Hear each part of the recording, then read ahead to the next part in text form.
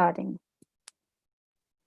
Hello, everyone, and welcome to our final day of the Summer Cup. Unicorn Cup is the finals of the unicorn battles that took place all over the world. We are the largest global pitch event in 2020 by geography and the number of the events held. We had already day on Hong Kong time zone, on London time zone, and today is the day, American day, because we are in New York time zone. The organizers of our wonderful event is Startup Network and Global Technology Symposium. Thank you to our sponsors. Our global platinum sponsor is Network VC California Seed Fund. And thank you, our golden sponsor, ICU Ventures. ICU Ventures is a Kiev and London-based venture capital fund that invests in technology companies with ties to Central and Eastern Europe, focused on helping ambitious founders to build global businesses. ICU Ventures makes late seed and Series A investment across the tech spectrum. And thank you, our silver sponsor, Silicon Valley Syndicate Fund. I would like to present to you our ecosystem. We are the ecosystem that solves almost any task in the field of innovation and startups and VC community. We help startups to grow. Investors can find best startups with us, and professionals can become really global with us. Corporations are able to seek innovations and implement them. Unicorn Battle. It's one of the oldest entities in our ecosystem. It helps startups to promote themselves and find funding. Investors can get the best deals and partners expand together with us. We are the largest world pitch event in 2020. We have been doing our battles for 11 years already, had done 220 events already. We are present in 37 countries, and only in this season, we had come over 3,500 startups. Only the best ones got to pitch live. And we are really good in picking the ones that are pitching live because our winners over the past years had received in funding 120 million. Our VC community had grown to more than 500 people, and we have more than 1,000 angels and private investors within our community. Here is the roadmap. We have been to all those countries, regions, cities. So if you see your city or country that we haven't been to and you would like us to be there, please contact me and we will surely do a battle with you. That's the roadmap of our local preliminaries, unicorn battles.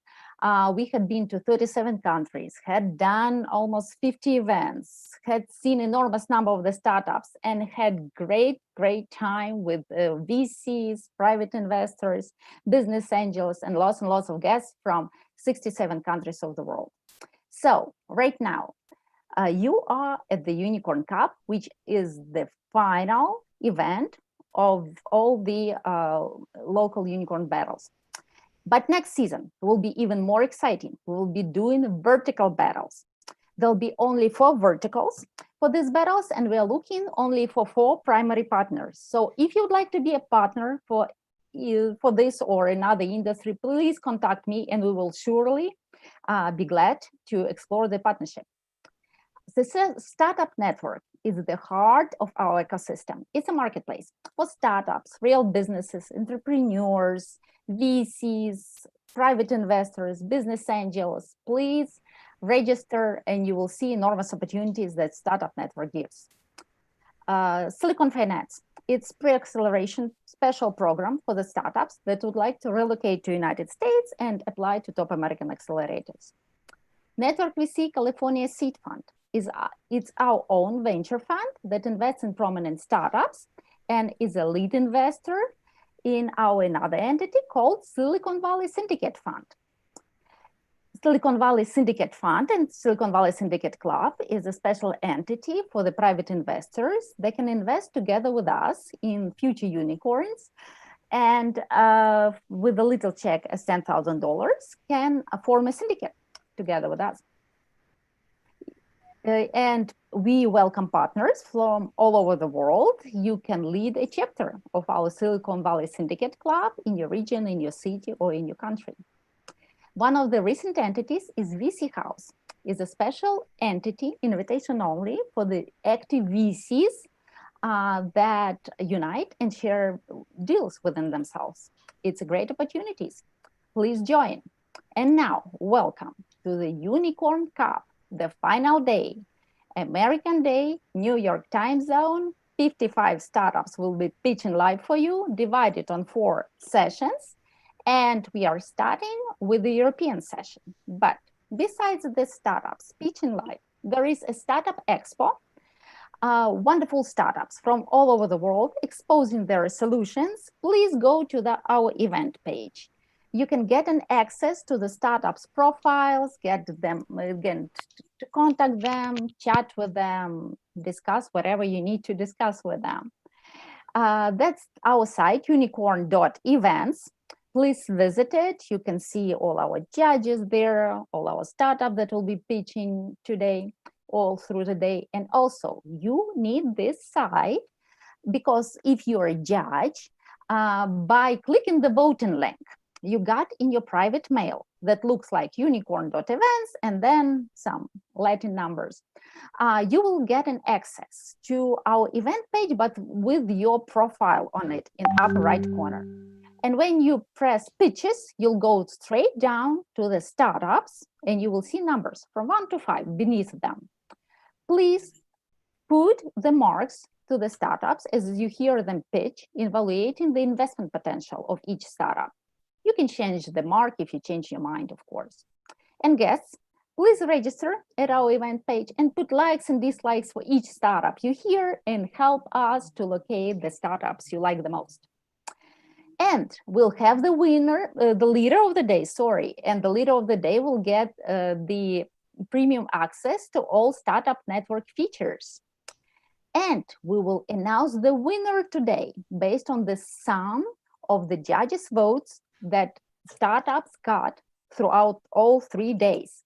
And the winner, besides everything, will get an opportunity to pitch at Global Technology Symposium that's scheduled for October this year. And of course, he'll get this wonderful crystal thing that we'll mail to him. And everybody is welcome to join us for our Unicorn Cup after party that's happening in virtual reality. The link is in our chat. So please make sure you are there tonight. We will all party, dance, hang out, and spend wonderful time together. So that's all for today. Marina, the floor is yours. We're starting with European pitch session, and our host for European pitch session is Marina.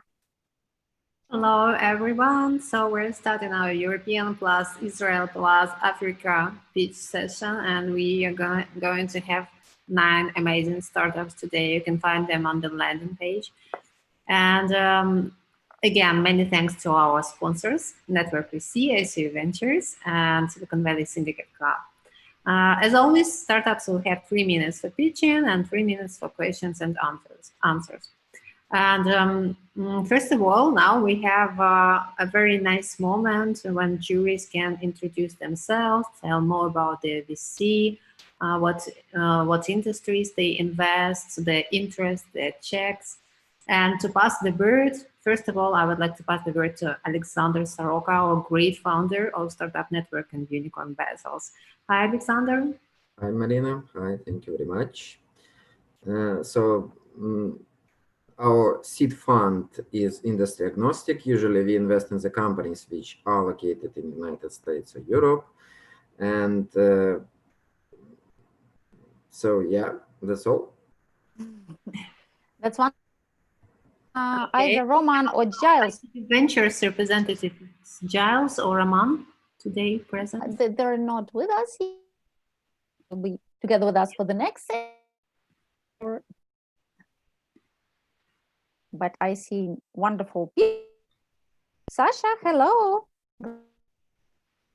Have you with us? Hey everyone, good to see everyone. How are you? Do you want me to start or good to see you? Well, maybe you would like to introduce yourself. Sure, great. Hi, hello everyone. My name is Sasha Bernier. I'm a Charlton Enterprises. It's a private investment vehicle for a family in New York. We have an affiliate called SBSA Holdings that we're focused on to do investments in the venture capital space. I'm headquartered in New York, but right now I'm in Manila, Philippines. Thank you for having me. Thank you. And I've seen McKevin. Can you please introduce yourself? We have the guest from South Africa.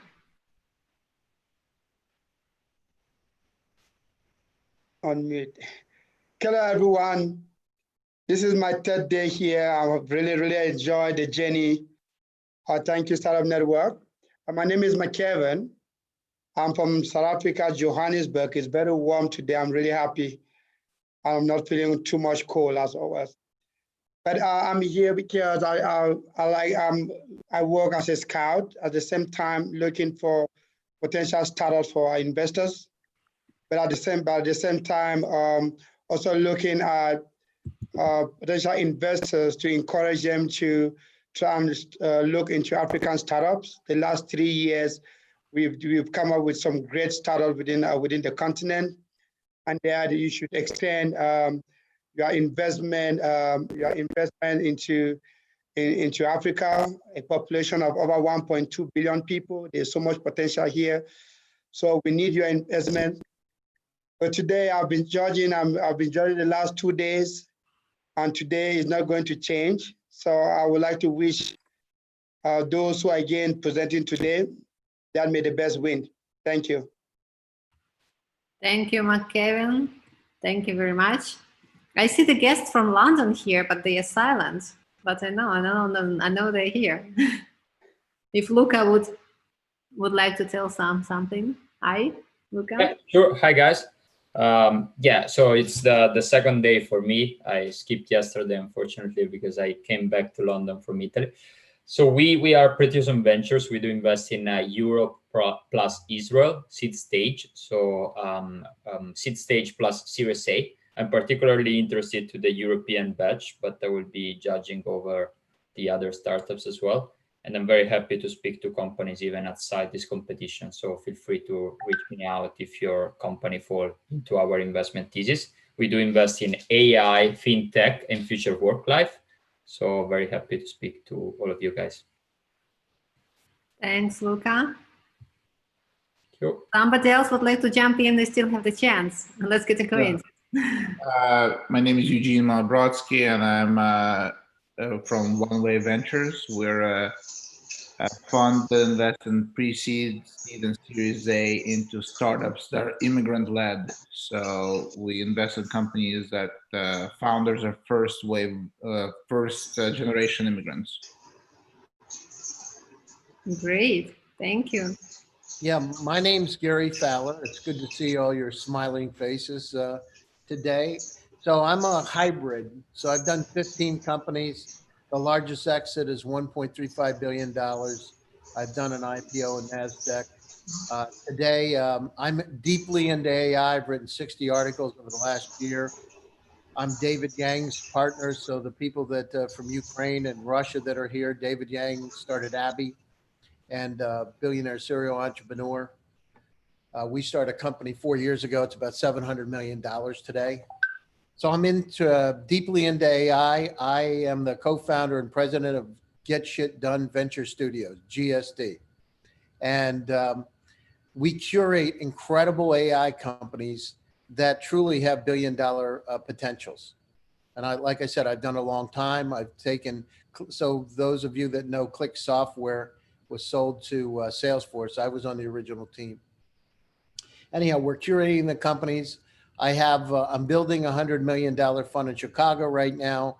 I privately have about close to $100 million fund that I've started with some friends, fully deployed. I started the seed fund that's about $10 million. So we do a lot of different things. You know, we take companies to a Series A, Series B level. I generally take an operational responsibility role in the company, and then we jump out and find people a lot smarter than us to come in and run them. But we've been pretty successful doing it. So if you have some companies, you're investors and want to join us for some things, feel free, reach out. Love to do it. Wow, great. Nice to meet you. Nice to meet you. Спасибо. Welcome. If nobody is going, then I would go. Hello, good evening, good morning, rather. My name is Preeti Chaudhary, and I've logged in from India today. Sector agnostic representation of fund houses and angel investors with a ticket size of $500,000 to $10 million. Very happy to be here on the second day today. I was here on a marathon 9 hours yesterday as well. Well done to Team Startup Network. Thank you very much. All the best to everybody participating, and it's great to meet new people and some old friends from before. Thank you very much. Have a good day, everybody. Thank you, Preeti. Thank you. Hi, Marina. I can go next. Hi. Hi, my name is Shoaib Malik. It's my first day here. Thank you, Alexander, for having me here. I'm logging in from Pakistan. I represent a family office and as well as an angel syndicate. Pakistan is an emerging market. Venture investments is something that's really beginning to happen here. Some really interesting verticals that have happened in the very near past were in mobility, logistics, consumer tech, property tech, fintech, and my personal favorite is agri-tech. So that's something that relates to Pakistan's economy as well, and some of the very high quality engineers that work out, that are out of Pakistan and represent pretty much most of the companies in the US and Europe as well. Super excited to be here, guys. Thank you guys. Thank you very much. And thank you. I can go next, Marina. Oh, okay. Oh, go ahead. Sorry. Ladies first. Very proud. Sorry about that. My name is Kristen. I'm Right, from I'm Toronto, your Canada, as you can hear, because I'm saying sorry a lot. I'm representing PiCap Venture Cap, and we are an industry agnostic firm, mainly focusing on Canadian startups, early stage startups, and I run our consulting side. And I'm excited to be here. It's my first day, and excited to see the pitches. Thanks for having me. Thanks, Kristen, and welcome on board.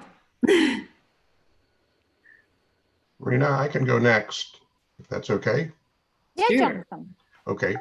So good morning. I'm John Baer. I'm with Stonehearth Ventures, based in Silicon Valley. Yes, it's very early in the morning here. Work with startups all over the world. Really help companies understand how to take Silicon Valley best practices and grow to be a successful startup. Actually authored the book, Decoding Silicon Valley, The Insider's Guide, and spend my time, as I said, working with startups all over the world. Thank you. Thank you, Jonathan. And Anastasia. I can go. So Anastasio Scalisi, I'm a partner at Sequitur Capital. I'm actually based in Southern California. Sequitur Capital is based in north of Italy, Milan. Sequitur Capital is an investment company. We organize club deal investments, and we normally focus on revenue generating companies, focus on software. The vertical is mostly what we call the deep tech. So is what is mostly focused on ICT deep tech. So any company creating intellectual property. So mostly focused on artificial intelligence, Internet of Things, augmented reality, IoT, enterprise software, and mostly focused on the B2B model. Our typical tickets are ranging from 2 to 4 million. So it's my first day here. Thank you for having me. Oh, great, Anastasia. Thank you for joining us. May I go next? So yeah, this is Takashi from Global Brain. We are venture capital based in Japan, but so we are aggressively investing the disruptive startup all over the world. So today, it's my honor to join this event. Yeah. Здравствуйте. Okay, that's it. It's just, I'm sorry. Can you continue, please? It's just one microphone was off. Yeah. Almost finished the introduction, but thank you for inviting me to this event because I'm so looking forward to seeing every person and great startups. So yeah, Thank you for very much. Thank you very much, Takashi, and it's great to have a guest from Japan today. Wow. Yes. Dear judges, please introduce yourself. It's not obligatory if you want to keep silence. We want to know you better. Our startups are excited to know better whom they're pitching today. Absolutely. If not, we'll be moving on. Please tell us what startups are we having? I can continue. Peter, right? You would like to say something? Yeah. Well, Cambric start talking, so let him do it. Oh, you can continue. Yeah. Okay. Hello, everyone. Good morning, good afternoon, good evening. Hello from beautiful Toronto. Hey, Kristen. I represent R3I Ventures, based in Singapore, but we are operating in Asia, North America, including the Bay Area, and Luxembourg, but all over Europe. We focus on the early seed, medtech, deep tech, in all those regions. We just not fund, but we also mentor and coach the startups, and we have quite interesting portfolio of the startup founders. We also work with a lot of accelerators, and this is my first time with Unicorn, and thank you very much for the opportunity. Thank you very much, Peter. It's nice to have you today, the first time, and on the straight in the finals. Yes, Kenberg, yeah. I'm John Martin, founder of Sadık Ventures. We are investing in Silicon Valley, Turkey, and Europe. Our ticket size between 50,000 to 1 million. We invest from seed to growth. We also invest funds of funds, and we mostly co-invest with them. Most of them are promise one of the world, and we mostly invest in advertisement tech, deep tech, cybersecurity, SaaS, education tech, fintech. And through our global network, we help startups to expand globally. Thank you so much. Thank you. Okay. We can go on, maybe. Yeah, if there is still anybody who would like, if not, we are proceeding to pitching part. Yeah, we will be like many more judges will be joining us as the sun goes over the United States up. Okay, Later so I'm about to present our great startups today. I will show my screen for the banner, and one moment. Here's the banner. I hope you see it, and also put this banner in the chat. So, and startup number one, actually he's number 2 in the row, but he will start today. And this is Daniel from Arcona. And we're starting from VR, right? Daniel, hi. Can you put your microphone on? Daniel? We don't hear you.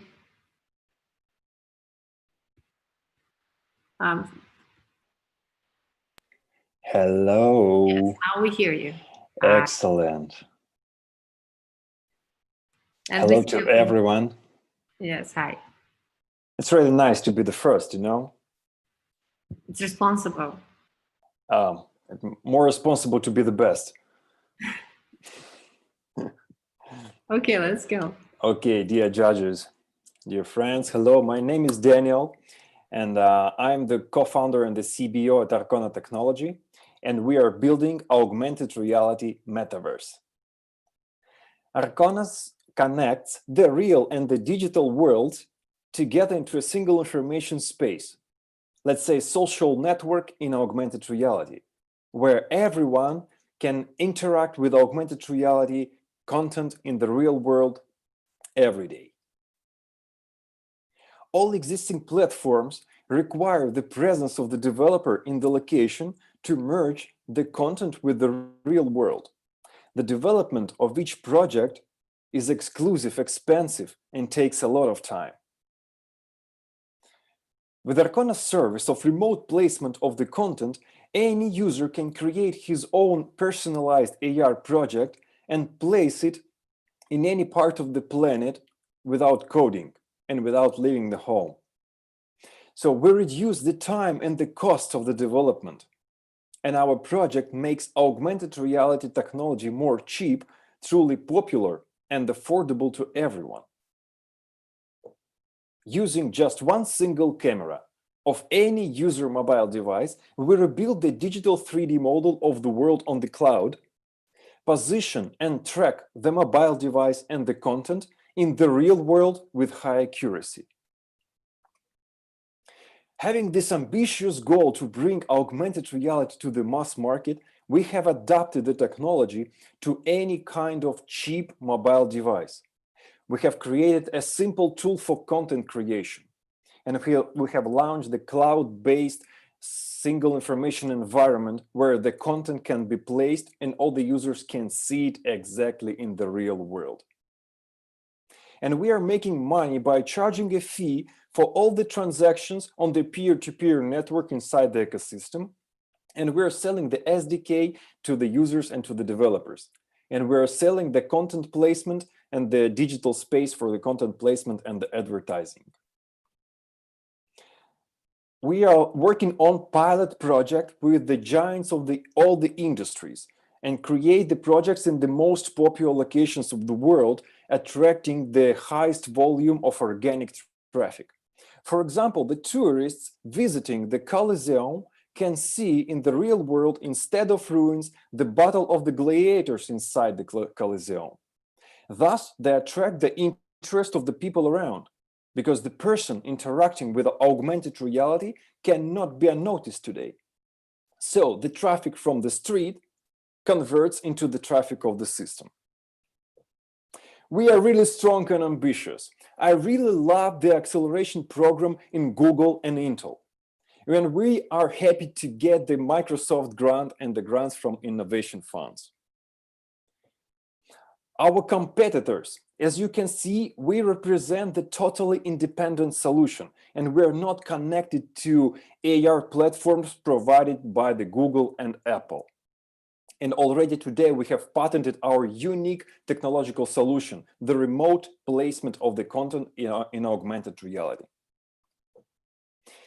In 2014, we opened the first in the world network of augmented reality parks, and now they operate in 6 European countries. The founders of the team, my friends, so we are the serial entrepreneurs with 3 successful projects behind. We are operating on the market already 7 years. We are generating the revenue. And from a small studio, content creators, we became one of the companies dictating the AR industry standards. Thank you very much for your attention. Thank you, Daniel. Any questions?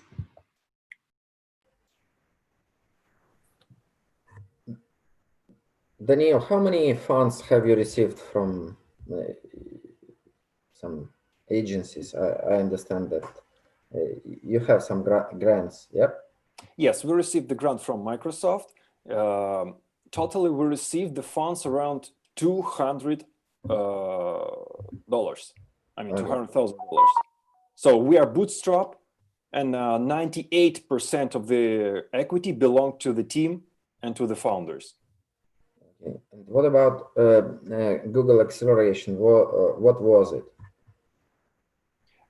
So it was an acceleration program. It was an online program that we passed to the founders, and we received the services from the Google after the acceleration program, the services like the Google Cloud and so on, so that we could use as the service and so on. So we still have the access to Google services for free, I mean.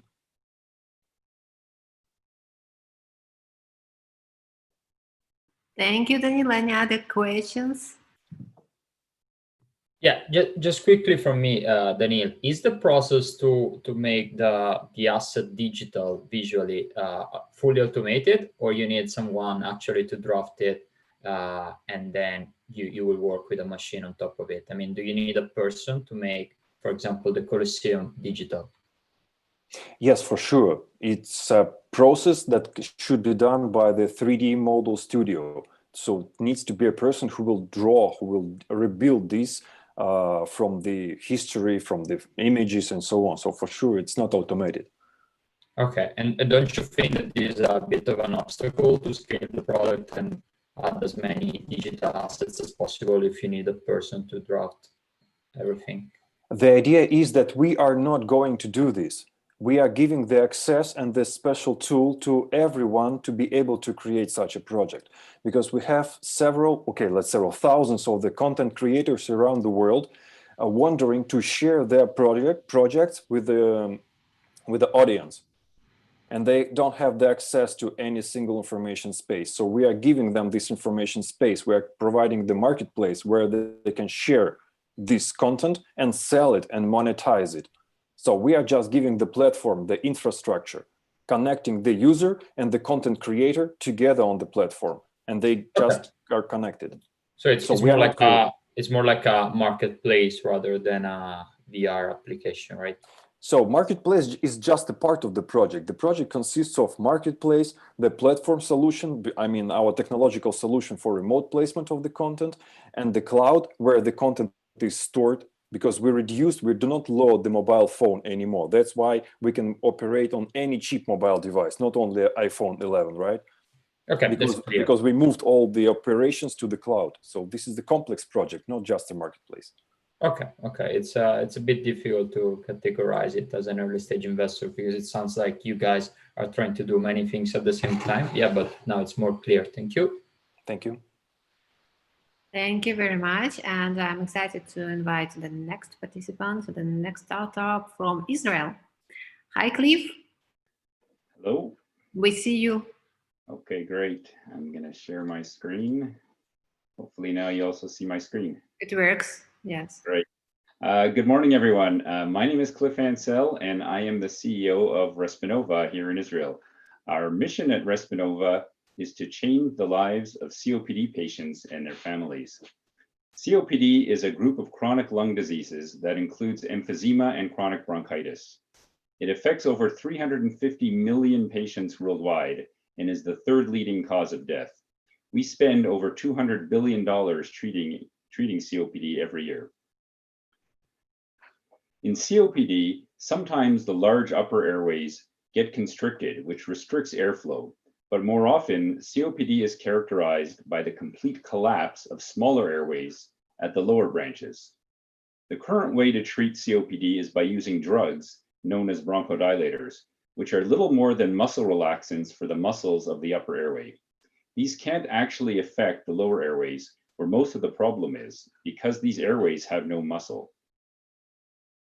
Our patented pulsator system uses a series of dynamic air pressure pulses at different frequencies that can do two things. First, these pulses vibrate their way down to closed airways, repeatedly pushing at the opening until they gently pop back open.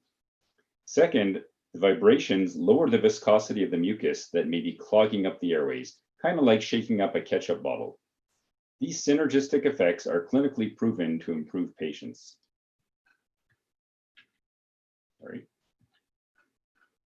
In a randomized placebo-controlled study, Pulsator produced more than 4 times the effect of the placebo device and more than double what clinicians consider to be a meaningful clinical improvement in just 2 weeks of treatment.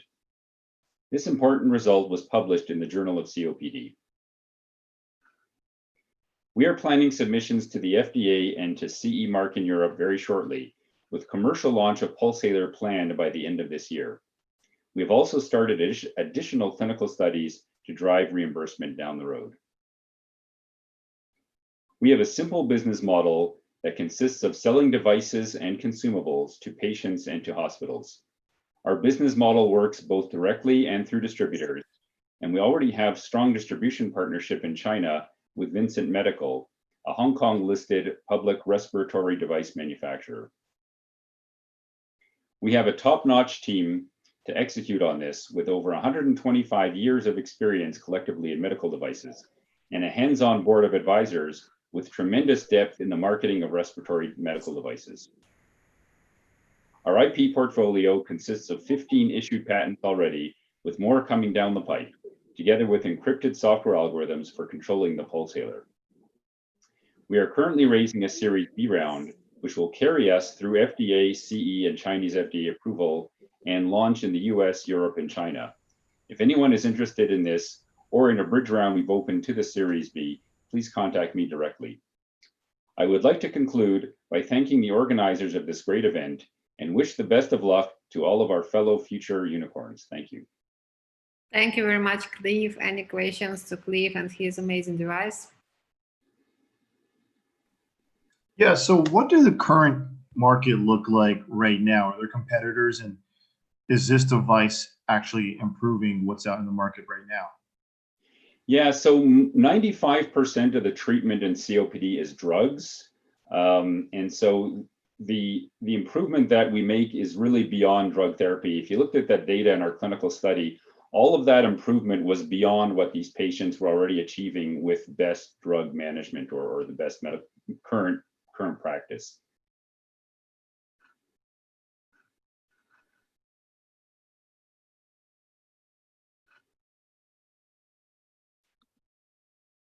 Did that answer the question, Sasha? Sorry. Yeah, it does. Thank you. Thank you. Is there any other questions? I'm happy to take them.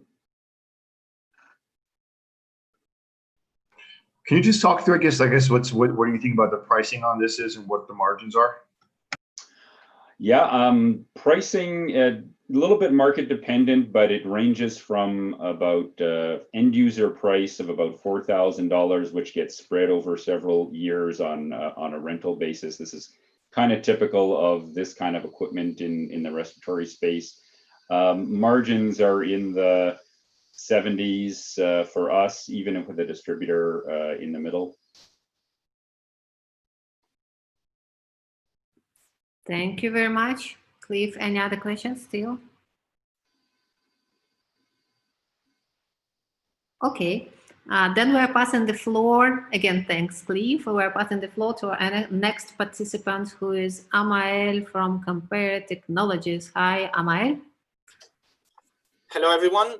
Hi. Can you hear me well?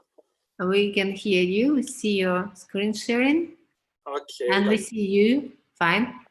Yeah, that's great. Thanks a lot. So good afternoon for me, everyone, or good morning for others. It's really a pleasure to be here and to present you what we do at Compare to extend the lifetime of composite parts. So really at Compare, we believe in a world without material waste.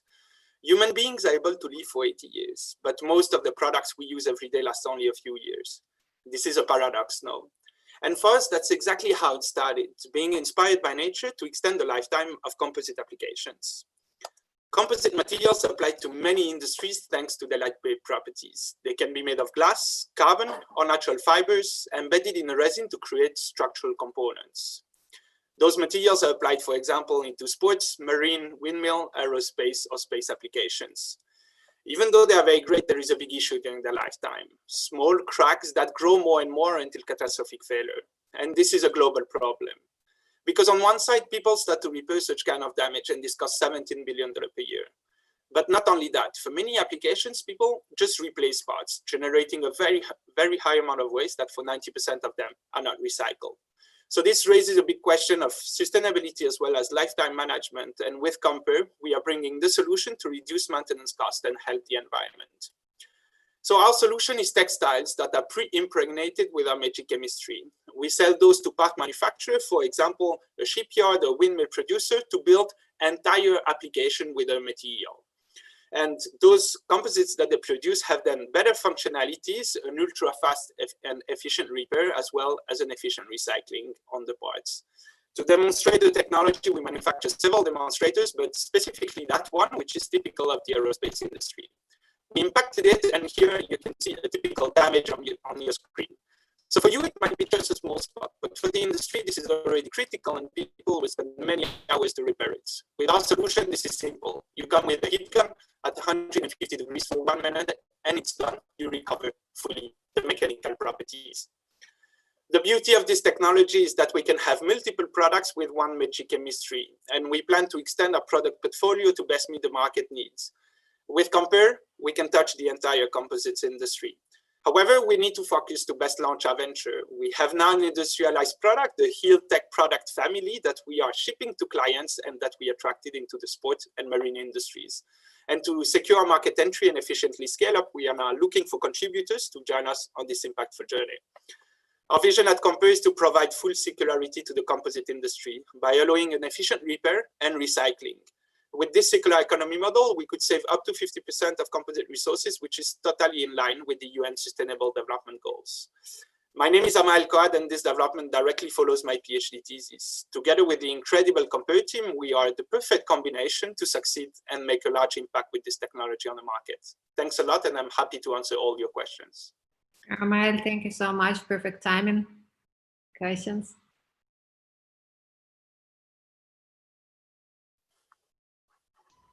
So I'm going to ask a question. The materials industry has seen lots of innovation, but hard for people to make money. Typically at a raw materials or even a subcomponent level, margins are terrible. And I'd like you to talk about that for a second, if you would.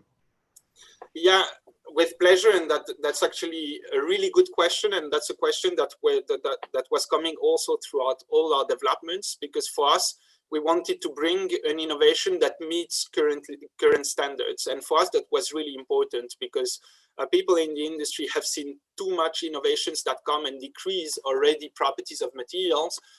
But here what we are bringing is standard properties with new functionalities. And that's how we really plan to really integrate our materials. Then regarding margins, we are bringing a premium product into industries that are really looking for sustainability.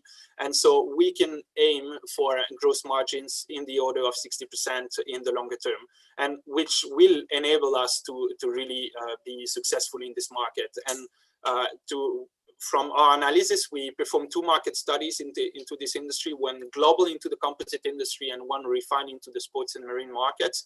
And those are margins that people really apply and that we can apply right now, because when you are coming with a premium product, that's what they are used to. So into this industry with high performance composites, this is maybe we can allow higher margins than what you would see, for example, into the building industry, for example. Thank you so much. Any other questions? Still have time? Yeah. Hey, Anil, can you talk a little bit more about your strategy for your intellectual property, patents and so? Yeah. Thanks a lot. So we have currently 1 patent that is still in the PCT phase, but we plan to extend the portfolio of patents now and until the end of the year already with additional patents covering healing and application patents covering that, together with the different functionalities, so recycling functionalities. On top of that, in terms of IP, and this goes also with protection. We are protecting every product name because that's something that we really want to do, is really be strong on branding. What we like to say is that we want to become the Gore-Tex of composites. So and that's what we are having right now with the clients that we have, putting stickers on all the parts that they produce with our materials for people to know that there is Compare inside technology, so that they are aware that this is a special part and that there is this really nice functionality on top of that.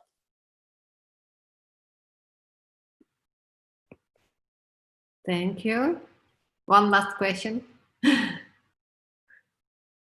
Okay. Then we move on to our next participant. Thanks, Amael. Thank you very much. Now we're switching to artificial intelligence startup, and here is Alexander from Reason. Hi, Alexander.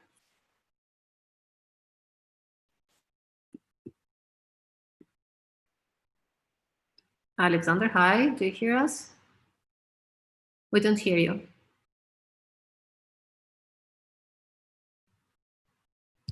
Moment.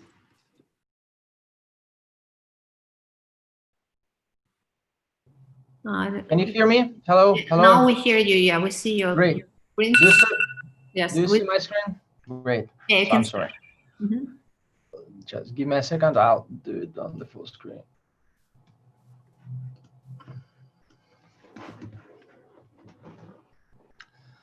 Hello, everyone.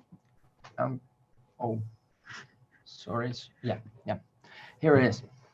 Hello, everyone. Sorry for this embarrassment. My name is Alex. I'm the co-founder of the project, which is called Raisin.ai. We're a financial management platform for managing personal finance and investments. We started our project because of the customers who came to us and faced different problems like overflooded market of digital financial services, excess of information noise, lack of regulations, and of course, the biggest thing they faced were the high entry tickets for pre-IPO and private equity markets. So in April 2019, we launched an app which solved the majority of those problems. And the coolest thing we offered to the customers was the opportunity to participate in private equity and pre-IPO investment ideas based on the digital ledger technology, starting with only 100 of USD per ticker. We already run a finished project with SpaceX and Airbnb, and we are launching Robinhood in a couple of weeks, and Coursera also. Raisin is available for the customers all over the world, but we target Europe as our primary market. The size of the market is pretty big, so I think that it's currently enough for us. But of course, we are going to enlarge our business to the whole world. Our business model is pretty simple. We collect fees for several operations like exchange operations, withdrawals, and so on. And of course, we have a great margin in those private equity and pre-IPO investment ideas, which are structured on blockchain technologies, which are about 30% premium to the underlying assets which are paying the customers. We do also have, of course, lots of competitors like any fintech company. I do like to compare us with Revolut. This is my personal benchmark. We are going to implement different functions and options into the platform to raise our capitalization up to 1 billion of USD in next 3 years.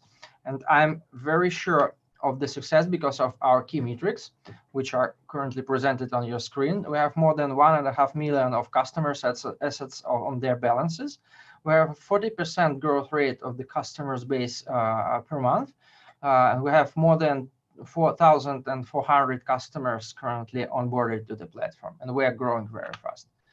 Of course, we were recognized by several organizations like TechCrunch EU. We were chosen as a top 5 fintech projects in 2019 in Berlin. And of course, I'm very I do like my team, and I do know that we are going to be successful because of it. We have a very great experience working in IT companies, in the biggest IT companies in EU and Russia, and in the biggest financial companies.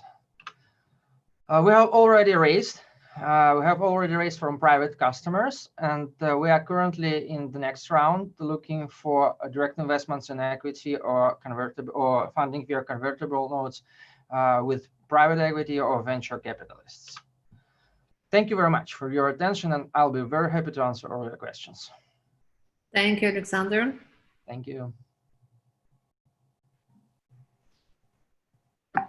Alexander, so we've actually seen a couple of competitors to this product in this event. So what it is, when you think about this, in a space that's so crowded, why do people have to have this one? What is it that stands out that you think like, wow, this is the one? Because you're in a very crowded space right now. It's a great question. There are lots of course, there are lots of competitors if we do speak about the basic functionality. But if we do speak about the private equity investments, starting with the very low tickets, we are uncompetitive here. We offer the unique proposition to the customers based on our very difficult investment infrastructure, which includes U.S. Securities and Exchange Commission regulating investment advisor, We have a couple of private investment funds which are regulated by Financial Services Commissions on BVI, and those investment funds are used in the infrastructure. We also have a license in EU to distribute it. So generally speaking, our flagman product, which is an investment in private equity companies starting with 100 euro, is uncompetitive. So there is we are first on the market practically. Did I answer your question? Yeah, I mean, I'm still trying to, so talk to me a little more about the private equity. Usually when someone invests in private equity, they have to go through a fund, or it's very illiquid. So I guess there's a disconnect for me between that and this. Okay. So we have created a product which allows the customers to participate in those investment ideas which are available to accredited investors. As an example, we purchased a batch of SpaceX shares on Series L. So we have an underlying asset on the balance of the fund, and the fund is selling its units to the customers. And those investments from the customers are made via high usage of blockchain technologies. So it allows us to make the cost for administration and subscription and so on very low. So this is the main competitive advantage. And this is the thing why it's working. Generally speaking, basically, we do not offer, of course, the direct investments in SpaceX because it's unavailable to public market. But we do allow to invest the customers in some kind of economical interest which is attached to the underlying asset.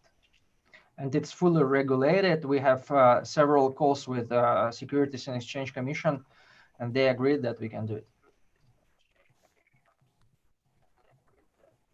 Great, Alexander. Thank you. We still have time for questions. Do you use your own technology or third-party technology? We are combining. We work in participation with the company which is called AmbiSafe. It's a very famous and well-known company which is doing business with blockchain technologies. They are in California. They're sitting in California.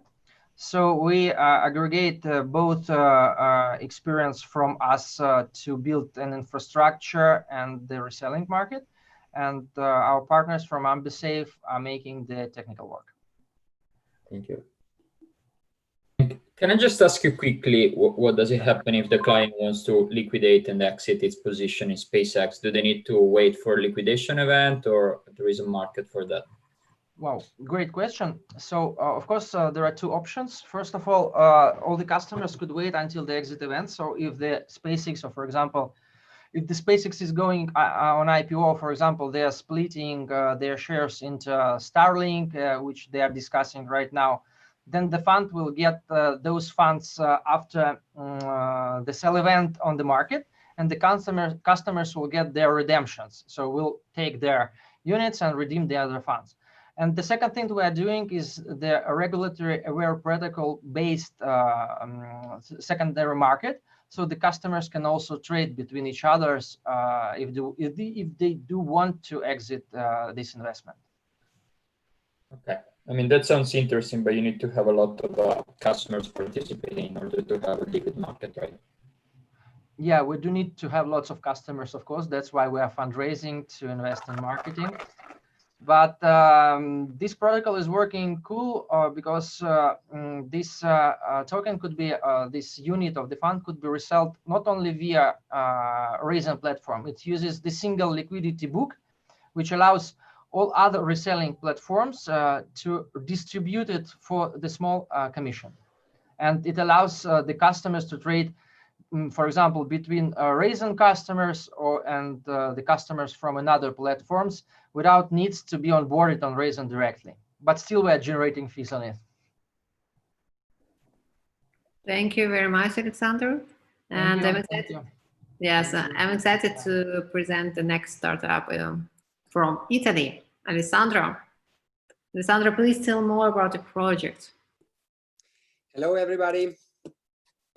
Hi, we see you, we hear you, and we see the presentation. Perfect. So good morning, everyone. My name is Alessandro Monterosso, co-founder and CEO at Patch AI, the first virtual assistant for patient engagement in late phase clinical trials. What do? We develop innovative technologies to focus on patient centricity to help patients improve their health outcomes and pharma companies to go to market faster and in a cheaper way. What do? We do collect valuable health data and engage patients. But why do we do that? We've seen the healthcare system is burdened, especially during the COVID period. And specifically during the drug development process, clinical studies called trials are run over 15 years. And here there are a lot of avoidable costs, as well as the success rate is as low as 0.02%. During this period, one of the main problems is low patient engagement. That means nothing else than the patient proactive collaboration during the clinical trials. Indeed, there are high dropouts rates, low therapy adherence, and huge additional costs. Also, pharma companies is trying to develop new type of drugs, precision drugs. And to do that, they collect the so-called patient-reported outcomes, real-world data. That's why we introduce a new way of collecting data, because today 50% of the market still is pen and paper, whereas the other 50% have a digital solution that we call static, because they don't care about patients, their focus is data collection, and they just migrate their paper forms into a screen. So we do that in a new way, conversational patient-reported outcomes. Patch AI is an empathetic virtual assistant that chats with patients like a friend would on WhatsApp, reminding patients that the therapy is prescribed, monitoring their adherence, guiding them to perform some study protocol tasks, and this comes with a lot of different services, such as virtual rewarding, health statistics, and education on demand. All these data are pushed in real time to doctors, CROs, and aggregated way also to pharma companies. We are a medical device class 1, and we comply with all the regulation in Europe and US in order to work in this niche market. We went to the market in January after 1 year of incorporation, and we already closed contract with 2 out of the top 5 pharma companies in the globe, Novartis and Roche, for over 500,000 in contracts. What's our market? We're talking about around 20,000 new studies per year. There is a typo in Italy, 600, and this market is growing. We use machine learning technologies to learn from patients' behavior and health statuses and implement personalized engagement strategies. The bot essentially changes personality, tone of voice, and number of interaction. During the COVID, we implemented video visits and the self-triage COVID module to attach as an add-on and upsell to our system. Our pricing model, as a business model, is essentially setup fees, monthly recurring and closing fees. The average is 50 euro per patient per month and changes with variables like number of patients and duration of the study. Why we're different than others? Because we have a modular platform and we do customize for every single client and their needs for the specific study. And also our virtual assistant with the CoPro is something never done before. We are a team of mostly clinicians among the founders, doctors, nurses, pharmacologists, and other 15 tech employees.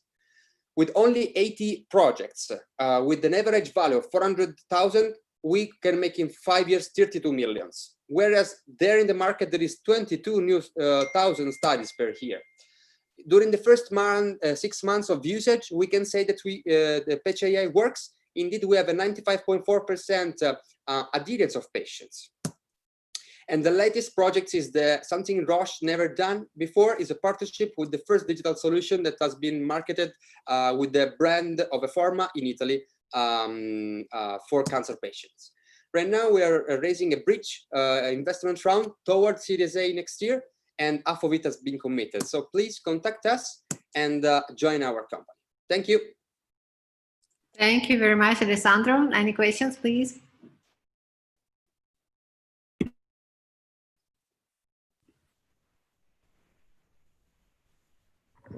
So let's follow yesterday's conversation, Alessandro. So when yesterday you said you have 2 agreements, yeah, probably, which will bring you 500,000.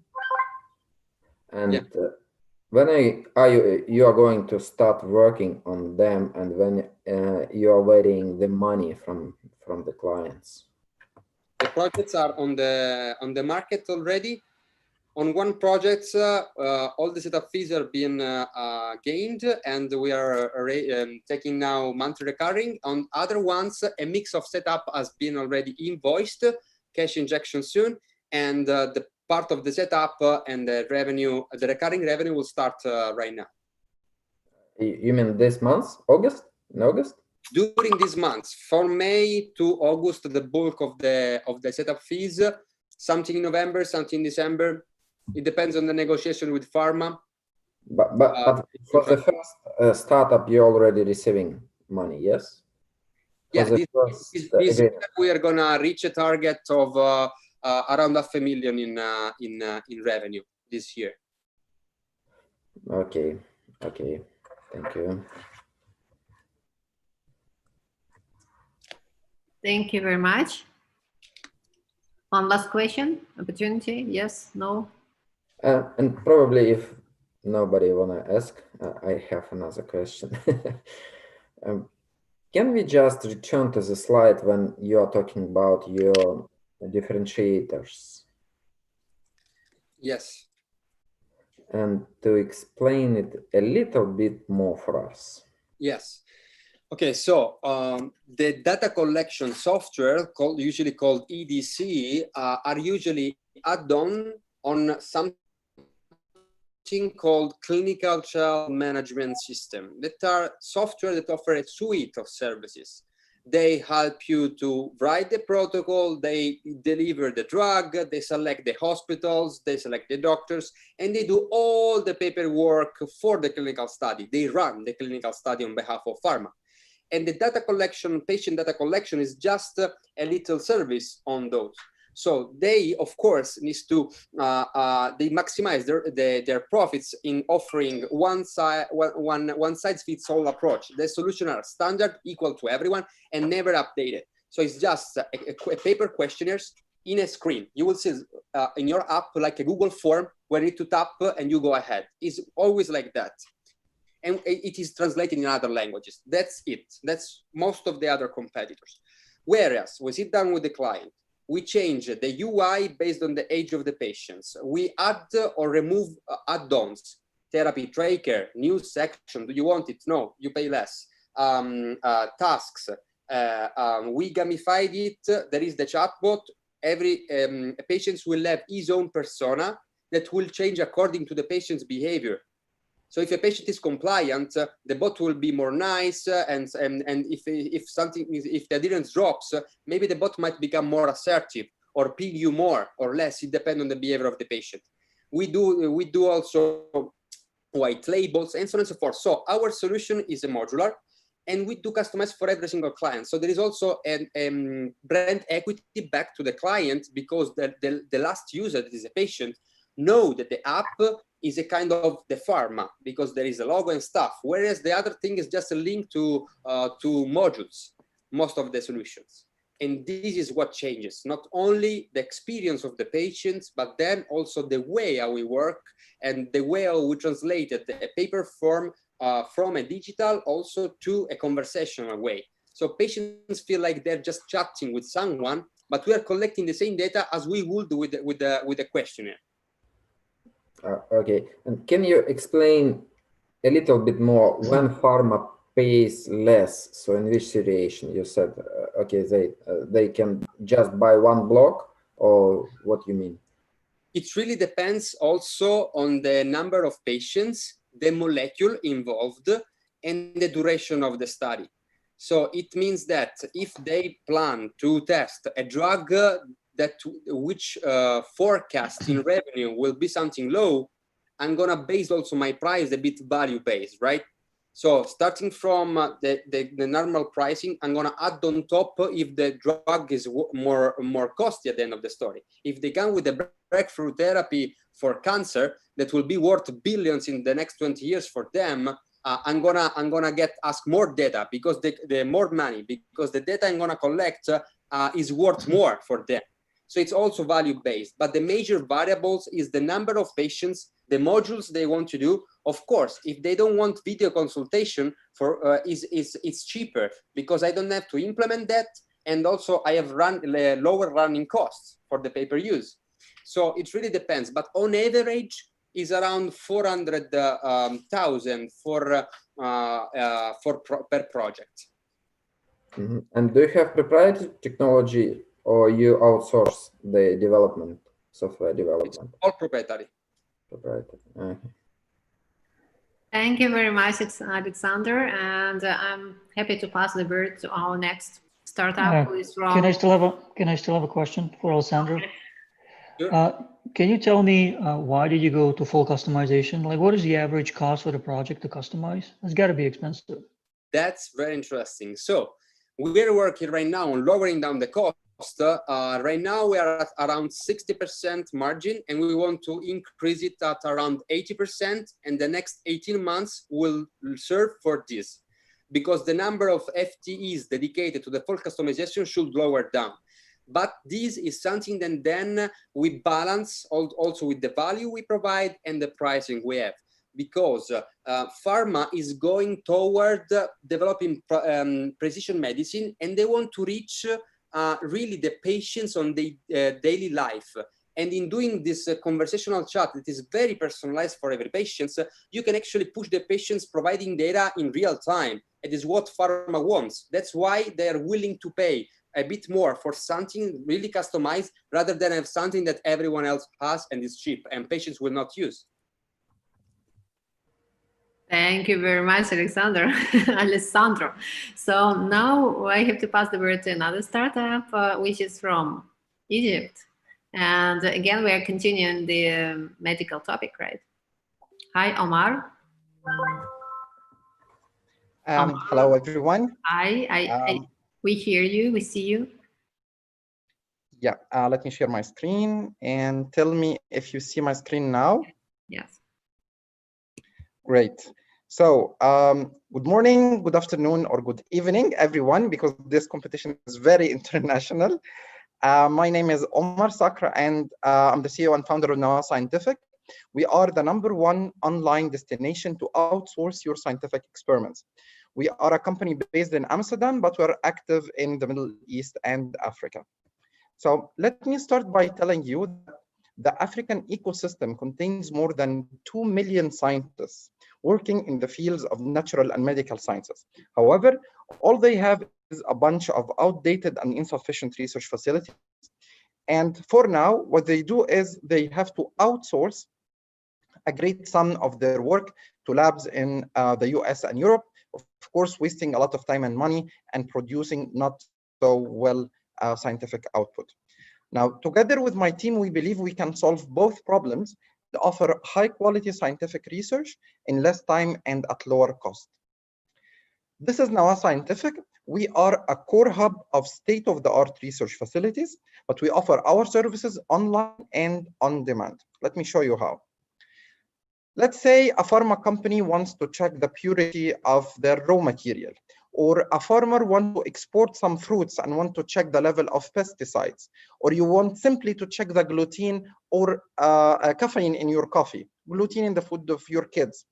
Any of this type of analysis, all you have to do is to log on to our website, check the test you want to do. We get the samples picked up, we do the test, and then we send you the results online. So the beauty of what we're doing is now, regardless of your location and regardless of the equipment you have in your own lab or company, you can do amazing research and amazing level of scientific analysis. So we're commonly called the lab for everyone, or lab in your pocket. We, compared to competitors, we offer at least 3 times faster delivery of results. We have much more advanced equipment, and we're the only ones in the market with the sample pickup service, and we're only competing with government-based labs who have no competitive advantage or mindset at all. This was very much reflected in high return rate, both on our B2C and B2B arms. We are expanding quickly across Middle East and Africa. This is our plan to build a chain of state-of-the-art research facilities across the continent to dominate the African market and empower the scientific ecosystem in Africa. We were among the first to fight COVID-19 with science. We were very active in quality control checks of disinfectants. We're even developing an AI-based tool to diagnose the infection without kits. And we even introduced to the market a hand sanitizer that does not cause hand dryness, and it went out very awesome. We have been in the market for 5 years, growing year over year. We analyze more than 40,000 samples coming from 9 countries, and we make this at 70% gross margin, which is very huge compared to industry you might see in such competitions. We're very hard to compete with due to the very deep technical know-how. And even though the COVID-19 times, we are on track to achieve a 2.5x growth this year. We have raised already $1.5 million. We are a 500 portfolio company, and we have a couple of Silicon Valley VCs on board already. We're already raising, so make sure to contact us on this side. All this success wouldn't have been unless for a very dedicated team of more than 50-member team, 10 PhDs, and more than 250 years of scientific and business experience that led us to be a multiple international award winner, as you can see in these photos. Gentlemen, we are making history, and we're making actual value, and we're making decent money on top. So if you're interested, come talk to us. Thank you so much. Thank you so much, Omar. Any questions?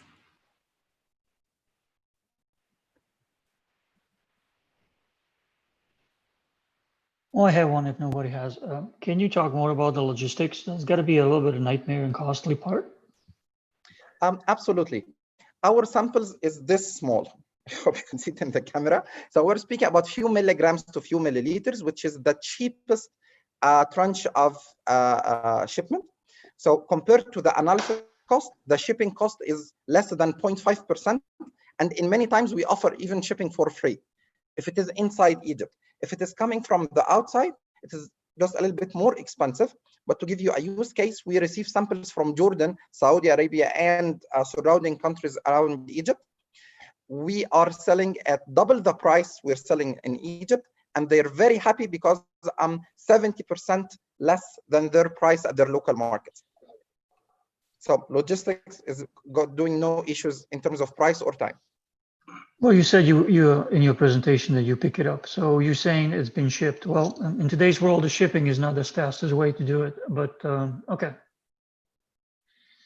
Therefore, we have also this plan here. You see this? To have, we're not only operating through one center. We have different centers with strategic locations to cover certain areas.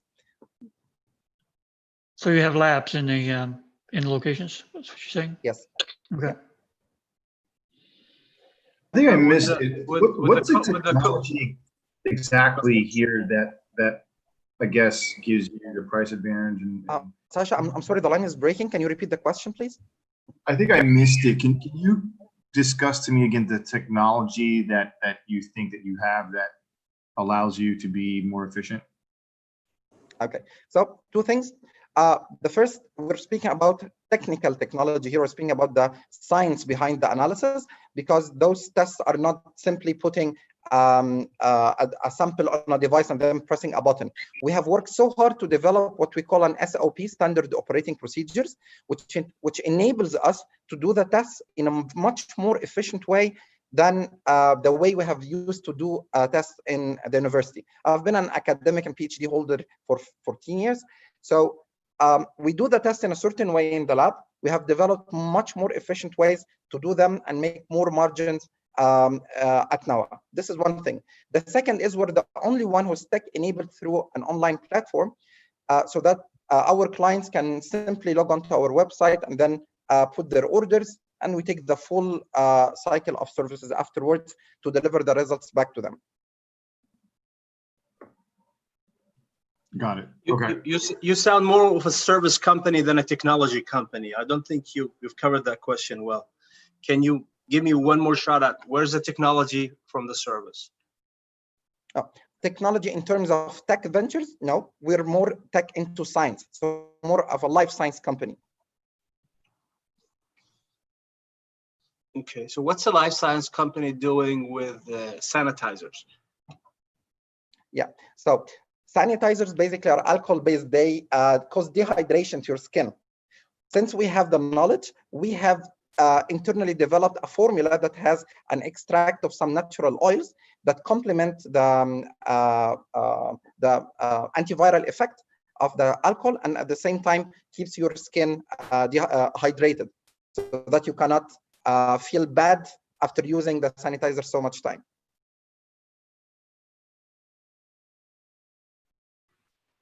Thank you very much, Omar. Thank you very much, Jordan, for questions. Hi, Jordan. We're glad to see you. So I'm excited to announce the next startup from medicine. We're jumping to, from medical sphere, we're jumping to architecture, right? And we have one amazing founder, Taylor. Hi, Taylor. Hello, hello. Are you going to tell us more about your idea? Yes. Great. Just give me 1 second to share my screen. Perfect. We see. Right. I'll be talking about Architecture Quote today. Architecture Quote is basically an AI platform that streamlines discovery and proposal generation for architecture firms. You might be able to tell by my accent, I'm actually originally from Washington, D.C., but I've been living in Copenhagen, Denmark for the last 4.5 years. It's been quite a journey. In terms of the industry growth, it's actually pretty amazing. So if you look up in a number of different studies, it's projected that architecture services worldwide is going to continue to grow. And by 2025, it's going to be $391.97 billion with a B. The thing about the architecture industry is that they always define themselves as artists first, which is cool, but when they're trying to enter a lot more of a streamlined scenario, it doesn't really work. One of the biggest issues within architecture is it's still a good old boy network. It's a lot of word of mouth in terms of how business gets done. In terms of smaller, more agile, more interesting, innovative architecture firms, they generally don't get a seat at the table. Most of the larger contracts are always won by the good old boy network and the largest players in the world. You end up having a major discrepancy between small companies that are eager to grow and large companies that don't really let them into anything in the way of contracts. And it's also unfortunate. Laying off architects is considerably more common than most other industries because it's a lot of project-based work. So if there's not a future project to work on, the smallest people on the totem pole tend to get kind of squeezed out. And the last little bit that makes it a little weird is there's low digitalization. These folks aren't picking up new platforms very quickly, and that means there's lots of room for disruption. So here's what we've currently broke out into a really usable, seamless platform. We have 3 main areas in which any architect around the world can find government contracts, competitions, freelance projects, and organic leads. These are aggregated from multiple places all over the world, and the goal is to eventually end up pairing up the winning proposals with the original RFP, or tender as it's called in Europe. The goal is to be able to use this to get more aggregated information that points to a higher likelihood of a proposal being a winning proposal or a more than likely to win proposal, which then takes away some of the guesswork as to who and how you might be able to win a proposal in the future. I always said when we first got started that this would be a really awesome idea if the economy ever took a dip. We're there now, unfortunately, and it wasn't something I was rooting for, to be totally honest. It makes it a lot more challenging if everybody's fighting over the same table scraps. So giving architects that generally don't have a platform to reach out and find new opportunities, a singular place to go with automatic updates, and then of course upselling a lot of the win prediction rate and proposal automation, it's a no-brainer. It's a win-win-win.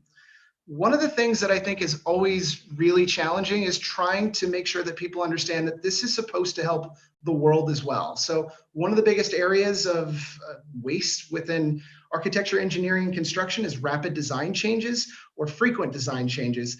It basically means that if somebody changes their idea or their concept drawing towards the implementation stage, a lot of that stuff ends up in the landfill. We have a collaboration element of our platform that mitigates a lot of that misinformation and honestly miscommunication.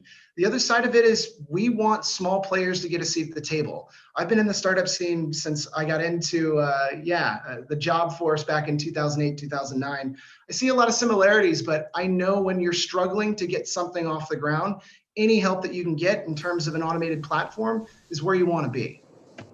in terms of some of the stuff that we're really excited to roll out over the next month and a half, we're working with multiple data scientists and some PhDs to develop a really succinct win prediction rate, which basically allows for not only less searching to pair up architects with perfect projects, but also to give them a score based off of previous projects that were similar in order to say with some level of certainty, nah, this is not going to get you that contract, or this is a very high likelihood of actually getting you the gig, which is the difference between companies staying in business and those that are kind of, yeah, falling by the wayside. I could go on forever, but I realize I'm kind of over my, my limit there, so I'm happy to open it up to questions. Thank you, Taylor. Well, you sound from Ohio, that's for sure, not from Denmark. I got that. Walk me through your current traction, product, clients, customers, and revenue, please. Sure. So in terms of revenue, it's definitely on the low end. One of the ways that we've really attacked the market was going after NAICS codes to basically target architects that list their business, mostly in Europe for right now, and going after a freemium subscription, and then from that freemium subscription, upselling into additional features. So in terms of where we are on the platform, we have 72 architects that are using our platform on a weekly basis. We consider them to be regular visitors and therefore users. Are you general availability, or are you close to that? Are you in beta, MVP? Where are you? Yeah, we're an MVP, but in terms of the AI and machine learning elements of this, we're definitely still in beta and continuing to kind of tease out, vast amounts of data. So we're continuing to add a little over 1,000 new tenders every single month. And I mean, the platform's growing, but of course, we'd love to be much further ahead. And how do you get out of this business? How do we get our money back? Well, I mean, in terms of investors, how do you get your money back? So the goal is to continue to, once architects are actually seeing the value of this, then we continue to upsell. And so if what's your exit strategy? That's what I'm asking. How do you exit the business? Well, so there's two different ways to exit. One is acquisition, and I'm not really all about helping the largest firms in the world continue to get large. So in terms of being able to exit, I think ultimately this maybe isn't a full-on exit strategy as much as it is a sustainable, profitable business over time, and then exerting the same machine learning to different architecture, engineering, and production are very simple, but if you're applying this to Forex and some of the other, material industries, I think there's a lot of opportunity and legs. GovTech is considerably behind when it comes to automation and machine learning. Thank you.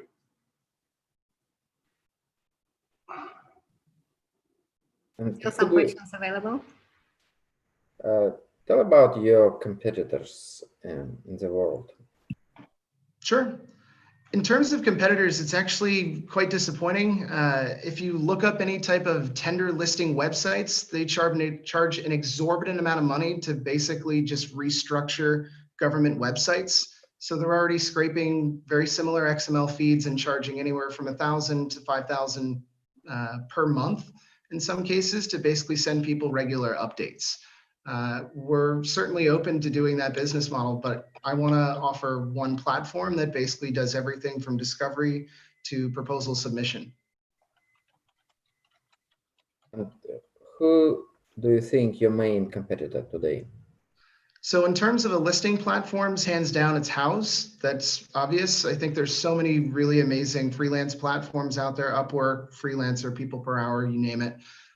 Proposal management, I think a lot of players are starting to see opportunities there, and that's probably in the long run going to be our biggest challengers, because a lot of people understand the daunting escapades that go along with building proposals for government contracts. I personally have won a $4.3 million government contract back in 2011, and that took well over 200 hours to complete. So there's definitely opportunities and kind of gravitational waves to hit different industries with machine learning within contracts. Are you looking to step into other arenas outside the architecture, or are you going to stay architectural?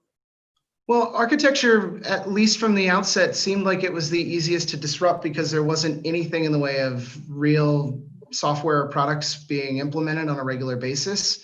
I'm agnostic. I wanted to mess up a system, and I'm still focused on breaking one. If it's not this one, it can be another, but the same kind of tools and the same scenario applies regardless of the industry. This is your Vikings background coming back in again, isn't it?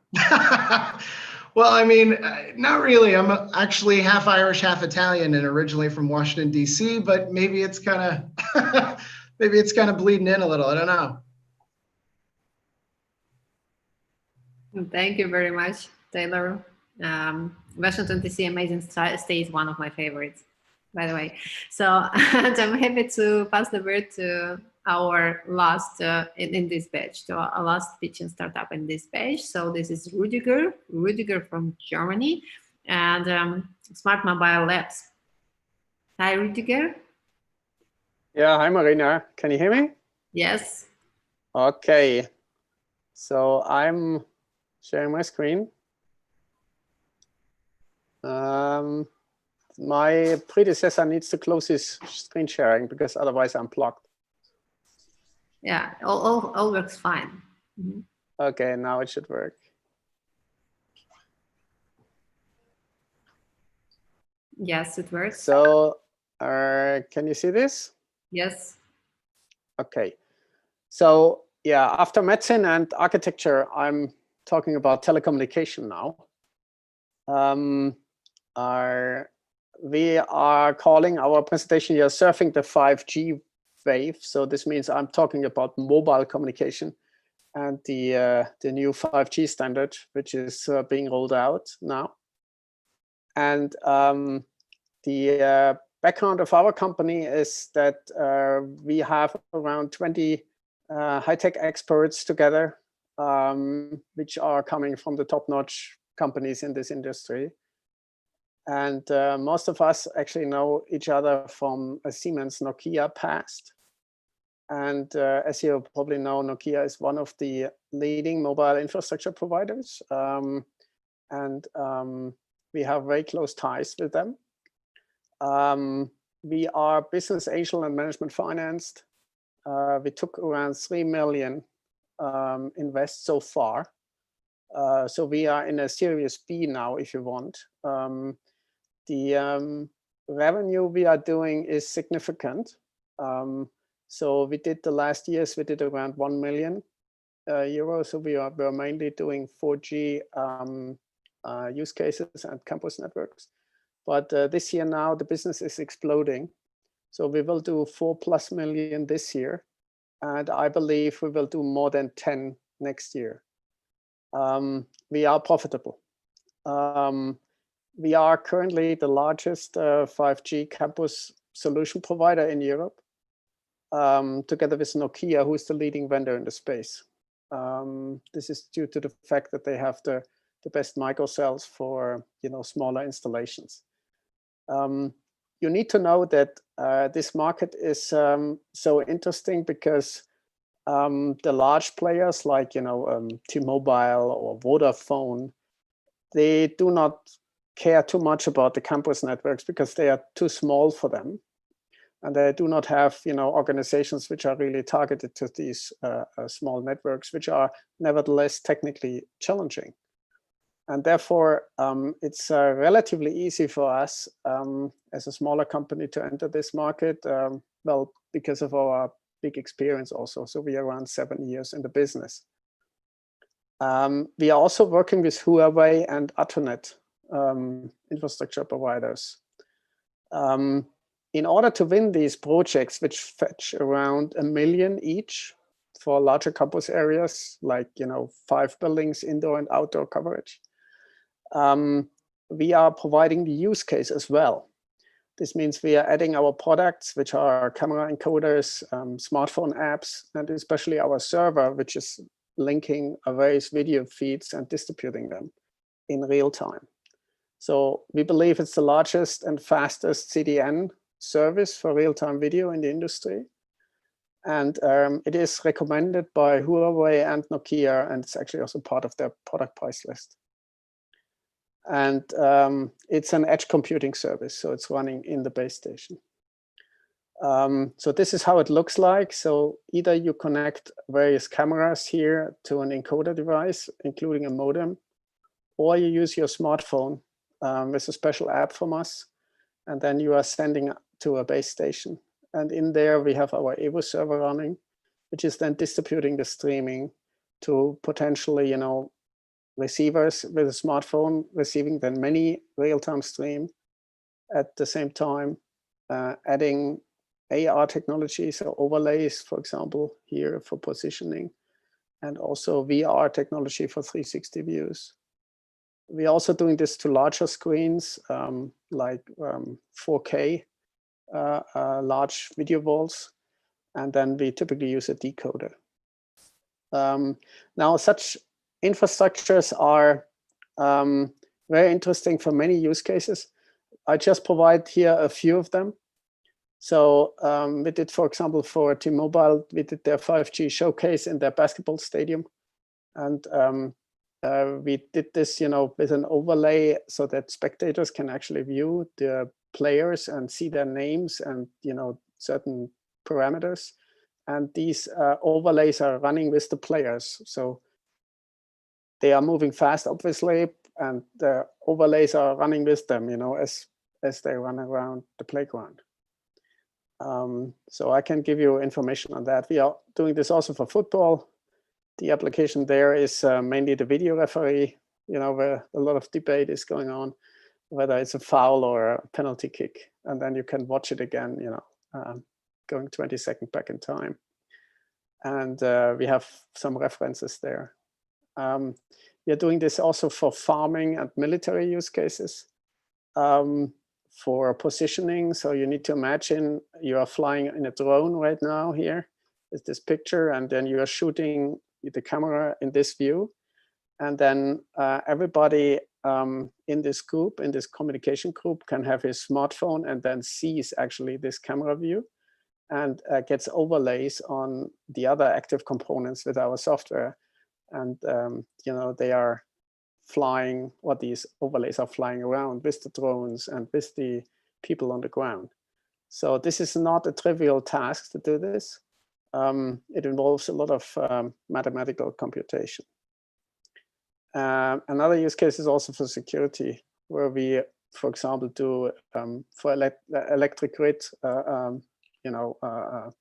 maintenance. We link all the engineers together, and they can provide video streams what they are doing, and there can be somebody in the control center watching all this.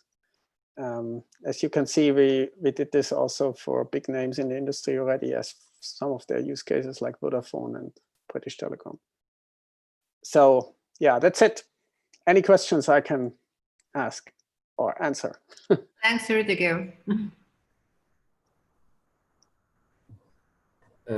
Can you maybe explain more carefully, and are you today the service provider, or you have some proprietary technology which you also can sell separately?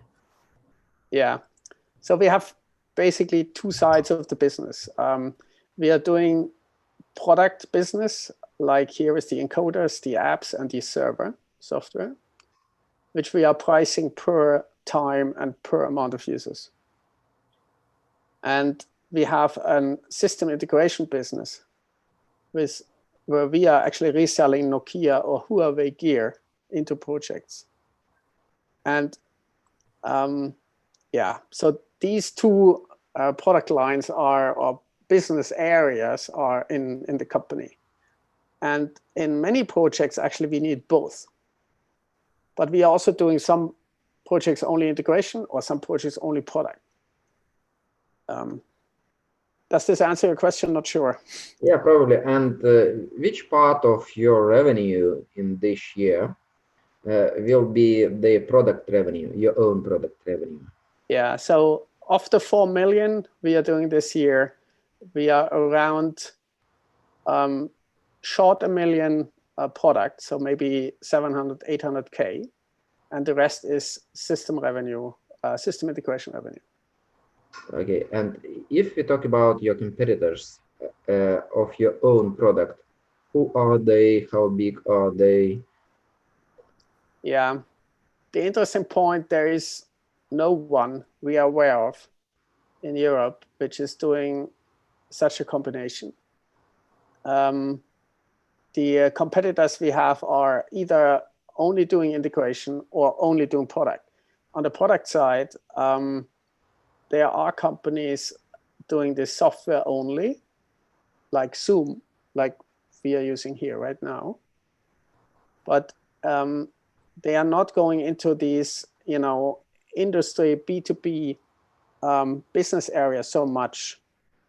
So you need a very special setup here for smartphones, because typically in these 5G projects, you have a lot of mobile components like ships, cars, trucks, who you want to connect, or people running around. Companies who are doing video conferencing like we are doing here now, they're concentrating on desktop computers, right? Rather than mobile phones, and optimizing this for the mobile infrastructure. So from this point of view, our approach is rather unique. So we are not seeing, I cannot name you a competitor in the mobile space doing exactly what we do. Okay, thank you very much. Who is your lead investor? I mean, and is Europe going to be your main target, or are you thinking about other markets to expand into?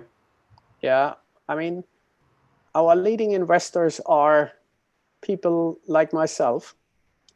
I have 30 plus years in the telecommunication industry. Actually, I'm the one working in Deutsche Telekom, Microsoft, and Sony before. And I just sold my old company to Akamai. So we have, of my type, we have around 5-6 people who financed our burn rate so far, and we are not burning anymore. And the other are really business angels, so friends, if you like, friends and family of these key individuals we have on board, which are very knowledgeable about the mobile industry. So we are all working in this very long time, and actually developed these 5G use cases in the last 5 years. So we know what we are doing, basically. Thank you very much, Rudiger. The last question, still the chance for the last question. Okay, and I personally wish you to add to your portfolio soon some World Football Cup or Olympic Games. Yes. So that would be nice. And see you at Unicorn Battles again, hopefully, next time. And, yeah, thanks, Marina, for the invitation. Thank you. And we still have one more startup today. So let's switch to cybersecurity at the moment. And here is Keyless Technology. Who is today, Zach or Fabian, who will be presenting? Zach, Fabian. I know somebody is here. I see you.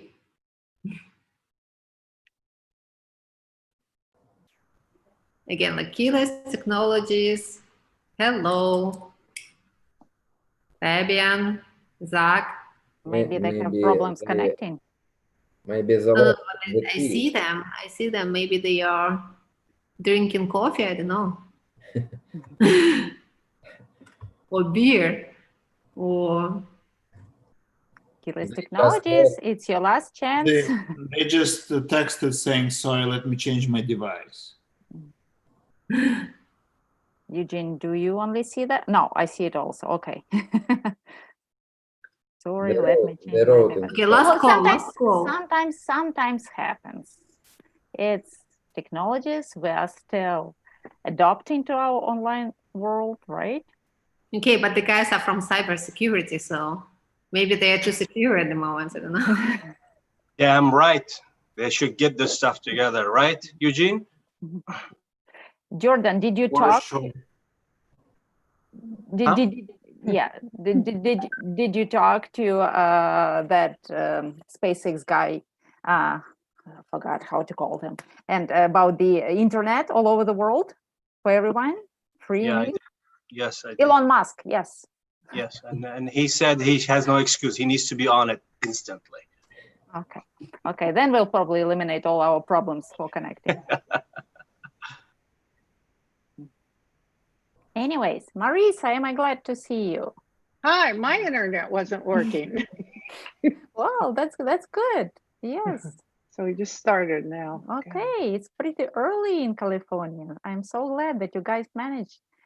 Well, I was here. It's just my computer wasn't ready for me. Okay, okay, see? People are working better than computers, right? Yeah. Now you're pushing it. You're really pushing it now. Well, Steve, I know a lot of reliable people. Yeah, I would never rely on computers the way I rely on people. So, Who won the Hong Kong? you mean the Asian Day? You can go to our site. Just tell me. Just tell me. You want me to Google it? Would you rather me Google it? That's like Google it. No, Jordan. I'll put personally for Jordan. I'm putting the link in chat. You can go there and you can. No, I'll look for it. No worries. Okay, Anna just doesn't remember by heart. No, I do. I don't want to pronounce it because it can alter your votes. And I The can Heisenberg theory of probability. Yes, I know that you value my opinion, and I don't want to sound like I'm biased. You don't want to influence our dear judges. Still, judges, please check your votes. If you would like to change something, you still have the time. We're expecting the last cybersecurity startup to change its device. Oh, I see you. Hi, guys. Come back to us. Hi, this is Zach from Kilos. Can you guys Hi, Zach. see Finally. me? Yeah, I'm so sorry. There's some device problem. Yeah. Just share my screen. We see the presentation, fine. Okay. Right, so sorry. And anyway, hi everyone. I'm Zach from Kilos. So today I'll be doing a presentation. So, sorry.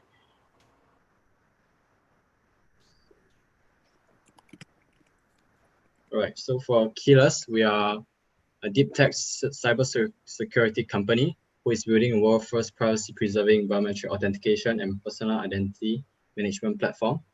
And we combine biometrics with advanced cryptography in a distributed architect.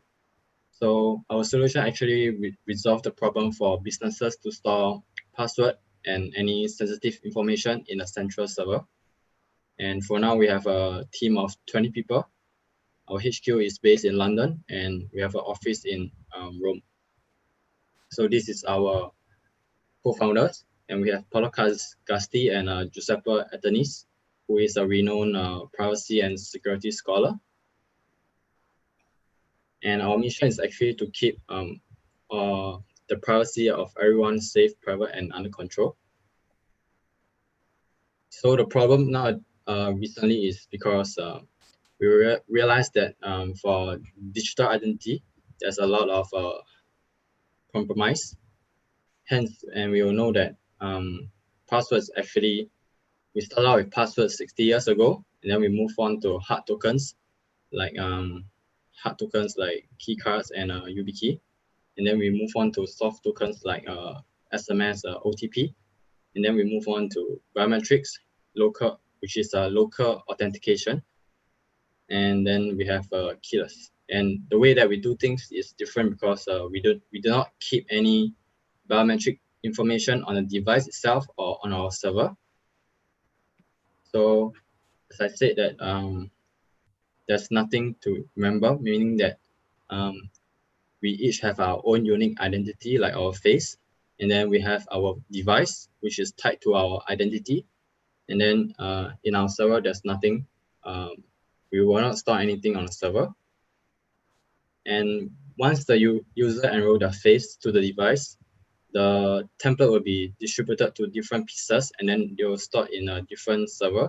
So when the user enroll themselves through the mobile, these pieces will actually reconstruct themselves and then successfully authenticate the user to log into any application. And also our design is a multi-factor, meaning that it's a GDPR compliant as well as a PSD2 compliant. And for now, we have two products, which is the workforce authentication for your remote workforce or your employees, and consumer authentication for your end users. And moving on, next year, we'll be launching our personal identity management, where we are giving back the end user the control of their own information. And recently, we just went live with a renowned European university to seed 10,000 students during this pandemic.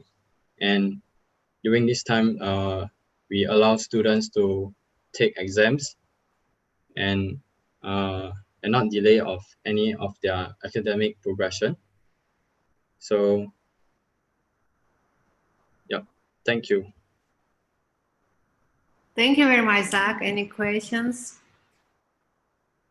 I'm sure there will be I have a questions. question. Is this technology going to be integrated as API into websites, or what's the distribution model for this, or it's for enterprise authentication? That's a very good question. So for us, there's an API to your existing organization application, or we can work with your existing IAM provider, or you can just use, we can develop our own platform for you guys. So depending on the client needs.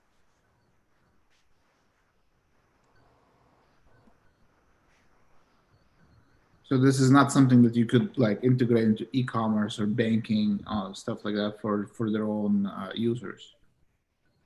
Yes, we can. So for example, like the banking apps, we can be integrated with them.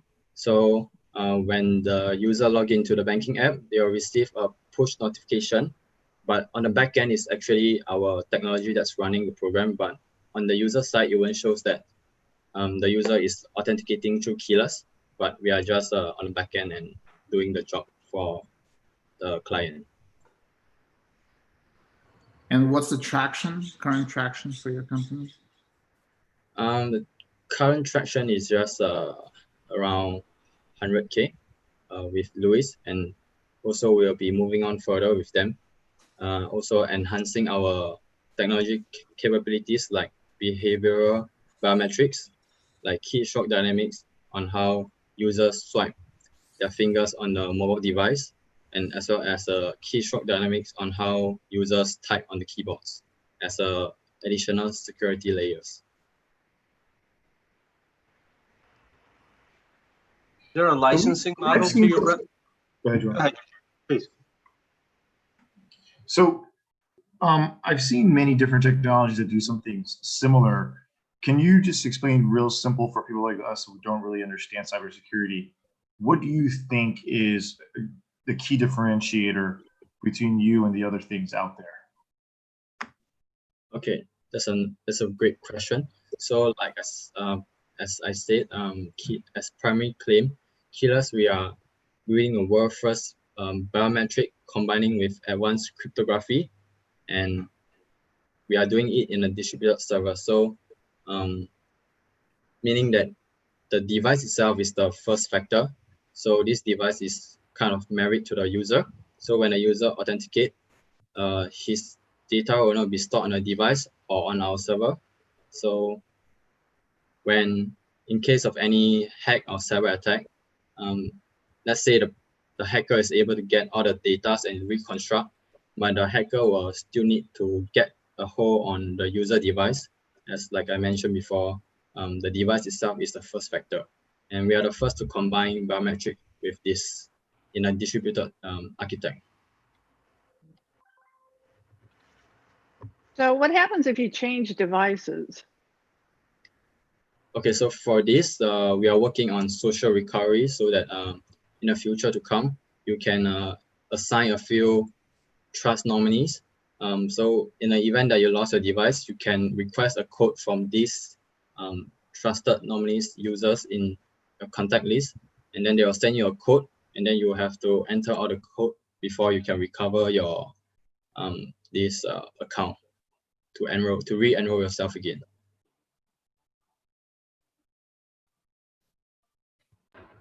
Hey, Zach, this is Gary. Can you hear me? Yep.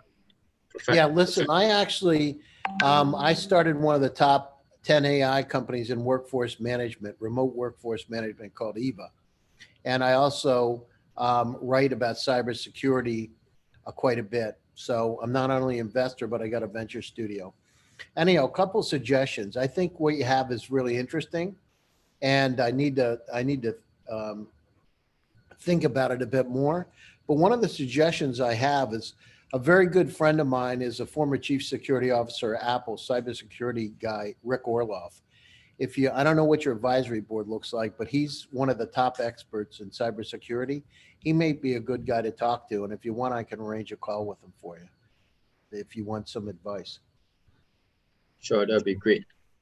Thank you. Yeah, so I'll send you my, I write a lot about remote workforce management, and you're welcome to check out the articles. I'm happy to answer questions. I think what you have is very interesting, actually.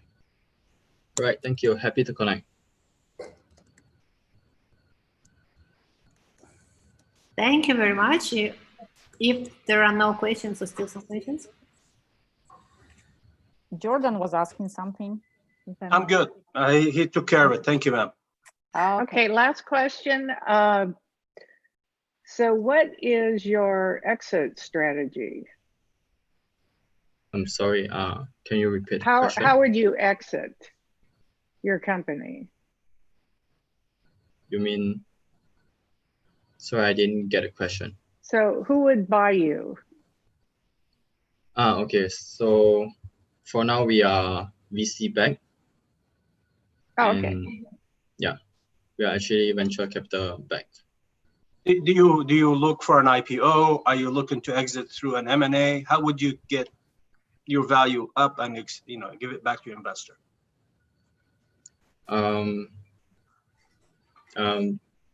In a perfect world, yes, IPO would be the ideal outcome. So yeah. Where are you located? Where's your headquarters, please? We are HQ in London, and we have our R&D office in Rome.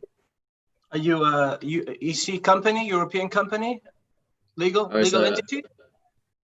Legal entity is in UK. UK. So you Brexit.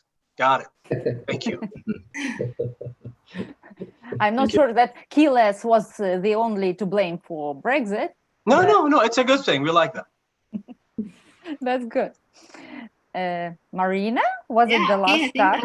This is it. This is the end of the batch number 1, but stay tuned and continue with other batches. And it was a pleasure to be presenting for you today. And I'm passing the word to Anna, yeah?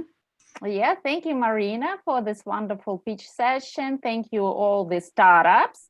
You did all you could for all those 3 days. Now we will be waiting for the marks from our judges. Judges and our startups and our guests and attendees and everyone who is watching us in YouTube, in Facebook, in LinkedIn. I would like to remind all of you that we are going to have the after party. The link is in chat, is siliconvalley.world. Please join us for the wonderful after party after our American Day. So I see already Lila from the next batch, our event manager is logging in. So it means that after the break, we'll be welcoming only purely European startups, right, Lila? Everyone is in place and ready to pitch for you. So don't go anywhere. We are gonna have a 36 minutes break because we need to do some technical changes. And in 36 minutes, I'll see everyone here. Good morning, America. Good morning, California. No, it's early in the morning, so you have time to grab your coffee, and I'll see everyone in 36 minutes. We are going on a break. See everyone. Thank you, guys. Thank you. Thank you.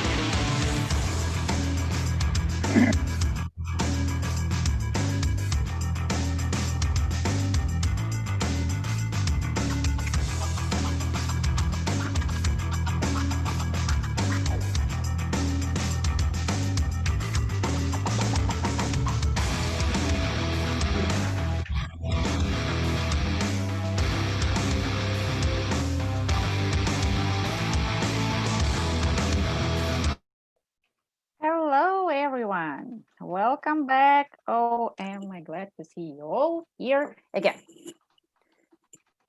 Hi, everyone. Hi. Yeah, hi, Happy to Lida. see How? you. Yes, everything is fine. Hi, newcomers. Hi. Hello. Yes, we'll give judges a couple minutes to come back. Figure out, yes, that we are here already. Hello. Thank you for staying with us. We have a long day to go ahead of us, but very interesting one. We already heard Israeli, African, and part of European startups. Now we'll hear another part of European startups. Then there'll be Asian and Australian startups to go. And to round it up, we'll have American startups pitching, and we will know who is the leader of the day and who will be the winner of the whole Unicorn Cup. So welcome, everyone.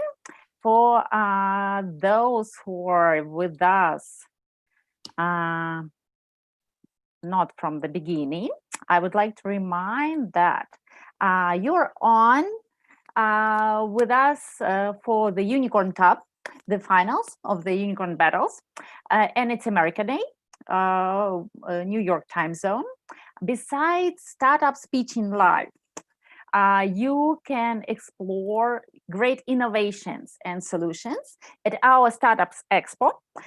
Please go to our event page and see wonderful startups. You get connected to them right away. You can chat with them. You can discuss whatever you need to discuss with them.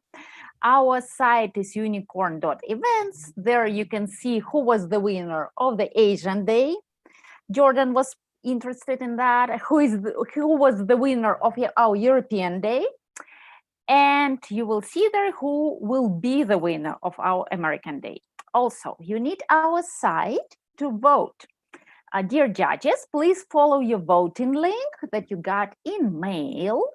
You go to our pitches section.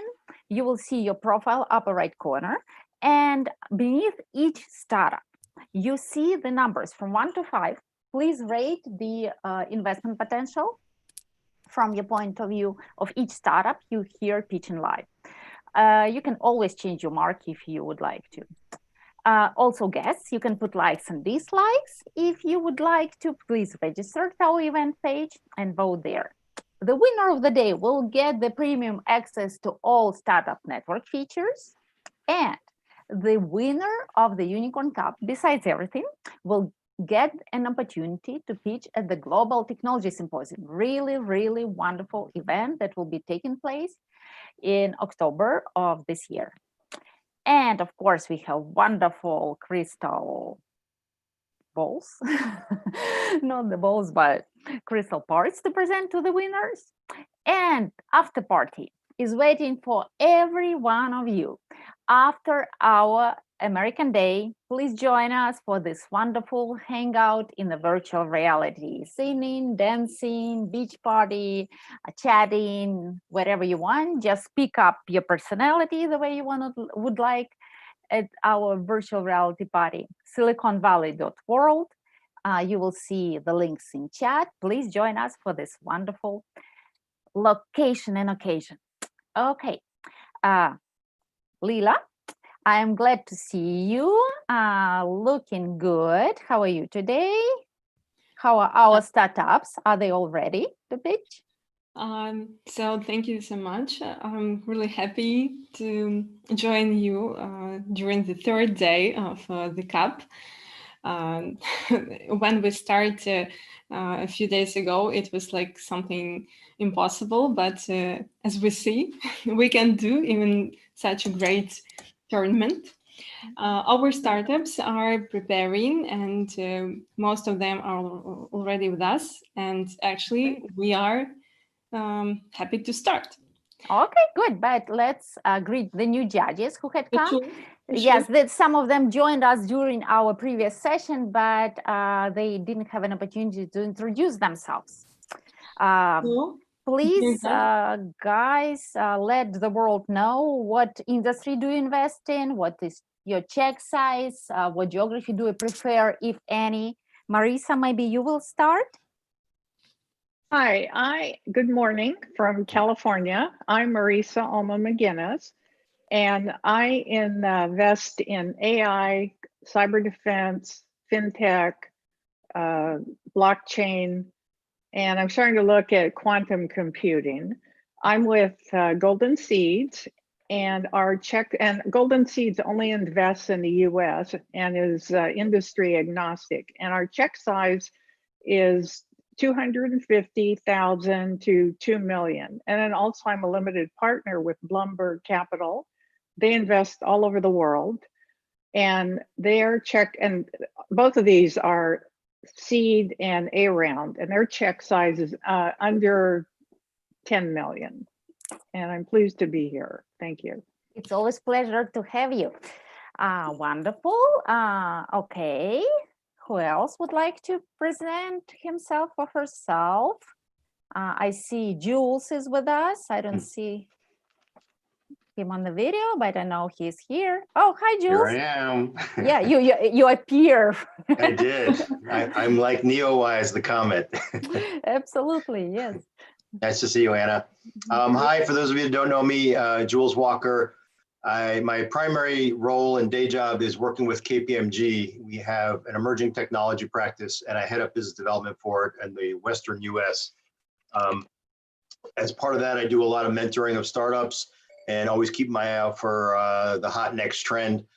Personally, I do a little angel investing, much smaller check sizes than most of you on the screen here. But so I'm here from both angles, personal and corporate. Nice to meet you all. Great to have you. Wonderful. Jordan wanted to present himself, but I don't see him on the video. Jordan, where are you? Okay, Miguel, I also know you're with us. Come on, tell us. What do you prefer to invest in? Hi, nice to have you. Hi, sorry, I was activating the video. So basically, personally, I'm investing in education, talent, tourism, and real estate. Also, we are enlarging now the opportunities in the global international trade, so trade tech, everything that is related to international trade and international investment. That is something that I know well from my background. And apart from in the World Business Angel Forum, we are in 96 countries, and we have 100 of investors. So we cover all the verticals, both in industry and technologies. If I already left my LinkedIn, so if anyone wants to know a little bit more on the LinkedIn profile or want to contact me, I will be more than happy to stay in touch after the event. Wonderful, really great to have you with us. Okay, who else would like to say something? It's always really good for startups and people that are watching us. We have a lot of followers on Facebook and YouTube where we are streaming to know, so they can get in touch with you. You can also share your contacts in the chat, but presenting out loud, it's also always welcome. Okay, your judges, anyone else? Yeah, hi, my name is Eugene Malbrodsky, and I'm from One Way Ventures. We invest in the US and Canada into immigrant founders, and our checks are usually between 250 and $1 million. And we usually do pre-seed, seed, and Series A. Okay, really good to have you. Okay. Awesome. Maybe I can also quickly introduce myself. I'll keep it short here. My name is Leo, dialing in on behalf of Speed Invest. Quick introduction to the fund, one of by now leading and most active early stage investors in the pan-European region. More than 400 million assets under management. I particularly work in the industrial tech team, so investing in anything from factory stack over simulation, AR, VR, additive manufacturing, but also mobility and transportation in general. But obviously also very interested in learning about other startups, as we have other teams as well who invest in various other spaces. Okay, that is really good, but your camera is not working. If it's not intentional, please switch it on. It's actually on. Really? We don't see you. Do you guys see, Leo? I don't see. It's like. For now, maybe that helps. I don't know. No, like yeah. something might be. Oh, yes, we see you. Oh, okay. Much better. Wonderful. Great to have you. Welcome on board. Thanks a lot. Okay. Dear judges, who would like to present themselves? I see Aniko is also had just logged in. Yes, And hi. hi, how are you doing? Hi, good, how are you? Pretty good. Tell us, what do you prefer to invest in? So fintech, logistics, agri-tech, IoT, digital security, enterprise SaaS, e-commerce. Wonderful. What's your check size? C2 Series B. Okay, wonderful. And any geography specific or you're geography agnostic? So we are an Africa-focused VC fund, but we're looking to see opportunities to scale our African companies globally, as well as teaming up with companies from other geographies and help them their entry into Africa. Okay, welcome on board. That's great. And we are witnessing a great event. Jordan finally has Jordan on the background. Petra, that is good. Okay, Jordan, speak. You're muted. Please unmute yourself and present yourself to people. Good morning. I'm Jordan Wabe, Silicon Valley Venture Group. Happy to meet all of you. It's been a very interesting 3 days, Anna and Alexander. We invest in tech companies that have an impact on humanity. We're not an impact company, though. Check sizes 25 to 250. We look for companies worldwide, but mostly in the Americas for the next few months. Pleasure to meet all of you. And this is your last session, isn't it? Absolutely. Final day, yes. What are we going to do for the rest of the year? We're not going to talk to you guys. Oh, come on. It's just finishing new season. Next season is starting from the September. Promise? For sure. Absolutely. All right. You can count Pleasure on to me. meet you. All right. And hi, Gary. Hi, my name's Gary Fowler, and I'm a serial entrepreneur as well as an investor. I've done 15 companies. My largest exit, I was on the original software. We sold for $1.35 billion in August. I'm into artificial intelligence. I have GSD Venture Studios, Get Shit Done VS. We curate the most incredible AI companies in the world. So if you got really cool AI companies, give me a call. We're interested. Thank you. That's great to have you with us. You're welcome. I see Ali also logged in. Hi, Ali. Hello, everyone. I hope that everyone is having really good time. It's been really good days. So thank you for everything you've done and for the amazing preparation. I'm a general partner at Hala Ventures. Hala Ventures is one of the pioneers VCs in Saudi. We do invest in technology startups, sector agnostic, as long as it's a software component.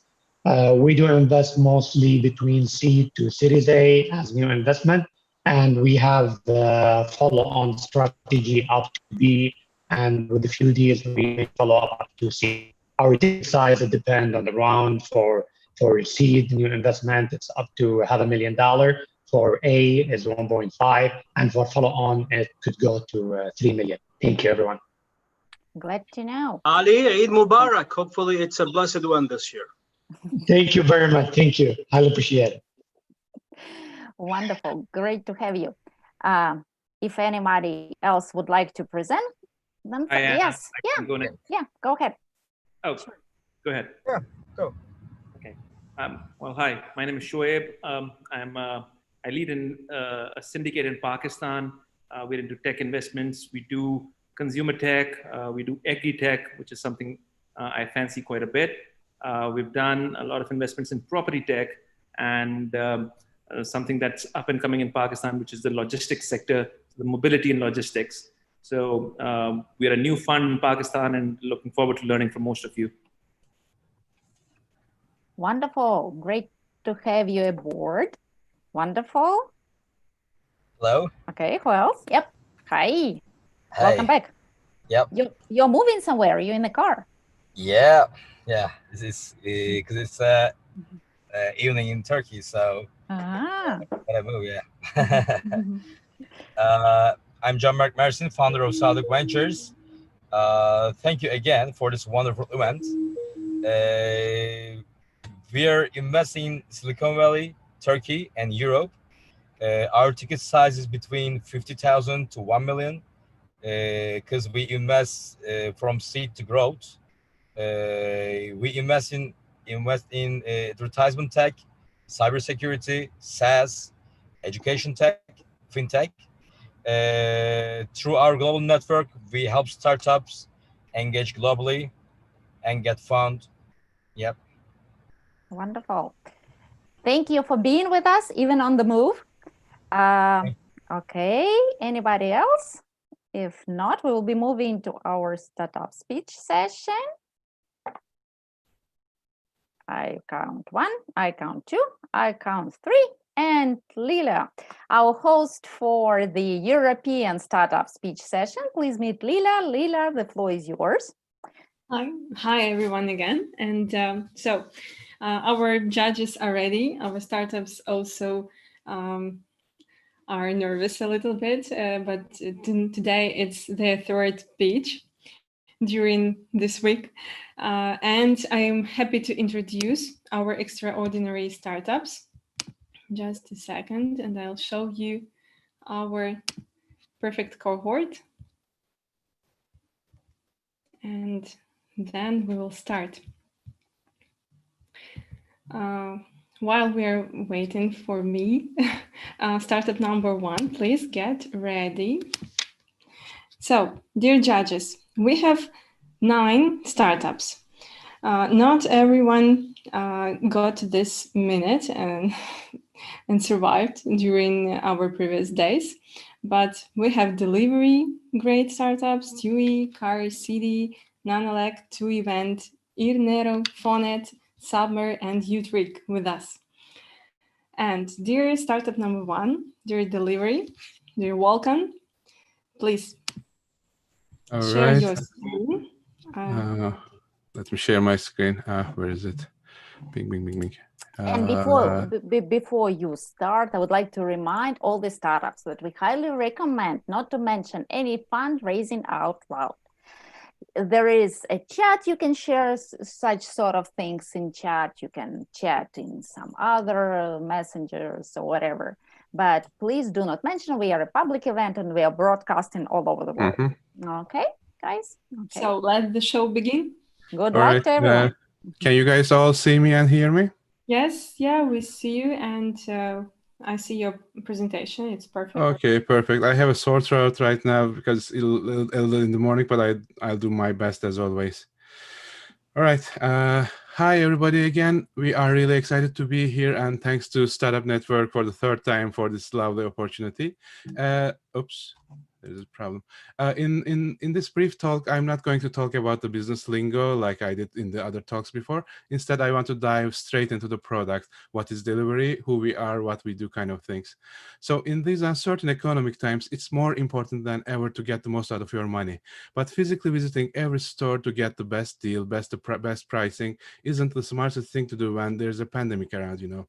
That's where delivery comes into play. Delivery is a real-time price comparison platform, but this picture is a little crowded, so let me walk you through it. We have the mobile device, so the people can do all kinds of searches, price comparisons, time comparisons, and campaign searches and stuff like that. But the mobile device also feeds back into the business intelligence engine. So it is all the user data, all the behavior, everything that the user does, the searches, queries goes back into the BI portal, and that's the BI portal that we share with our partners. That is the data that we monetize mostly. It's one of our bigger revenue streams, but this is kind of a mutual symbiotic relationship. The business intelligence engine also feeds back into the smart shopping applications, so that the users can get the search results in a faster, timely, more accurate manner. So that's overall the product. We have a bunch of deals that we made already. We have partners and friends and partnerships, so to speak. But how does it all work? How does it tie together? Well, I call it patent pending magic, and I'll get back to it later. But let's get down to business right now. It has been 6 months. It's really everything is going so fast, and we are currently actively being used by tens of thousands of people. We received great ratings in app stores. We started building business partnerships, like I said before, and as of 2 weeks ago, we charged our first customer, and we are really happy about it. But there's a big question: who uses us? What's our reason of existence in the first place? So to answer that question, let's meet one of our kinds of users. But to clarify, this is an actual user. She kindly shared the data but she wanted us to keep the name anonymous. So we'll call her Jane. And Jane is a homemaker. She works in 3 separate shifts to make ends meet, and she has a really limited budget. So even if she can save $10 in that shopping cart, that's $10 that she can use for her kids' education, for example. And there are millions of Janes in the world who are in a similar or less fortunate situation. And delivery right now helps Jane save 12 to 15% in her weekly shopping cart. And this is real money. This is not fake simulated data. So it is a lot for Jane. We get our pricing information by running real-time AI, deep learning meshes, and stuff like that. But it's who cares actually? Who really cares if our patent pending algorithms cannot make people like Jane's lives a little less of a living hell? So that's our story. We are here to make people's lives better by flattening the price inflation in real-time shopping services. People use us, people love us, and we make an actual net measurable positive impact in the world. And you know what? We have a really bright future ahead. What's even more amazing is we just closed our seed funding round, and we estimate a year of runway ahead. So if we get further investments, we are planning to use that money to accelerate our user acquisition and R&D efforts. But essentially, we are seeking for allies and mentors to grow our user base and, of course, to monetize our application. So that's who we are in short, and thank you so much for listening to us. Wow, it's always perfect. I try my best. Thank you for changing a little bit your presentation, because you gave a really more interesting details. You're welcome. I try to go out of script, so I was hesitant whether I can make the timing as usual, but I'm glad that it worked out. So, judges, it's your turn. Do you have any questions? I would have one question, more on the data that you present. What kind of products are you covering? Do you want to cover all products from the beginning, or do you have a niche that you focus on? Currently, we don't want to be like the price comparison of Amazon of Turkey. We are currently focused on grocery niche because it's also related to the timing. Like due to the pandemic, people are buying more grocery stuff like cheese, water, those kind of stuff, and there is a better opportunity. And another reason is we focus on real-time delivery services like Instacart of Turkey, for example. And real-time price comparison is something that people do not do quite often, and grocery is a good fit for it. Other bigger products can have a longer time turnaround, which doesn't fit for our model right now. We may extend to it later, but not right now as we think.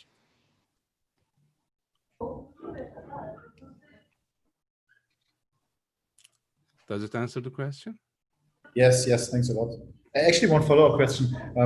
How do you obtain the data for the prices? I would assume grocery prices change quite quickly from time to time. Almost like it's not like it's not like stock exchange data, so there is a slower deviation between the prices, but it still changes like hourly.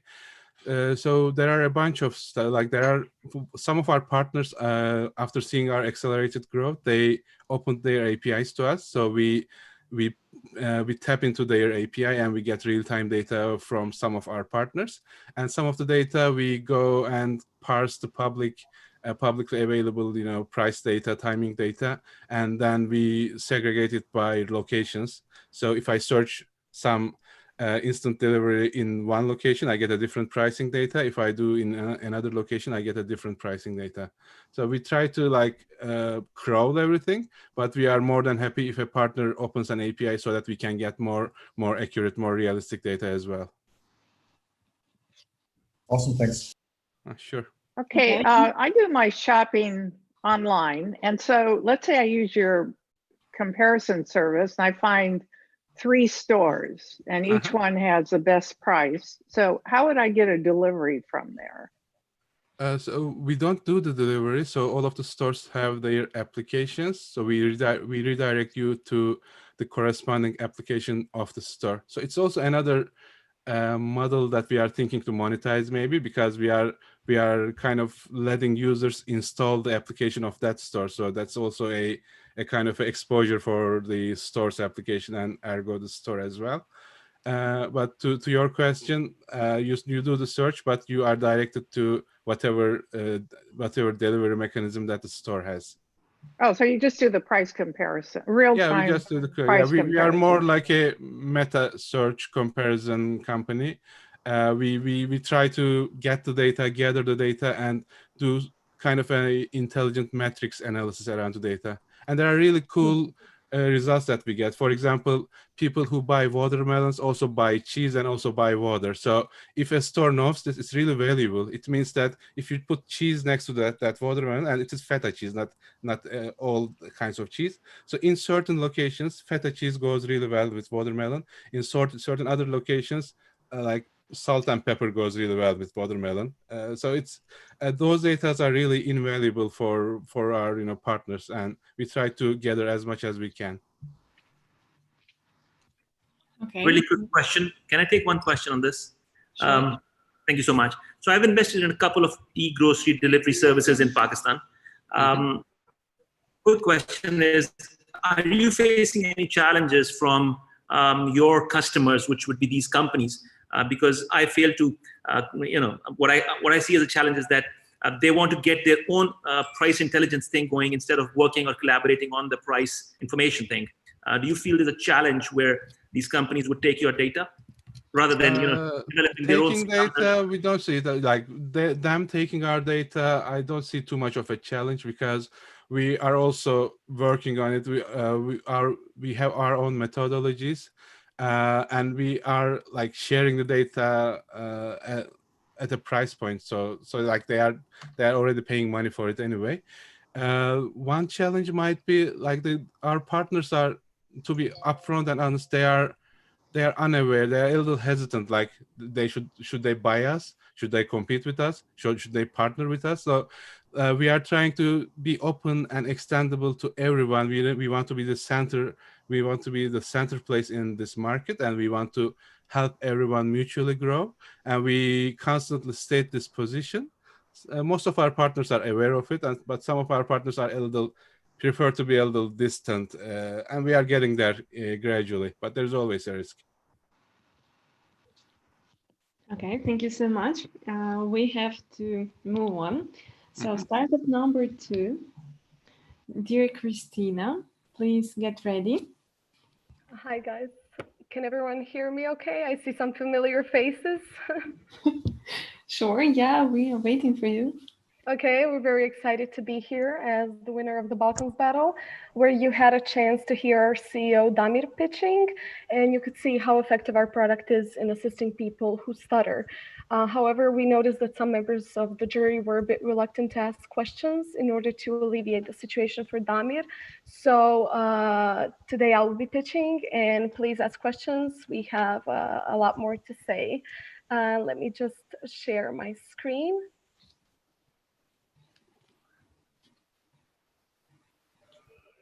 Okay, can you see it okay? Yeah, absolutely. Stuttering. Imagine trying to speak, but words won't come out. You try to force out the words, but the problem just worsens. It affects your social life, your professional life, and your overall life quality. To speak easier, people who stutter use various approaches, but actually, stuttering is a neurological condition, and there's no reliable cure that works consistently across time and for all people who stutter. One of the most difficult speaking situations for people who stutter is making a phone call. I'm Christina, and we created Stewie, an innovative electronic device that helps people who stutter make phone calls. There's one incredible fact about stuttering, and our product Stewie is the first device on the market based on that fact. Most people who stutter speak completely fluently when not interacting with other people. So, how Stewie works?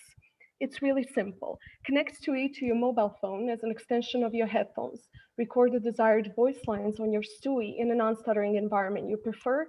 Make a phone call and simply communicate by playing the recorded voice lines or combine them with your direct speech, however you like. The played voice lines will be merged with environmental sounds and transmitted to the call, which ensures the highest level of direct speech reality. We have an underserved $30 billion annual market that includes 70 million people who stutter. And by excluding mild stutterers, we defined our target market of 40 million people.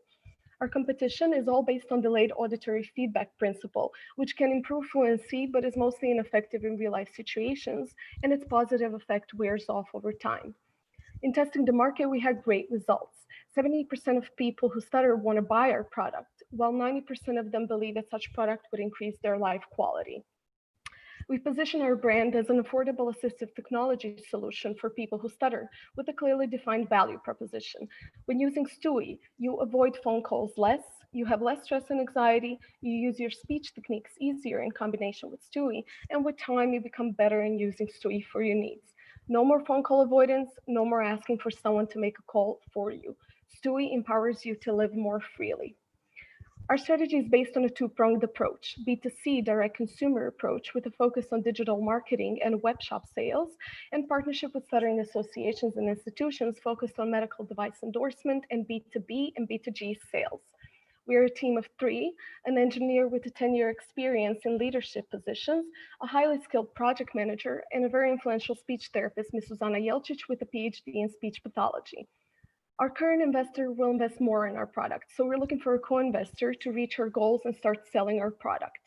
Stewie's unique method ensures people who stutter live more freely, and now is your opportunity to join us in changing the world of stuttering. Thank you very much. Thank you, Christina. You are on time as always. So it was really great idea and great product. Dear judges, we're waiting for your questions.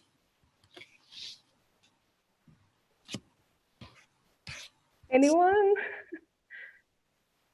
Yeah, it's high time to ask about. Hi, Christina, I have a quick question for you. Mm-hmm. I'm wondering, I see that this is a hardware application that goes into your phone. Is there any plans to pivot now that we're using Zoom and our laptops significantly more? And even for my business, I usually use my laptop rather than my phone to make calls. Is there availability for that pivot? Yes, absolutely. We're exploring that option. Also, we explored the possibility of making a software solution.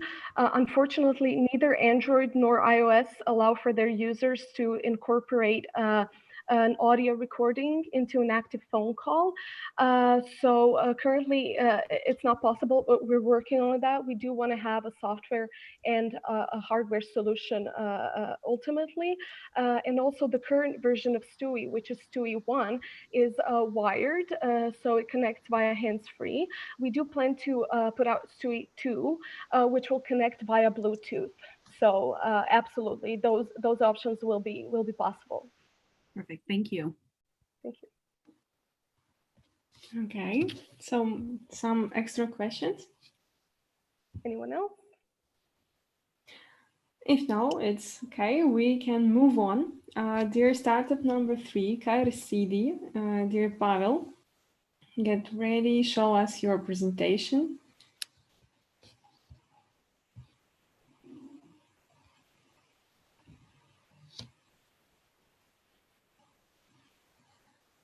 Great. We see it, and do a full screen.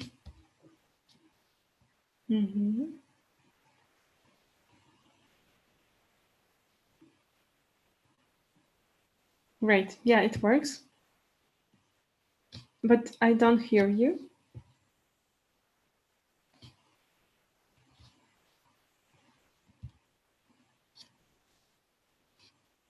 Dear Pyle, please. Yeah. Can you hear me? Yeah, great. Okay, thanks. Yeah, thanks for having me. And let's talk about bloggers and content creators. It's a huge market and growing by tens of percent now. And imagine, for example, a blogger, Robert, who has millions of views, great content, but Robert is struggling how to increase income. He knows that up to 80% of his revenue could come from merchandise sales like this T-shirt. But Robert doesn't want to sell boring stuff. He tries to give something to amaze his audience, so they will share it in all social networks. And here Scarcity is ready to help. Our software turns regular physical products into digital merchandise 2.0 easily. If, for example, Robert wants to raise monetization and tries to go viral, we can add a digital companion to every merchandise copy. This companion is personal to every owner and boosted with fun and marketing tools. And all of this is accessible by a simple phone tap, NFC, no apps required. It works like magic, actually. Let's see.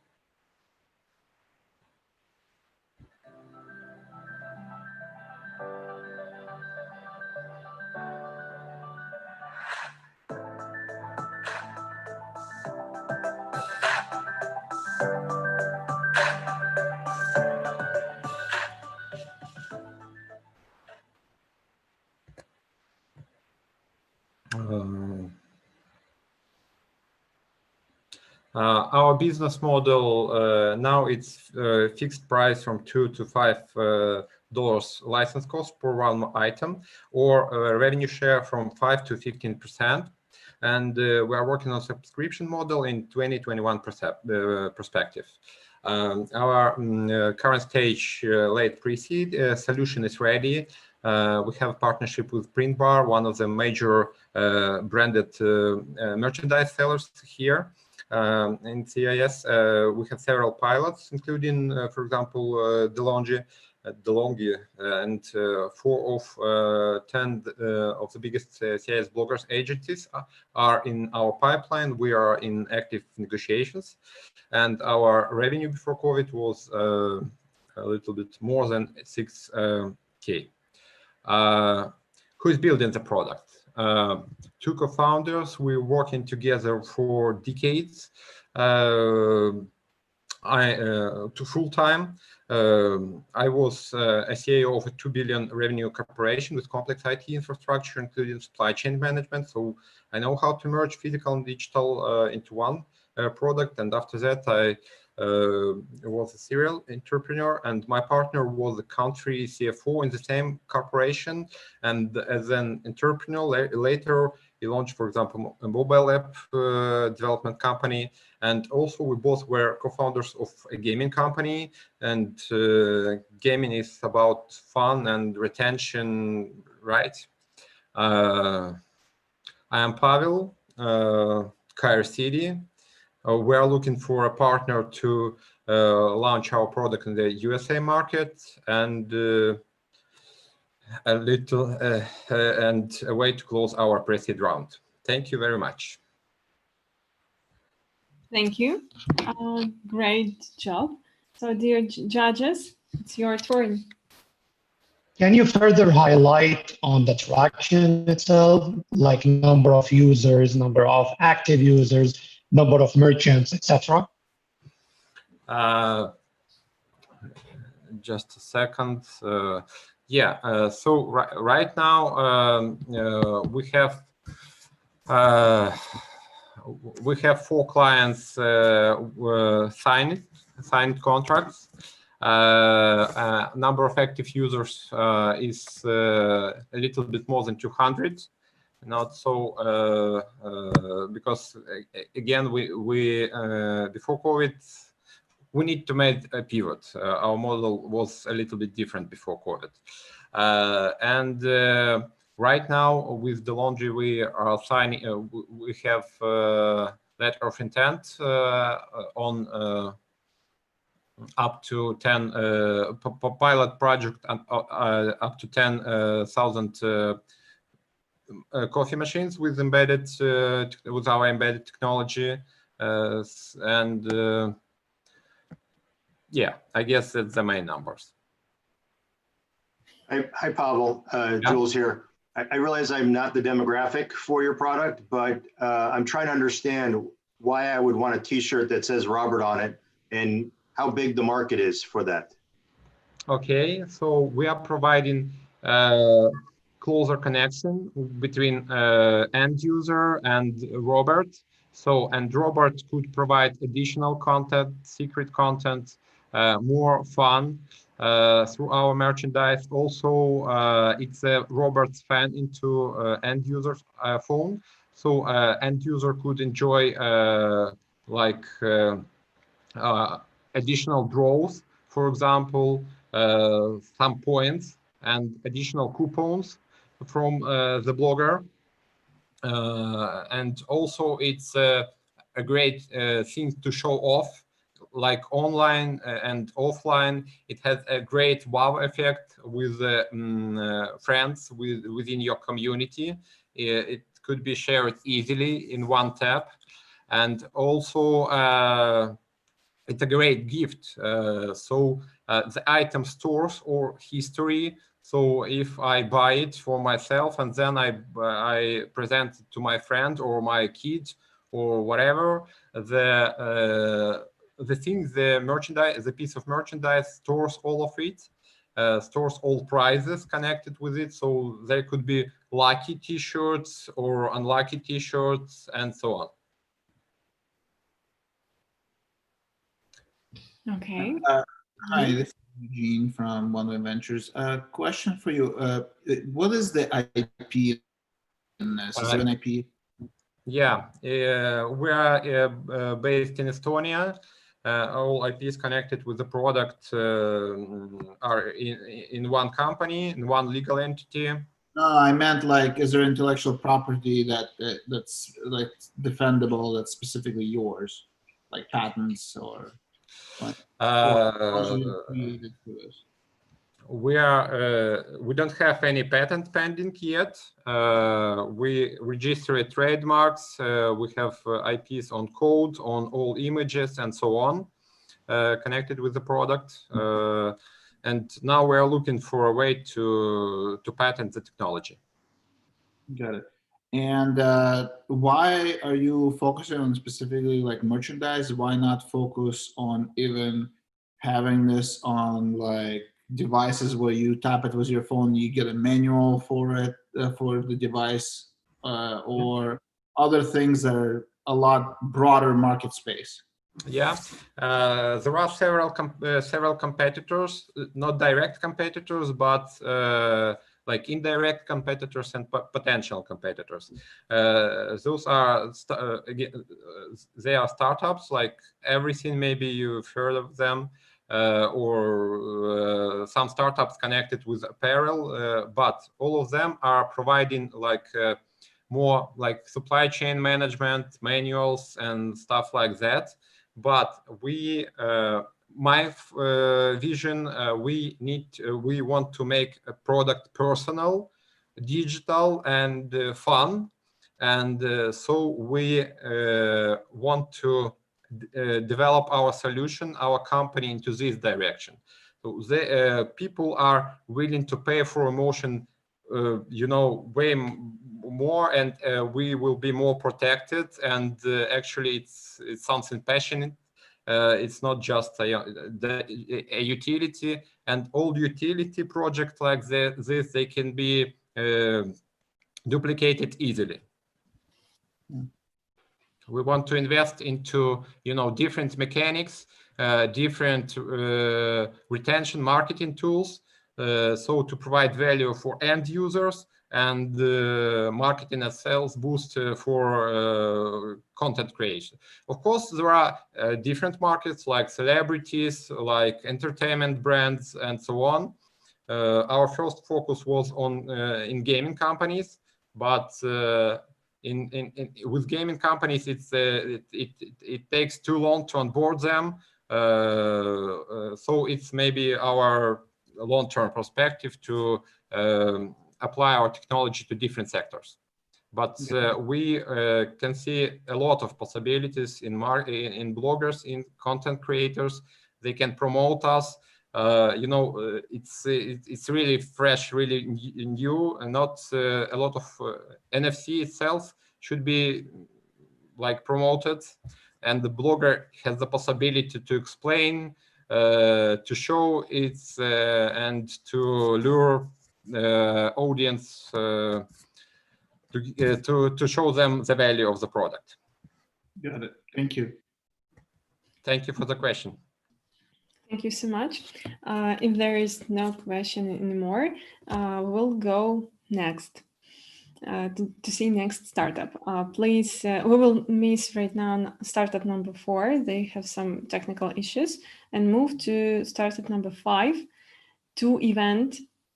Dear Yaroslav, please get ready and show your presentation. Hello? Yeah, I see you. Just share my screen.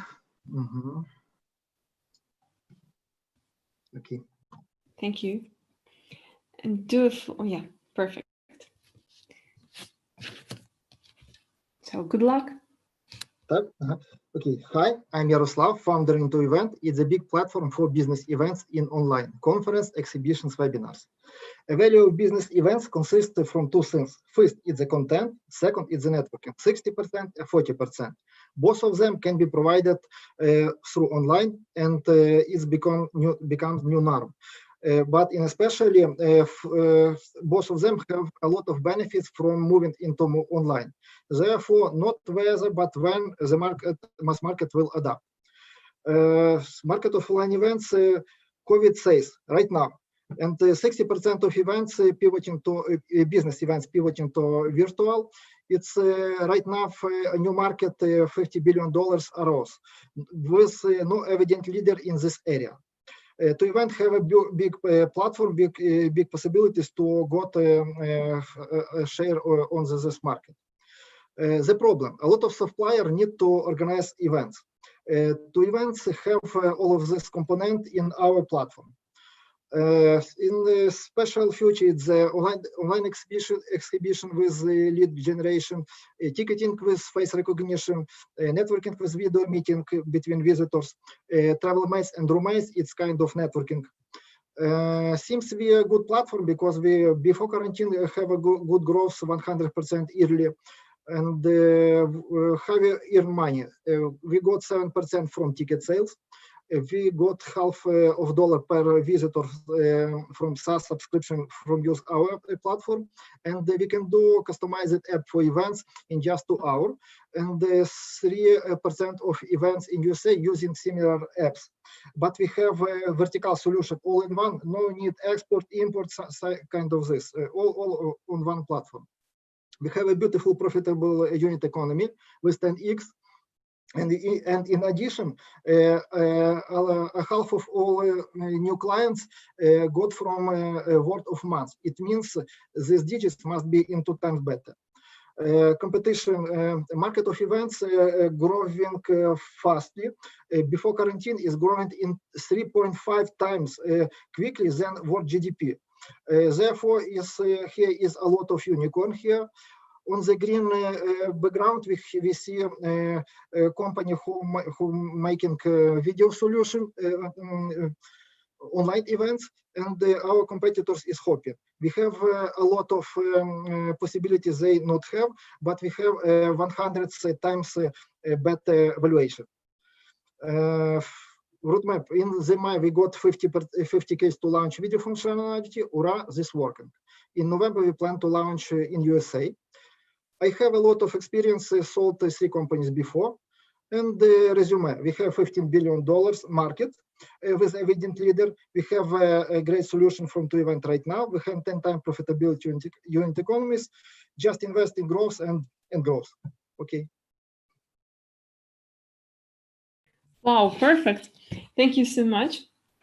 Dear judges, let's have some interesting Q&A session. Hi, Jaroslav.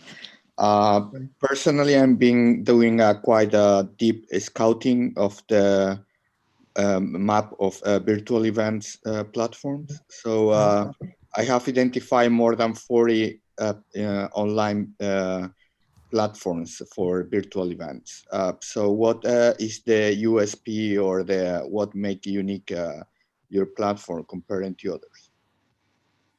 Okay, it's a growing market. It's a huge money. Therefore, there must be a lot of investment, and they got tens or probably hundreds of investment in the last months.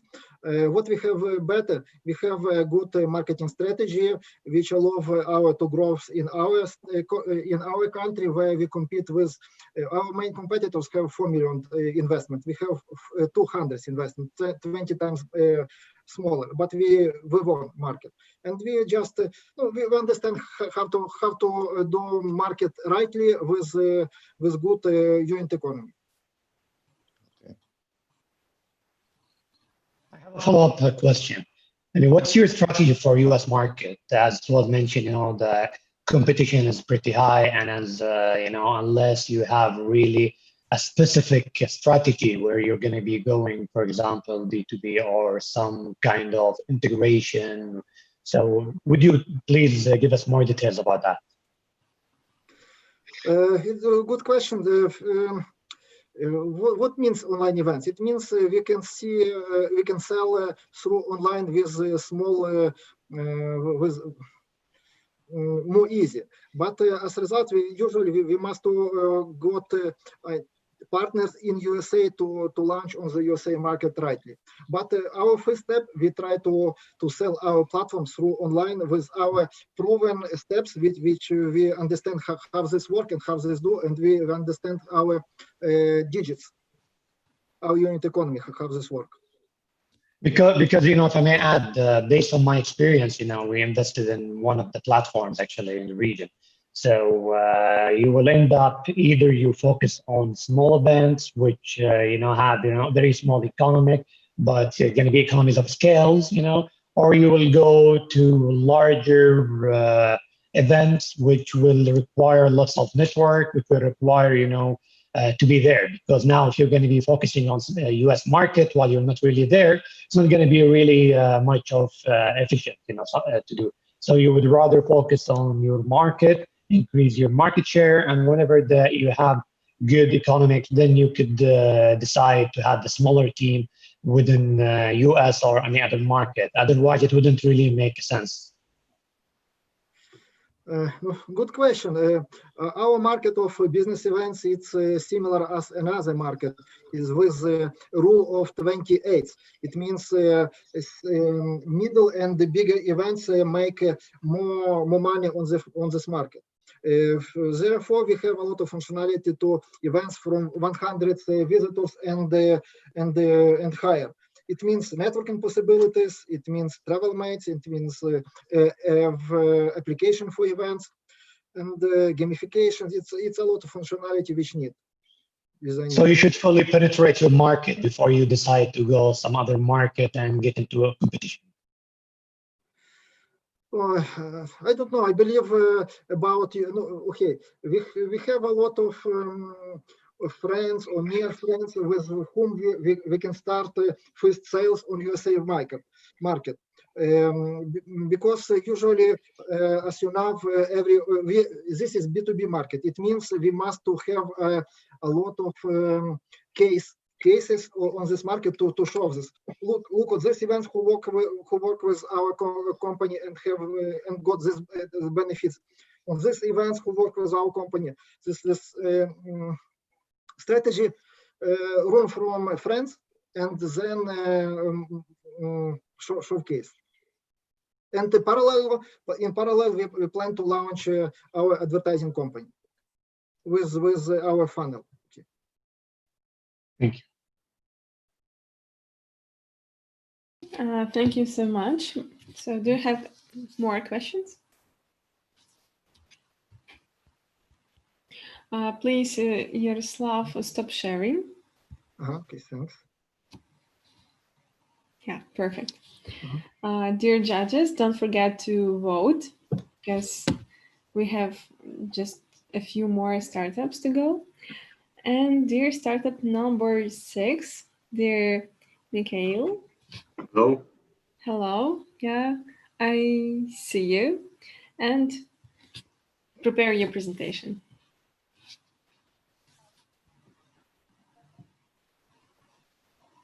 Yeah, looks perfect and full screen. Yeah. So, imagine if cleaning a window would be as easy as a click on the button. So that is what we do. We are company Irnero. I'm Mikhail, and we produced remotely controlled self-cleaning window with integrated ventilation system. In high buildings, cleaning windows from outside is not easy. It is dangerous, costs a lot. We have to wait before cleaning team comes, and there are difficulties with ventilation. So our product solves all these problems with a click in mobile application, system spray special liquid, and cleaning mechanism, which is covered under frame, comes down, goes up, and window is clean.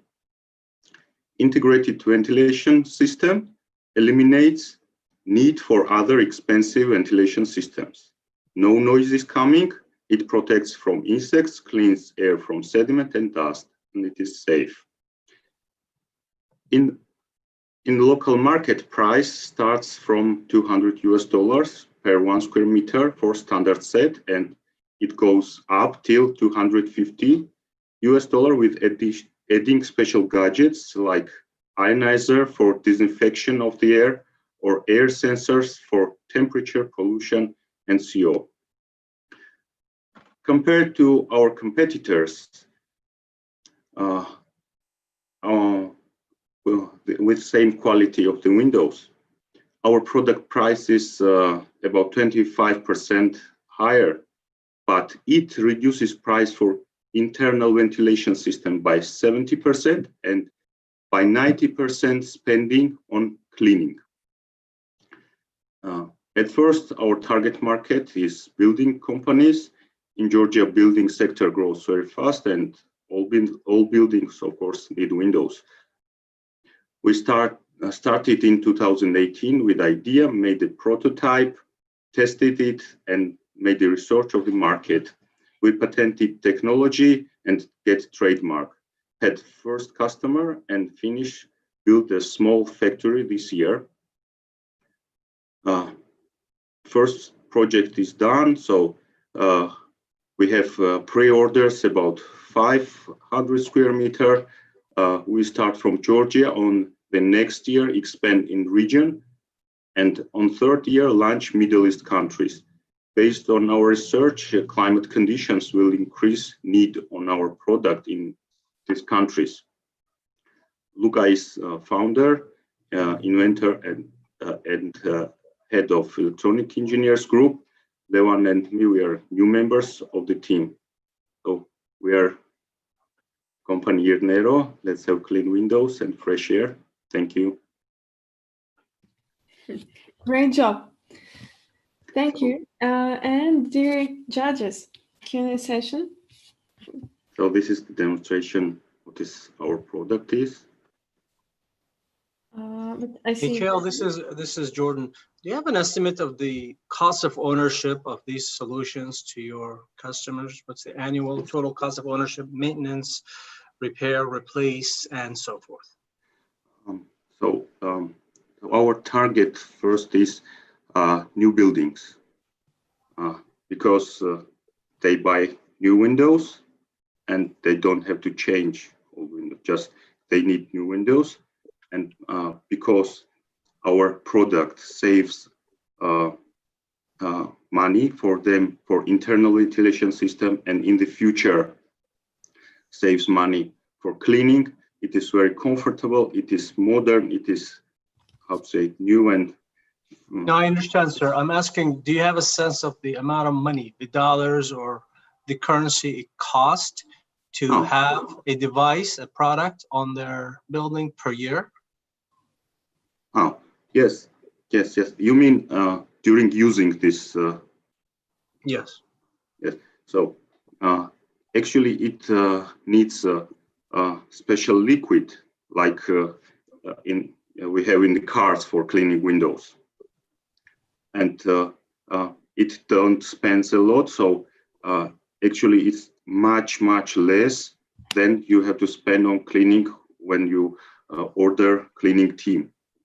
And in about once in a year, it depends how often do you use it, but in about once a year, you have to change this rubber, like on the car, we change this rubber when it don't clean as well as it should be. So, and this costs about $2 for one window. So we also offer the service for the future. Every detail in this window could be changed very easily. We give 2 years guarantee. Well, actually, it will work much longer, except this rubber. That's good, sir. That's good. Thank you. Great. So, more questions? Hi, Mikhail. Jules here.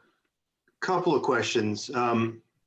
There's a company locally here in the Silicon Valley that does something else with Windows. It's called View. They have a technology that puts up tempered glass, basically, that you can adjust. Very cool technology. But I've known the company for years, and the amount of money it costs to build their product, I mean, they're spending hundreds of millions of dollars a year and still trying to get some traction into the new construction market. Very difficult.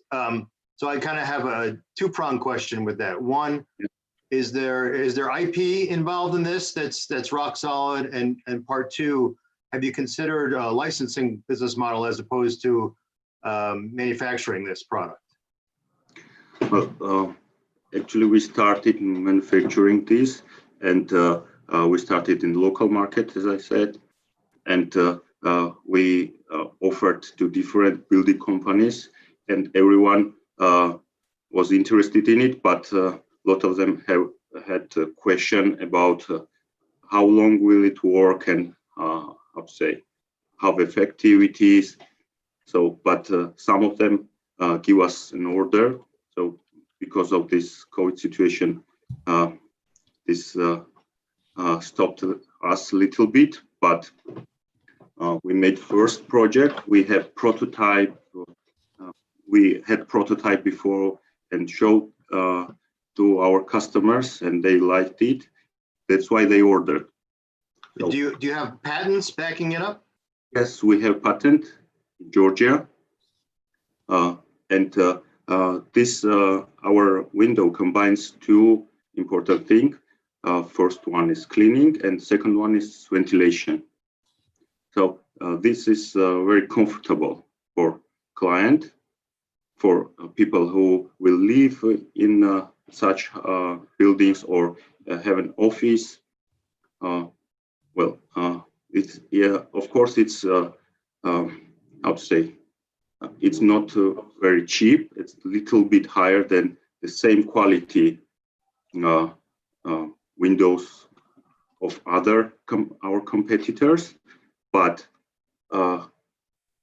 during the time it saves a lot of money. It gives comfort. It gives, how to say, it's even fun to use it. Actually, when we showed this to in Georgia to the building companies, they liked it very much. They tried to use it our prototype a few times, and they liked it. And that's why we are sure that as soon as we how to say, show to more building companies in the region, and as soon as we our product will start working different buildings, they will see how effective it is. All right, thank you. Okay, thank you so much for such great questions. So we have just a few seconds. Dear judges, do you have some special questions to Michael? If not, let's move on. Dear startup number 7, dear startup that is called Fonet, dear Grigory, please get ready. Hi, everybody. Hi, happy to see you. I'm glad to see you too. Okay. Starting sharing. Can you see my screen? Yeah, works good. Let's get started. Hello, my name is Gregory. I'm a co-founder of Fonet. Fonet is IT and telecom company. Okay. Fonet is IT and telecom company, provides telecom services helping to increase the efficiency level of business.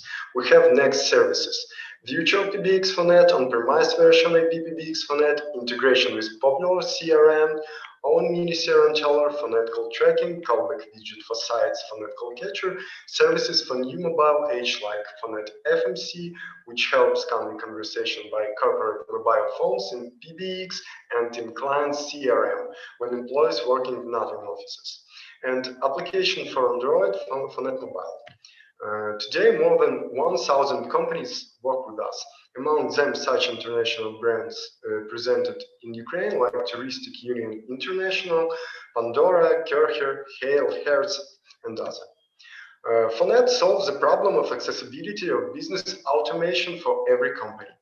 Our clients are companies from different business sectors, from beauty salons to call centers with more than 100 operators. We're working for companies in software as a service model. This means that every company can get forward business telephony features for available monthly fee. Some numbers about us.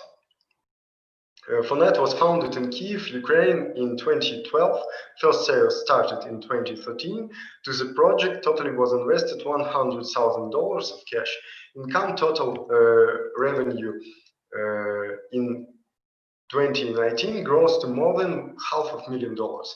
The company is self-repaying now. All the money we earn, we are invest in further growth and development of the company.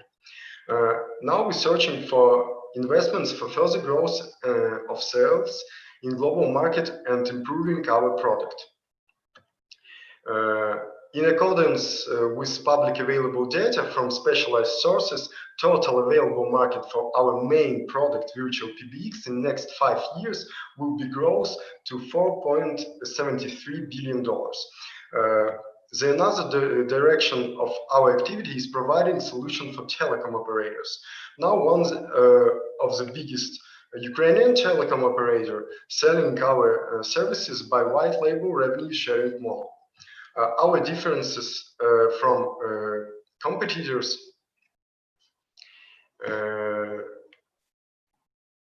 is Unix software solution. This is the comparison you can see. Today our team consists of 23 persons, 2 founders, CTO and CEO, me. This is me. And we hope you are interested. Thank you. Thank you, Grigory. Okay, and dear judges, your turn. Quite interesting telecom startup. Let's get more information.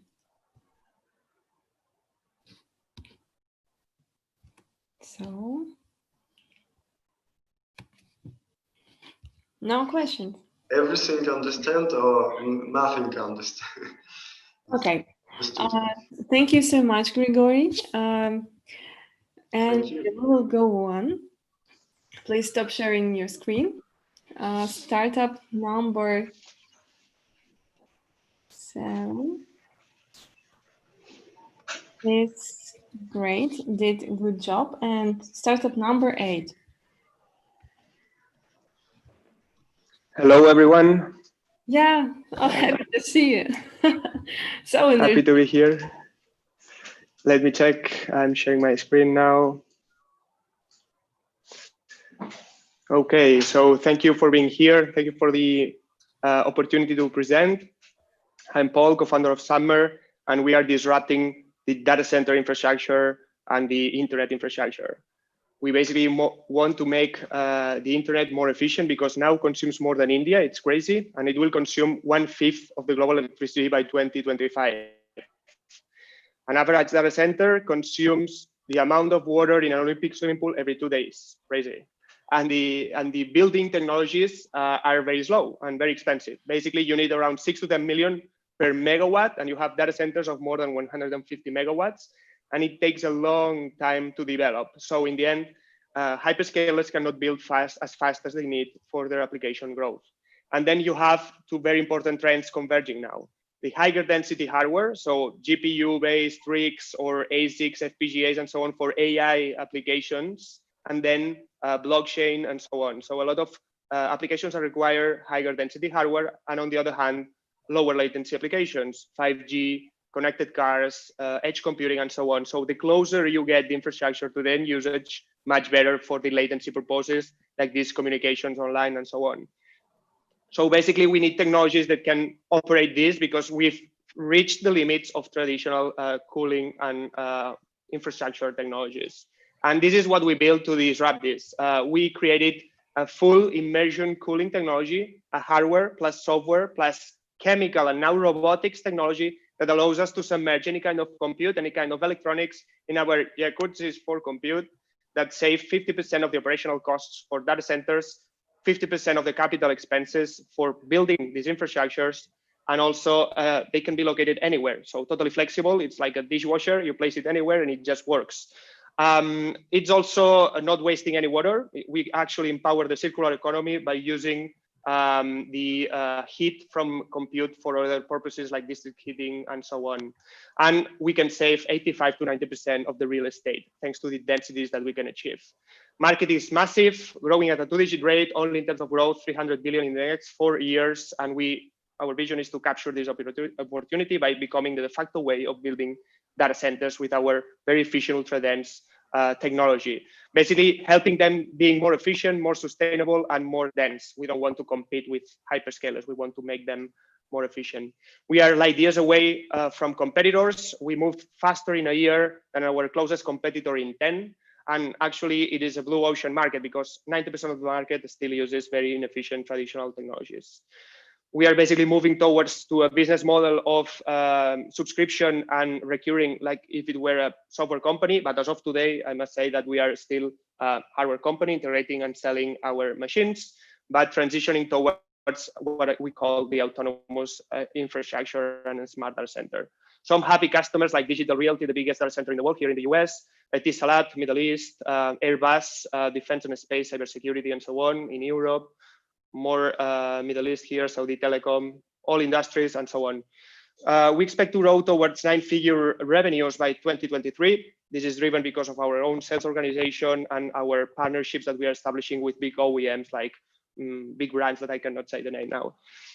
We have a talented team. Actually, our CTO is the former infrastructure director from Apple and Yahoo. We have ex-Intel executive, more than 20 and even more than 30 years at Intel. We have people the automotive sector, people from Ingram Micro, also the biggest data center distributor. We are basically doing our Series A. We already are partially committed or already committed part of it, and our focus is basically growth. Grabbing what we validated already and scaling and capturing the massive market that we have in front of us. Thank you very much. And if you have any question, please let me know. Thank you. Thank you, Paul. So, dear judges, your Hi, turn. Paul. This is Eugene from OneWay. Where are you headquartered, or what?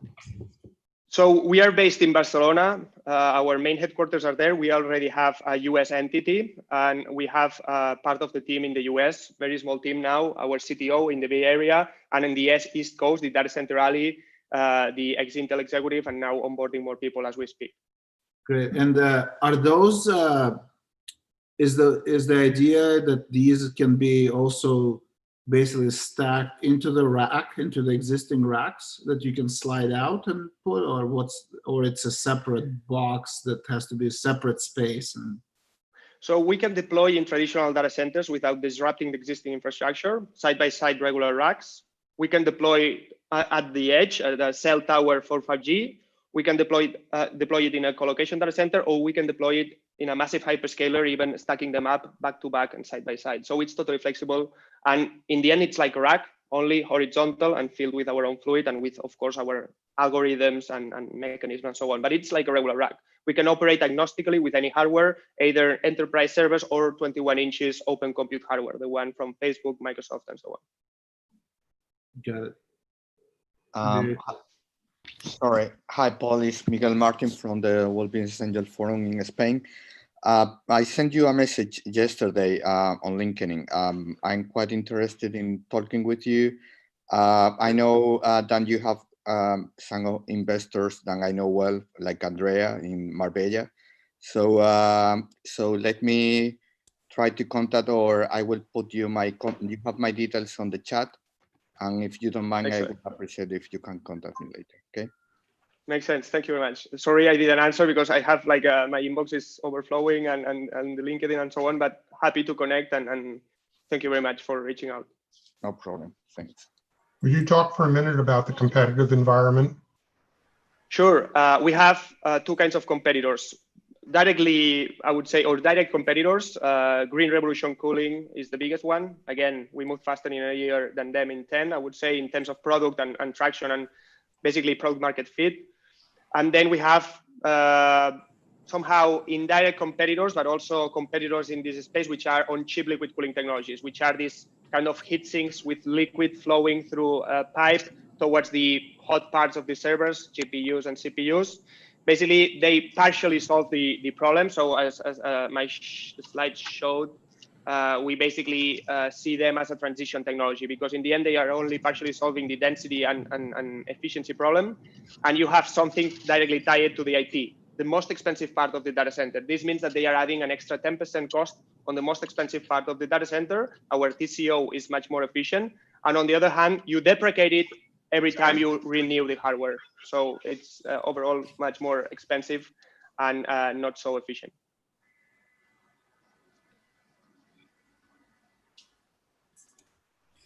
Hi, good morning. Oh, sorry, go ahead.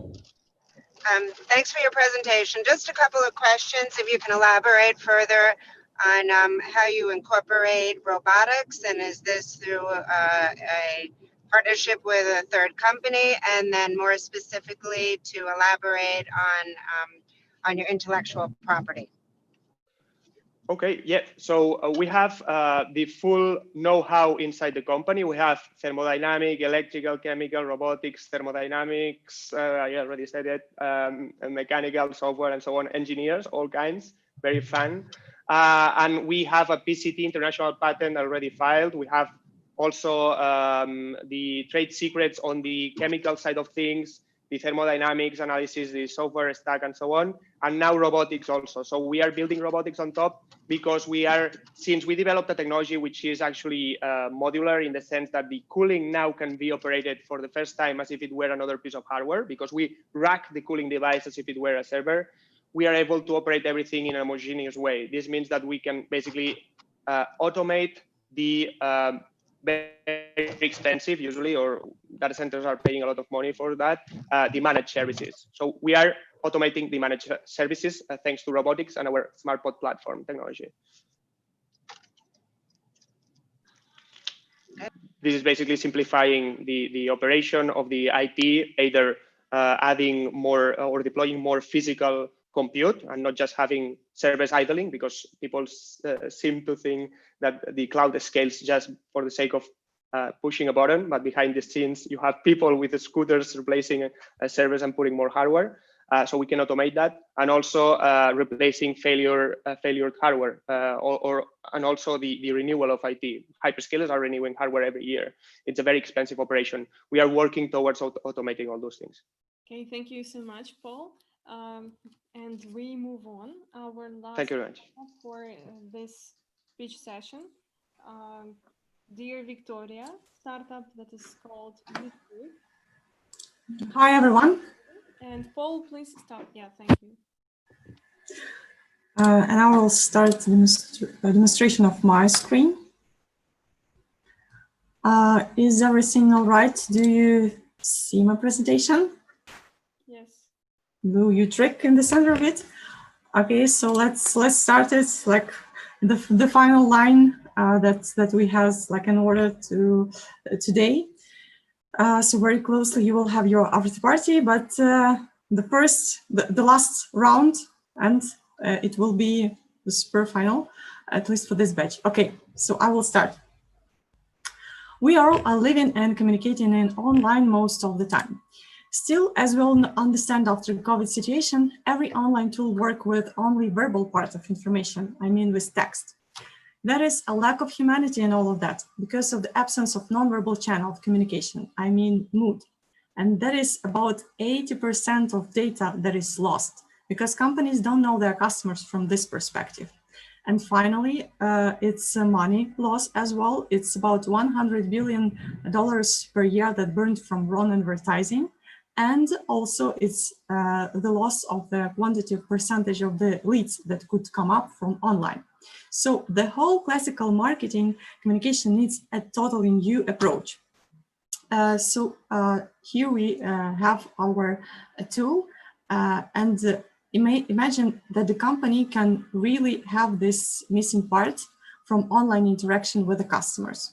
In this situation, companies can raise their conversion rates, raise their retention, and make personalized marketing with all of this tool that we have. So what Utrick is, it's a platform with deep tech analytics that detect users' mood, and it's on the top of web form builder to communicate with customers properly. So how we do it? We create unique AI algorithm that detect user behavioral patterns while answering survey online. We provide whether your participant user was angry, energetic, distracted, and much more. Our target audience is marketing departments from innovative enterprise companies or SMBs. Regarding regions, it's Europe and MENA regions, and USA also in our plans. Utrick is best for customer experience and UI UX research. Our market potential is huge. We are in the winning position among the competitors. Please see our competitive advantages here. Right now, we already settled our 3 enterprise first clients, and also we have our first investor. Previously, about a year ago, we have our pilot from Saudi Arabia market and also with several others. Our core team consists of me, our CTO, also 2 mentors from Saudi Arabia market and USA, also 5 developers. Both of founders has scientific education, IT and deep tech competency and entrepreneurship as well. Utrick get awards already. We've been in top 50 early data startups from European Union, top 10 startups from Ukraine, and top 10 startups at East Conference, East Europe. Also, we are super partnership addicted. So if it triggers you somehow, please contact us and let's bring empathy in online together. Thank you very much. Victoria, would you give me a simple use case? I still don't get how this works. Just walk me through a very simple use case, please. Yeah, sure. When you are a corporate, it's our clients, you all the time selling some kind of products, and you're dealing with that you need to sell more, but you don't know how, because you have like the same product, you have the same marketing materials, you have the same people. So the biggest problem, how to sell more, with having the same resources and the same product. That's why what we proposed a new approach to getting understanding your customers. So what we are bringing, we bring in another way of making segmentation. So like more smaller clusters for the for customers. It's not about only how those customers are looks like. It's not about their age. It's not about the color of the skin, etc. It's regarding their mood. So in this way, we make this clustering. But regarding from a perspective how corporates are using our tool, they go to our SaaS platform, create their survey, like put question, variance of answers, question, variance of answer, and send this link through some standard and classical tools like email, messengers, social media, SMS, etc. And they get answers back to them together with all of this behavioral analytics that we detect just from the way how the user interact online. Thank you. So it's a survey process, survey Q&A. Okay, thank you very much. I appreciate it. I didn't get that, but now I got it. Yeah, so it was like just in order to cover all two things that we have, like this new attitude to segmentation and the tool and that we have. And have time only for one question more, if there is such.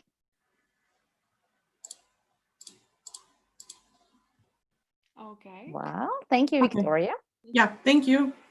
You're welcome to write me in LinkedIn or at email. Thank you very much. Have a great day. Bye-bye. Please stop sharing your screen. And dear judges, I want to remind you that it was the last startup for our European session. Please finish your voting. And I want to thank you, our great sponsors, ICU Ventures and Network VC and Silicon Valley Syndicate Club. It was a great day, great pitch session. Dear startups, you also did a great job. My congratulations. Thank you, Lila, for such a wonderful session. Don't go anywhere. We'll go on a little break and I'll see you all in 10 minutes. Stay tuned. Next is Asian startups and Australian startups. We'll have guys from all over Asia, lots of interesting stuff, and use this break to log in for our after party. The link is in chat and I'll see you all in 10 minutes. Video, please.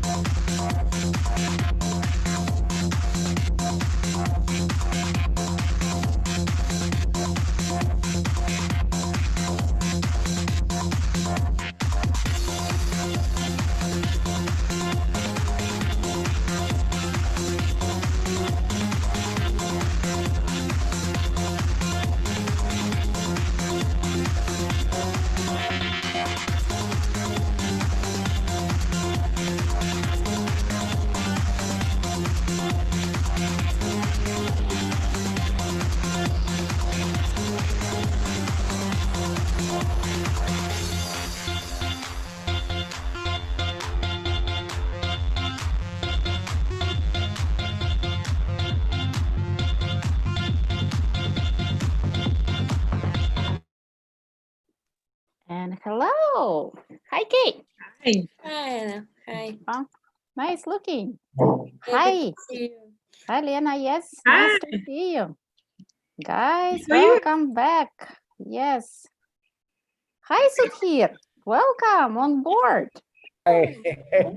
How are you? Yeah, Hi. back in the US, right? Pretty good. I was looking for you all those days. Hi, Mike Yeah, Kevin. that is. Anyone well? Good. Welcome back, everyone. We are now back with our Asian and Australian startup speech session. Dear judges, please log in. Oh, I see many new people joining us, which is really, Wow, is really it good. Yeah. As our event is winding up, we get many, many more people joining us. That is really, really good. For the ones who just joined us, I would like to remind you that thanks to our sponsors, ICU Ventures and Network VC California Seed Fund, we are now at the Unicorn Cup finals. It's the final day, American day. That's meaning that all our 55 winners of preliminary unicorn battles are pitching live for the New York time zone. And besides Startup Pitching Live, there is also a Startup Expo. Please go to our event page, Unicorn.Events, and you will see wonderful startups from all over the world. You can get in touch with them, go to their profile, get their contacts, chat with them in chat, or interact in some other way. You can also visit our page. Here it is the address, Unicorn.Events, to see what judges are present today, what startups will be pitching, and so on. You also need our event page if you're a judge, because you're playing a crucial role in deciding who is the winner today and overall in Unicorn Cup. Please find in your mail your personal voting link. It looks like unicorn.events, then / in some Latin figures. Go to pitches section. You'll see your profile in upper right corner. And beneath each startup, you see numbers from 1 to 5. That is the numbers that you evaluate the startup's investment potential. 1 is being the lowest and 5 being the highest. You can always change your mark if you change your mind. Guests can also vote.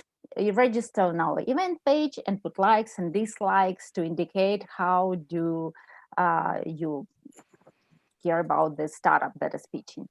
The leader of each day gets the premium access to all Startup Network features, and the winner of the overall Unicorn Cup, besides everything, will get an opportunity to pitch at the Global Technology Symposium. Global Technology Symposium is organizer of this event besides Startup Network, and this is really great opportunity, guys, to pitch at this event. We will also mail you this wonderful crystal things. And dear guests, dear attendees, and everyone who is watching us, and we are broadcasting in 67 countries around the world, lots and lots of thousands of people watching us. It will be an after party. So if you didn't have a chance to go there yesterday or day before yesterday, please join us today. We'll be hanging out at the beach, dancing, singing, chatting, and do whatever people do at the beach parties. So get connected, siliconvalley.world. You will see details in chat, and see you all at our after party. That was all on my side. I see that everybody is already logged in. Let me introduce Lena and Kay. There will be our hosts for this Asian Australian startup speech session. Girls, are you ready? Yeah, of course. Hi, everybody. Thank you, Anna. Hi, everybody. Welcome to the Unicorn Cup finals.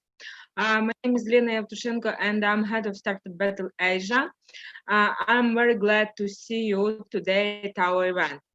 Now it's time for Asia Startup Pitch session.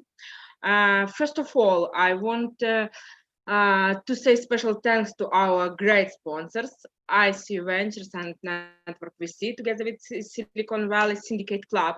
As Anna mentioned, we are live, and it means that right now our event is being broadcast around the world on our social networks. So links are in chat. Today we will have at our Asia Startup Pitch session, we will have 16 startups. As usual, every startup will have 3 minutes for the pitch and another 3 minutes for Q&A session.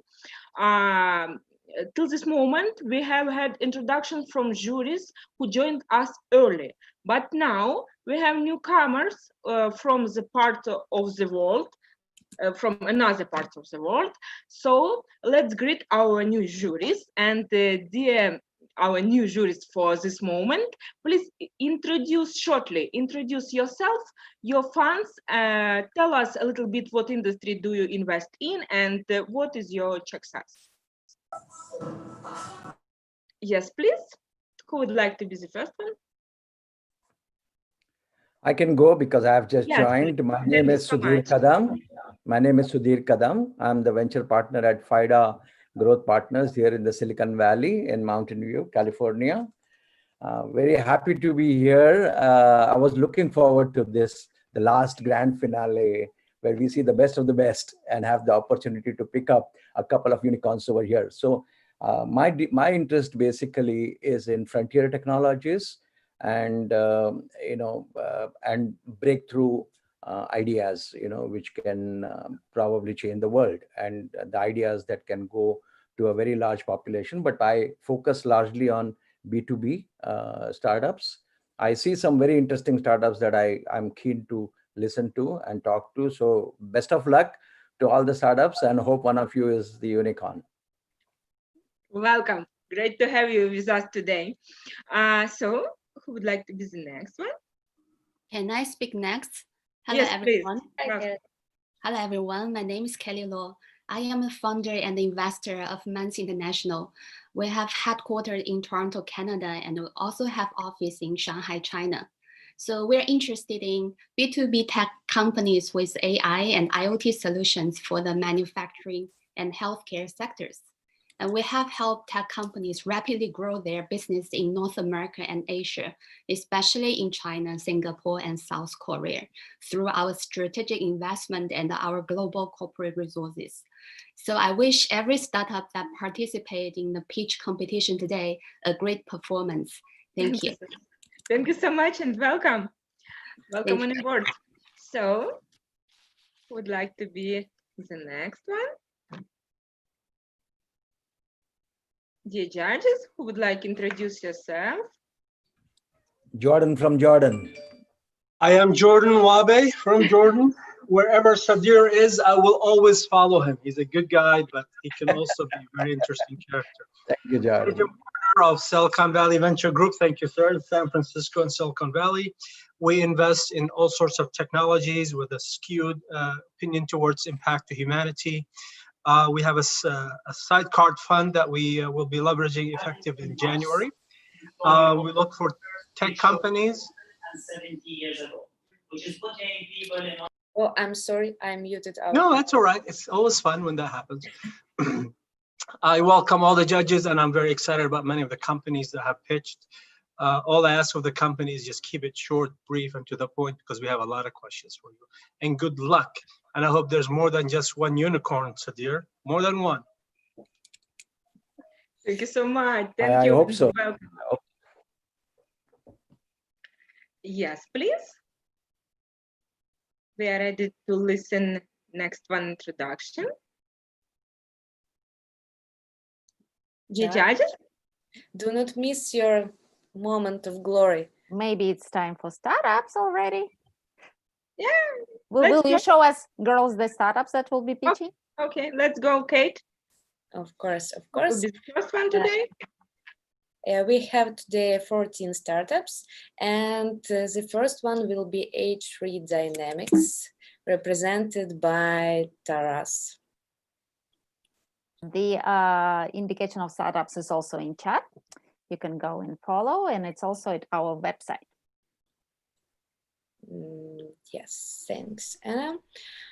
Taras, are you with us? I have seen you a moment ago. Yeah, Taras with us. I'm here. Can you hear me? Yeah, we hear you. Let's go. Okay, great. All right. Welcome, everybody, and glad to be the first one to pitch tonight We from don't see Singapore. you. Can you please turn on your camera? Yeah, give me a second. Where do I do that? Somewhere on your computer, maybe. Give me a sec. Okay. Yep. Yeah, that is it. Well, welcome to my humble home. Okay, so I'm going to talk to you tonight about a new category we are aiming to lead globally, which is telerobotics as a service and the digital services around remote sensing using robotics. So what we do is remote large-scale asset and site safety monitoring using automated data acquisition, automated data processing. We leave a window for civil engineers to basically digest the information and endorse, validate the reports, which we then sell as a service to our end users, which are public sector and enterprise companies. COVID-19 has paralyzed most of today's civil engineer activity, but there's a lot of critical infrastructure out there, and it needs to be inspected. So what we have designed already for the last 5 years is a system that puts robots on the ground, let the robots become the eyes and ears of engineers that cannot travel right now. These robots send information to our stack on the cloud, which turns it into automated reports so the engineers can continue their work even from home. We don't build the robots, we build the shelter systems that we can deploy at customer sites. We also have the whole digital services marketplace set up, which is organized by industry vertical and use case. Our objective is to deploy robotic stations all over the world. We have a very close connection to telecom operators because this is about telerobotics. And we have a global team able to deploy in most regions of the world outside of Singapore, because Singapore, as you know, is a small country. Telerobotic shelters kind of looks like this right now. I'm not going to go too much into the detail. On the software side, we have multiple applications coming, each one very heavy on the engineering focus.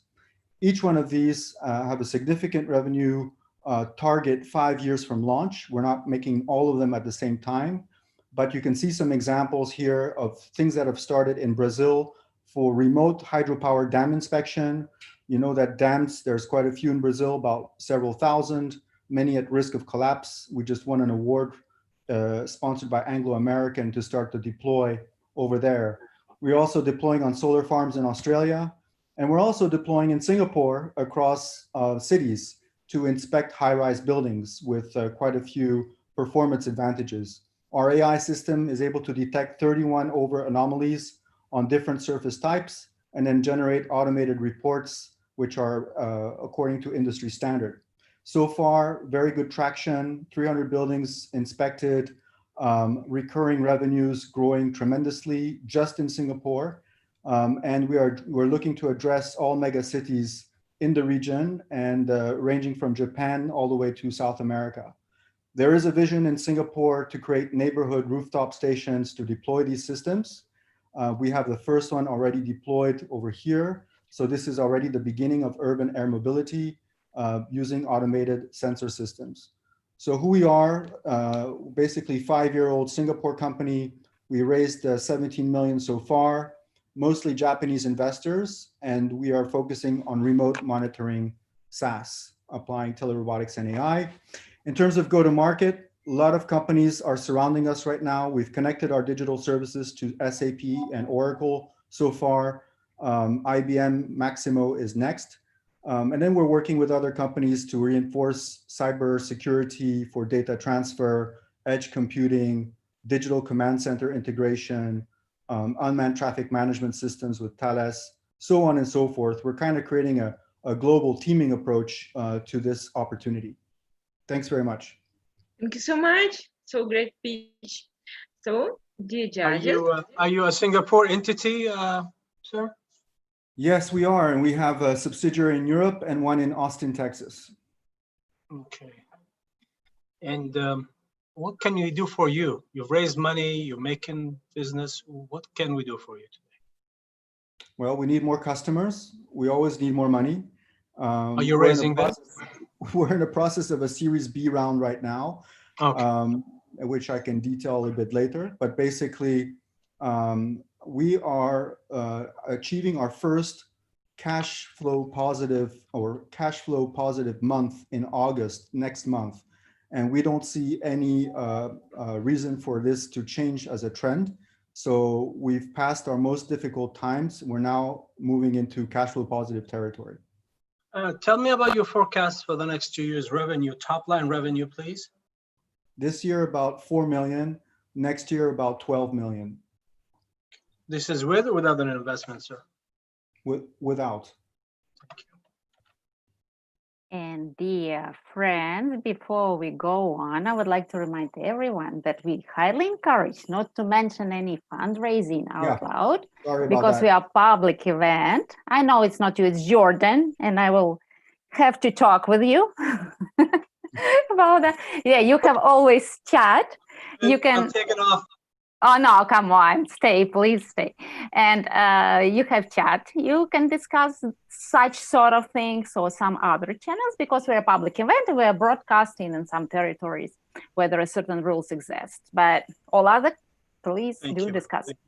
What's your exit? What do you plan to do with this company at the end of the day, sir? Okay, so it's either going to be trade sale. Okay, we have a number of companies, as I mentioned, that are surrounding us at the moment, very keen on the topic. Okay, it could also be the traditional companies in civil engineering that are looking to modernize the way they do their work. There are quite a few big ones out there in the business, companies like Hexagon and others. Okay, and then we're also on the track to a Japanese IPO. We've already began the process last year because of our Japanese investor connections now. We already met all the underwriters. We're about 2 years away from that event, if that's an option we want to pursue. Okay, I have a question in Yes, in the hi, and I've seen several companies in your space. Usually they're not offering it as a service, and the two issues are the hardware. So are you hardware agnostic? And then also how much customization is required when you bring on a new customer? So we sell outcomes, and our outcomes are standard digital solutions that our clients subscribe to. Okay, they don't buy any hardware. All that hardware that you saw was to enable the outcome, but the outcome is typically a high value outcome. So the customers are paying upwards of maybe $10,000 a month to receive this kind of information, which they would normally have to hire out to a contracting company. Okay. I realize that's your hardware. My question was, is it off the shelf or are you building it? So we have designed it. We have IP around this, pretty strong IP, and we contract it out. We can make it anywhere in the world. We currently make it in Singapore on demand from a contractor. So, and the robots, like I mentioned, we have technology that adapts off-the-shelf robots to our shelter systems. Okay, thank you so much, guys. Let's continue in chat. I have one quick question. How much of your solution needs customization? I'm sorry, I couldn't hear you. How much of your solution requires customization, and what is the amount of customization you require each time? There's no customization on the hardware at all. And on the software side, we are selling standard or industry standard reports. So essentially, you choose to subscribe to the reports or not, and typically if you're in a particular area of engineering, we have geared the reports to meet the requirements of that specific area. So for example, one of our products is geared to only facade inspection of high-rise buildings. And that is a very specific group of engineers. There's about 200 companies in Singapore that do that, just in Singapore. But it's a very specific use case. So we've created a product for that. And we see every single product down the line addressing extremely specific needs from these engineers. Okay, thank you so much, guys. Let's continue in chat. Kate? Thanks, Therese. The next one is Custom Fit AI. Thank you. Let me just share my screen. Hi.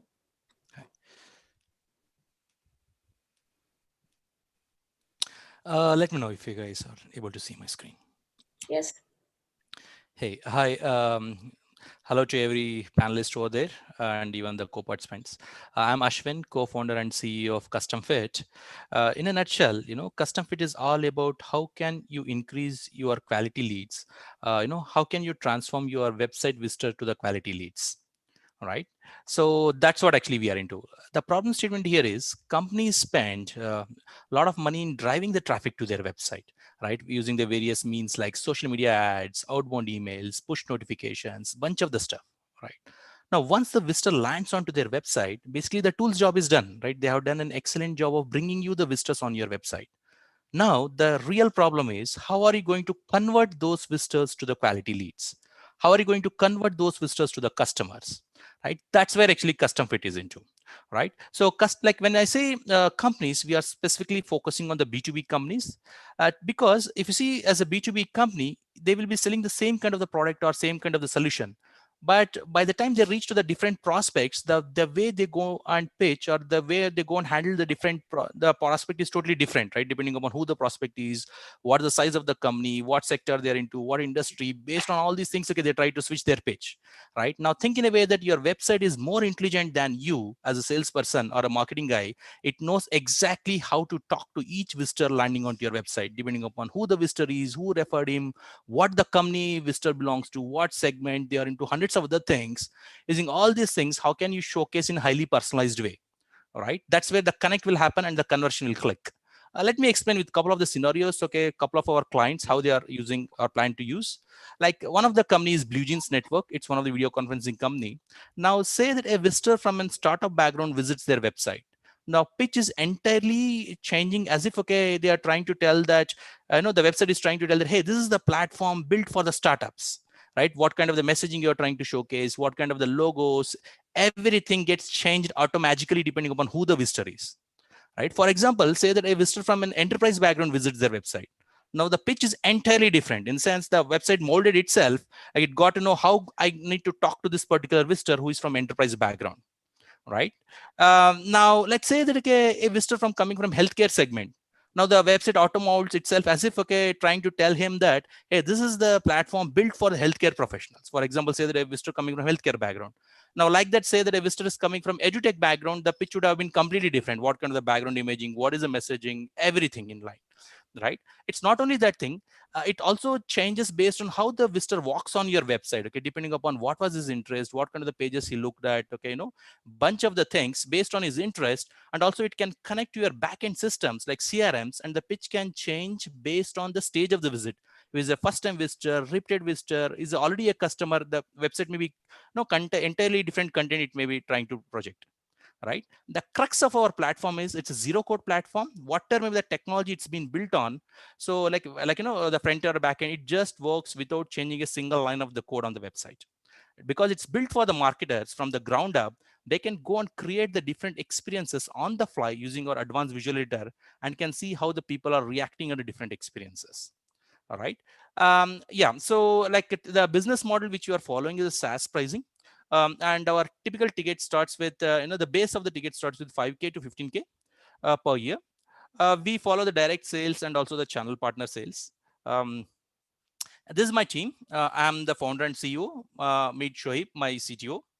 Thank you, Ashwin. Yep, Thank I'm you. almost there. Thank you. Thank you. Dear judges who have some questions. Yes, please.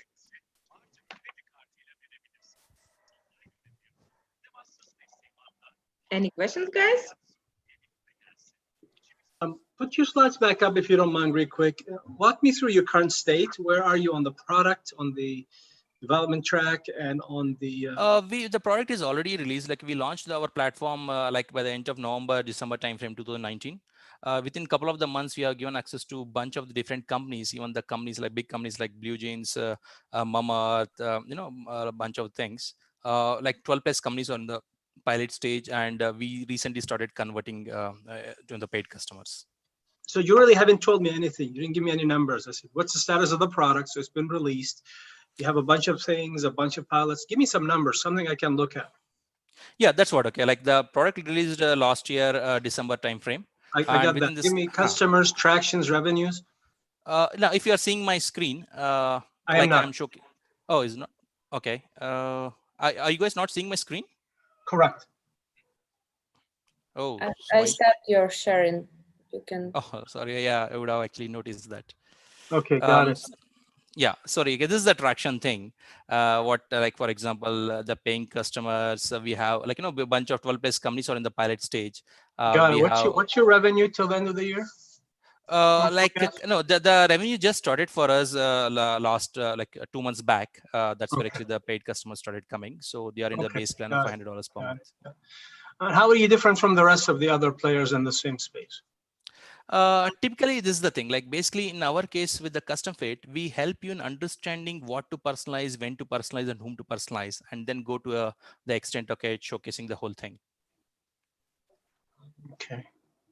I'm sorry, Karen, like basically my screen share was not there because one of the important point. Do you think I just need to recap what? No, it was all on until you finish your slides. You were. Oh, is it okay? It was there. Okay. Yeah, thank you. How long does it take for you to convert your pilots into customers? How long does it take? So typically we give the 14-day free trial, this thing. So within that 14-day free trial, and then, okay, it's a kind of next usually 2 weeks they will take. It's a month kind of the time frame for us to get them convert. So how many of these pilots that you're showing over here will get converted over the next 2 weeks? So for example, okay, next month, okay, Blue Jeans is the one, okay, Mamaearth is going sleeping because of the COVID thing, because they are into B2C. The other thing, capillary thing, Calaira thing, like at least, okay, 4 from this thing will get converted by next month. Okay. Have you raised any capital so far? Yeah, we got a angel fund like a year back, and we are also in the mid of raising a pre-seed currently. Yeah, it's a due diligence is ongoing for us. So can you share what your cap table looks like? I mean, how much have you diluted so far? Yeah, I can share that information, but like because of some of the rules over here, we can take that thing offline if you want. Sure.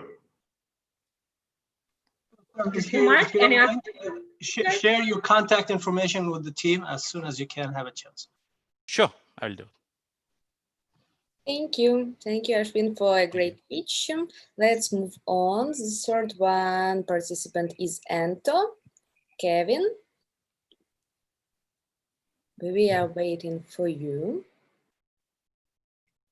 Keep in mind that you are muted. Can you hear me? Yes. Okay.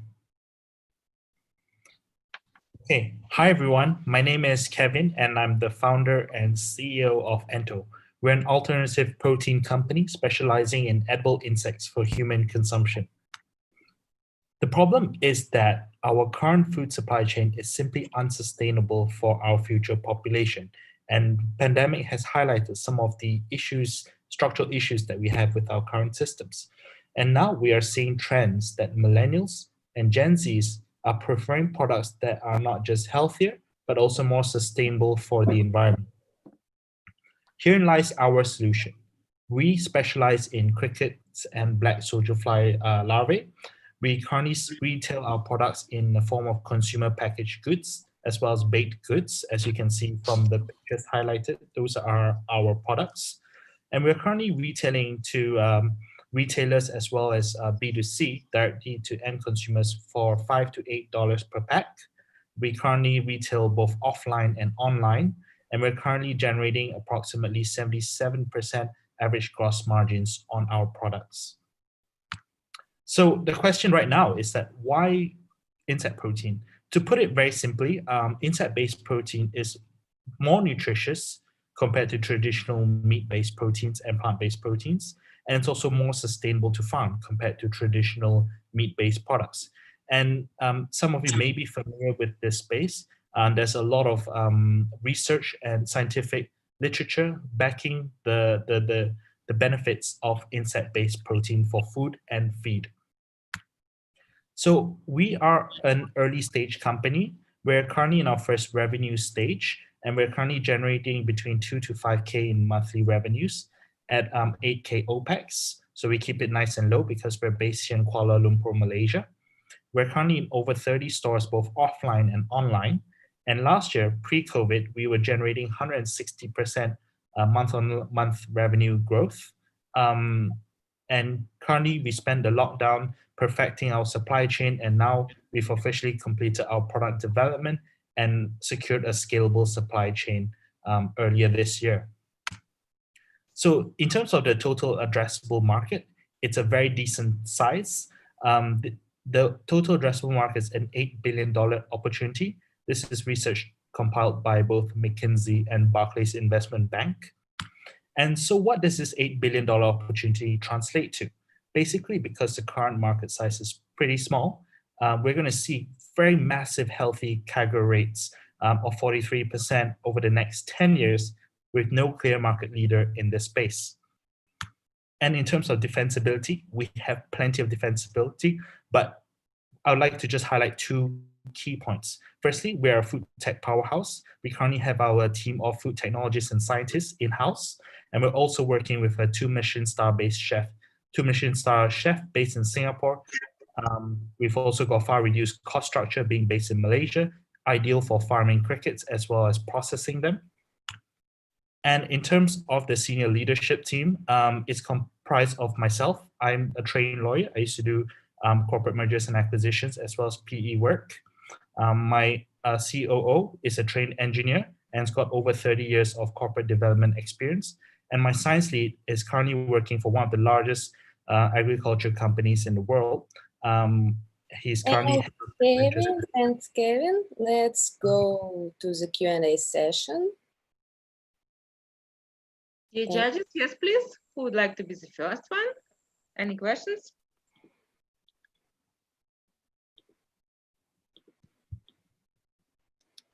So,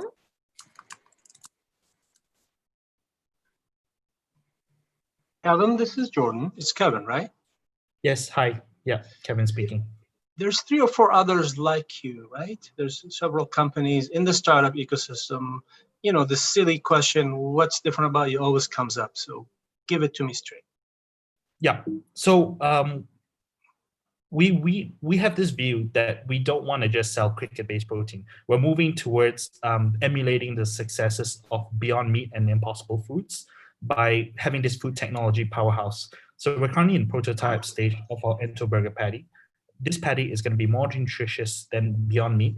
It's going to be more natural. It's going to have less sodium and equally going to be as environmentally sustainable for the planet. So we're moving towards this direction. Currently, the whole industry is still stuck at the whole roasted crickets or perhaps maybe cookies or granolas, but no one has really taken this to the food service stream. So, which is what we intend to do with the Ento Burger Patty. So you're going to need a massive budget for your marketing and branding, are you? I think definitely we need to allocate some funds in that. Whether it needs to be massive, I think Beyond and Impossible has really paved a lot of the way and really made people see traditional burger patties very differently. I think this whole alternative protein space is exciting. I think is generating a lot of buzz, and I think Beyond and Impossible has really created the wave of opening consumers' minds to new sources of proteins. Thanks. Any other questions? okay. Please say. So yes, please.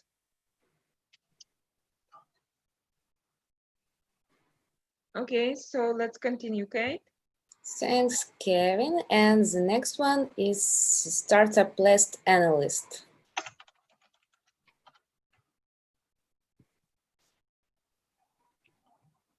You see my can screen? Hi. Yeah. Tadashi, right? Yeah. Can I start? Yeah. Hi, I'm Tadashi from Plasterist, YAC Biode. We have a chemical catalyst to create circular economy of plastic waste, which is one of the biggest challenges on offshore and onshore. And there are 3 methods to recycle plastic waste: material, thermal, and chemical recycling.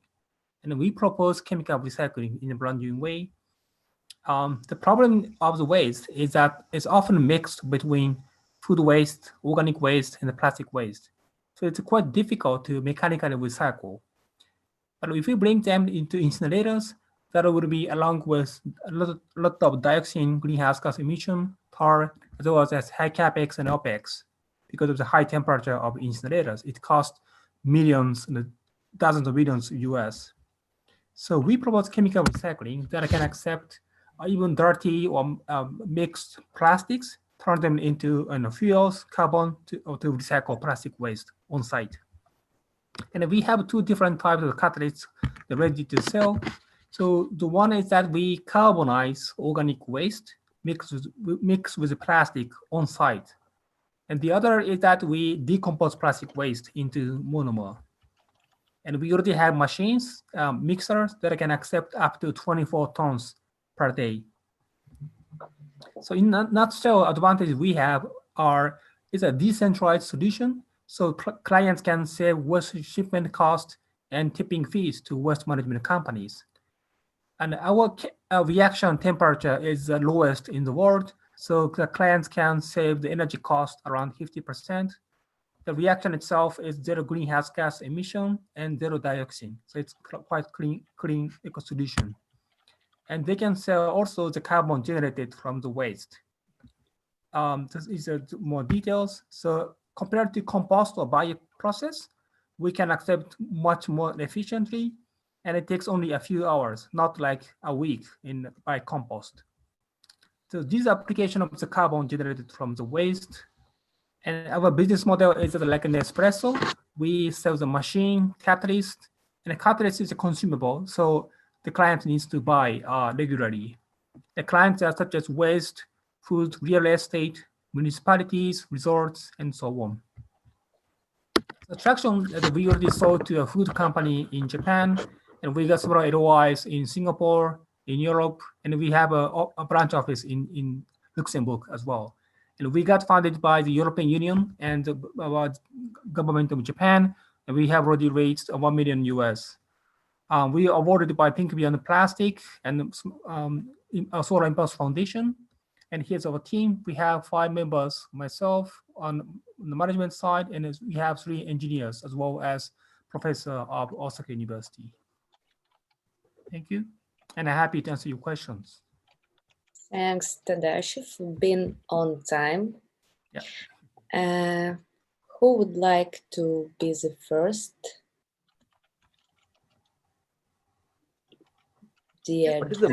What is the minimum capacity of your machine? 200 liters per day. 200 liters. Okay, any other questions? So what's the price point of your machine? It quite depends on the capacity, but it will be up to around €1 million or per machine. And we already sold one in Japan. Okay, thank you so much. Any other questions, guys? Yeah, what is the ROI for the buyer of your machine? The payback is between 4 and 8 years, depending on the distance from the customer's place to incinerators. Okay. Okay, thank you so much. So if nobody has any other question, let's move on. Thank you, Tadashi. And the next one will be Renat with the startup Jandy.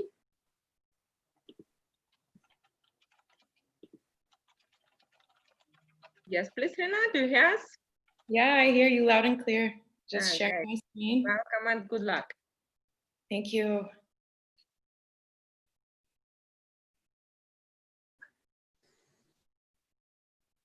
Okay, so hello everybody and welcome. My name is Renad. I'm the head of Jandy for the Middle East, and I'm here to tell you how we can work better together. So when I present in the Middle East, I ask the room how many people use personal messaging apps like WhatsApp to communicate for work. And across the room, everyone raises their hand. So the region here relies heavily on WhatsApp for work communication. And I generally ask, well, what's wrong with this? So for starters, we all end up looking like this. We've got no work-life balance. Work messages get mixed with personal messages. There's tons of group chats. They're not structured. The lack of organization makes it difficult to find files or manage tasks. And more importantly, it's a security issue for company data. But it's clear that the way we work is changing. There's a need for real-time cloud-based collaboration, and Jandy is the solution.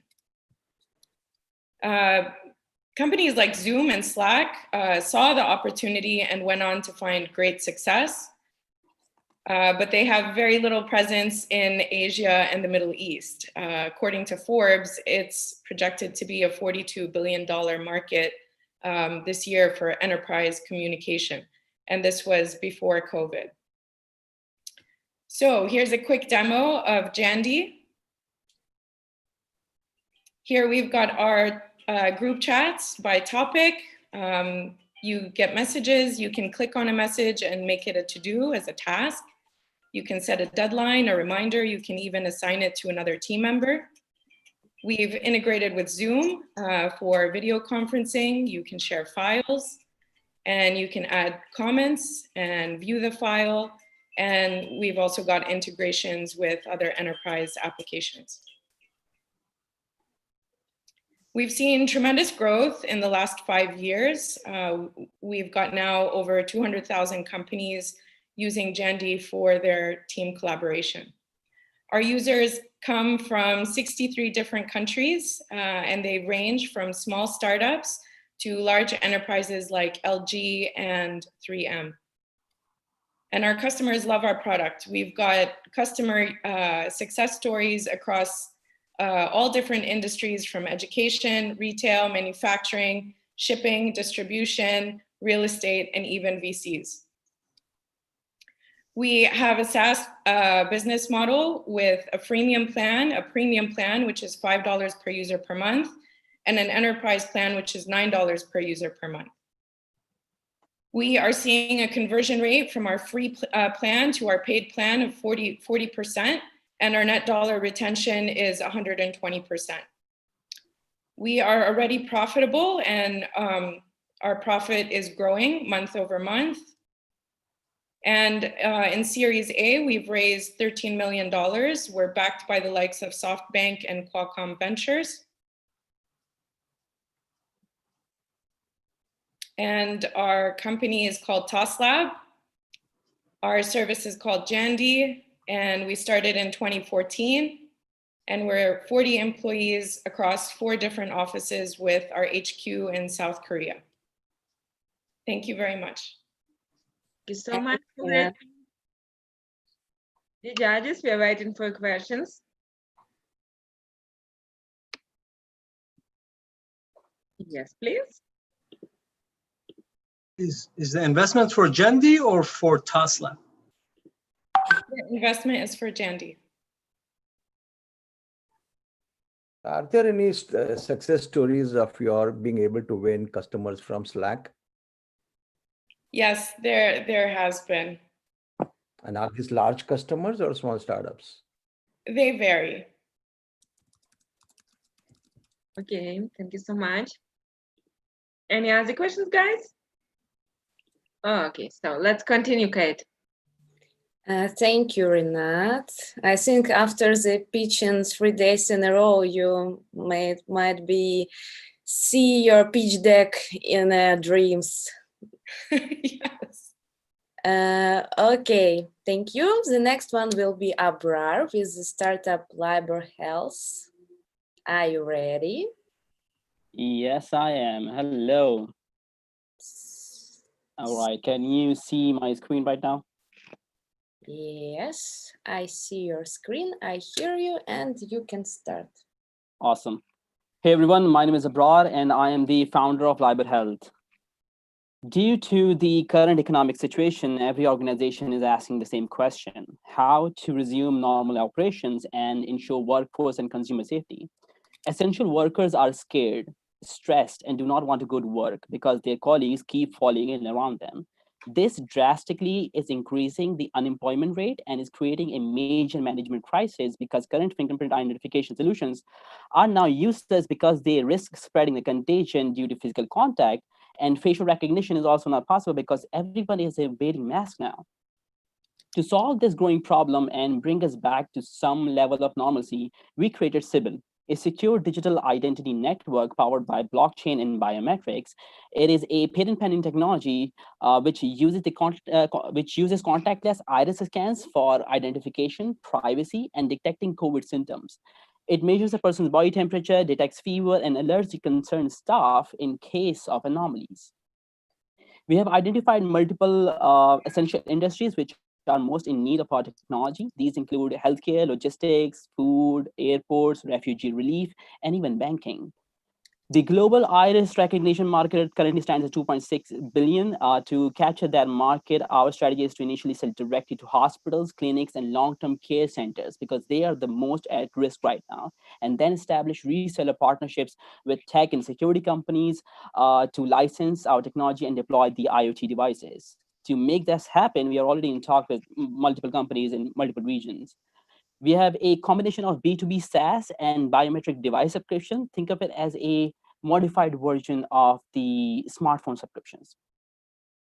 We have a combined experience of more than 25 years in the field. We previously built a blood center management and automation platform called Panacea, which is now deployed in more than 22 cities in Pakistan and in Saudi Arabia and manages blood-related data for more than 100,000 patients.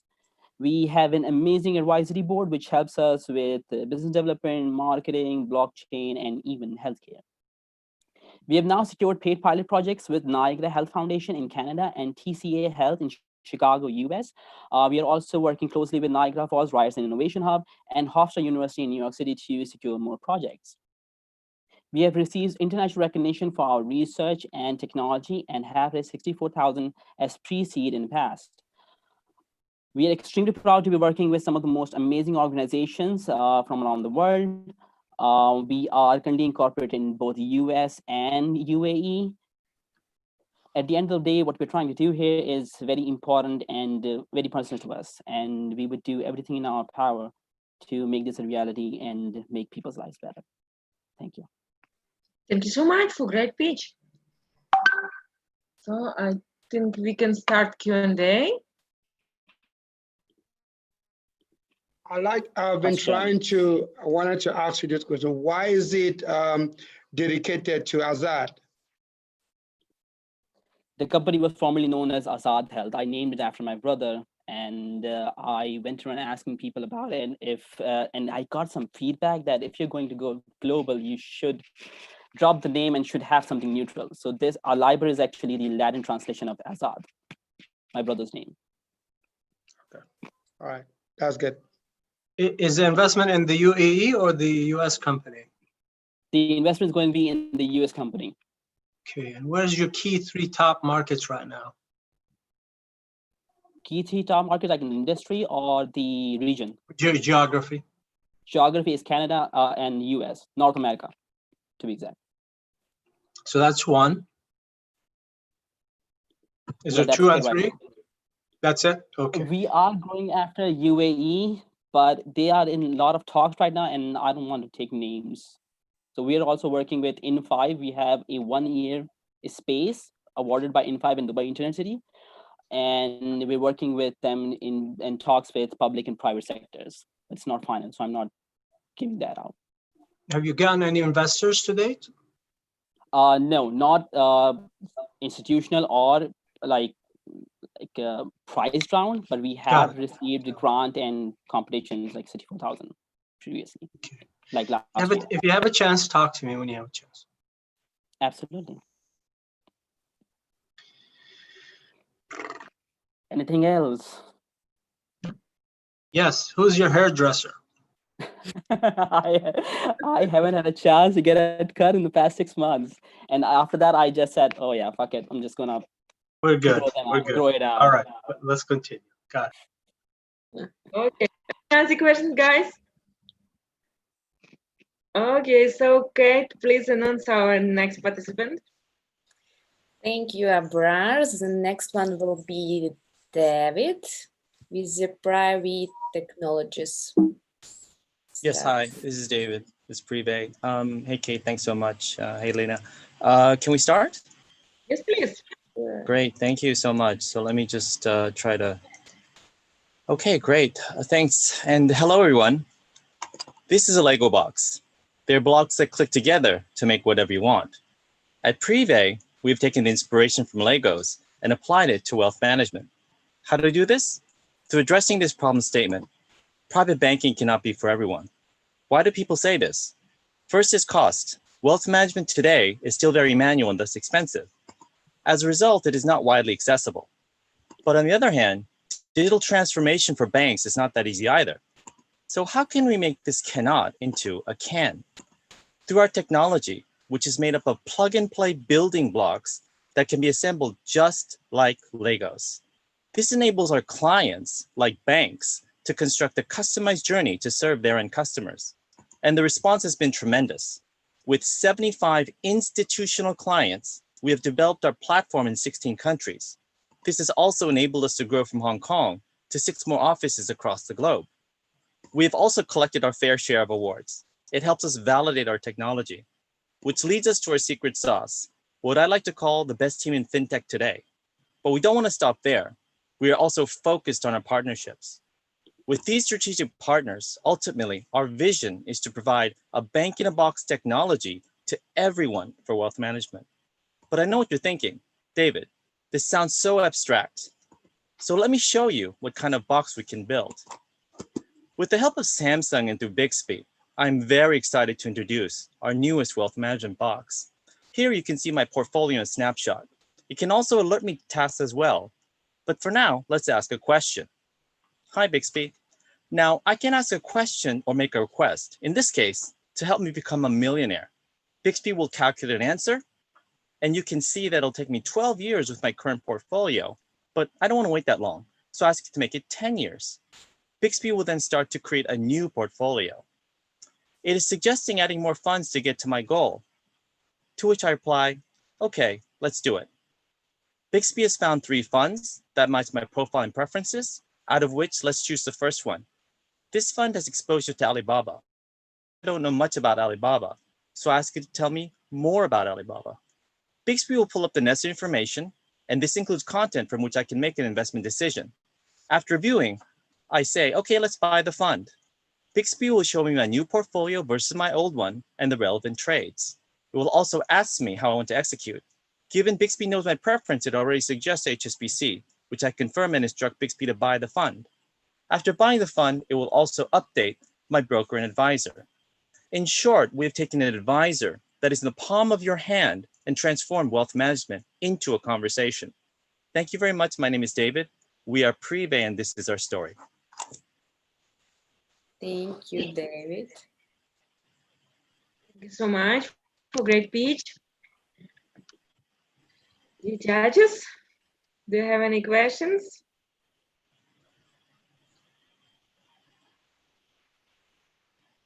Yes, please.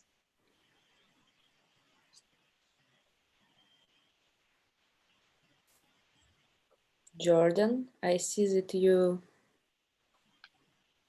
I've seen the pitch 2 days ago, and I see it today.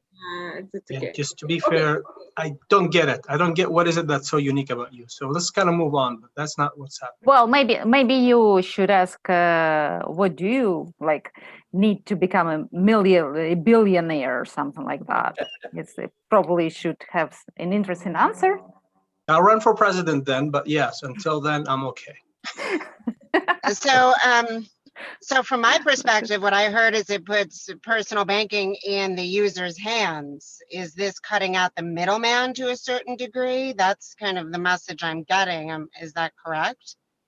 So, that's a great question. We're a B2B solution. So what we do is we white label our backend technology that's made up of open APIs that can calculate and provide wealth management services. And what we're doing is we're enabling banks that may not have a wealth management platform, or maybe that they're starting to convert their business from a product pushing commission-based wealth management system, which is really not wealth management, into more of an advisory system or advisory type of model, which obviously developed countries like the United States have with respect to wealth managers, right? With people that do advice and advisory and provide that digital banking service. So practically what we're doing is we're transforming anyone that uses our technology with an enclosed ecosystem of end clients into a digitized private bank.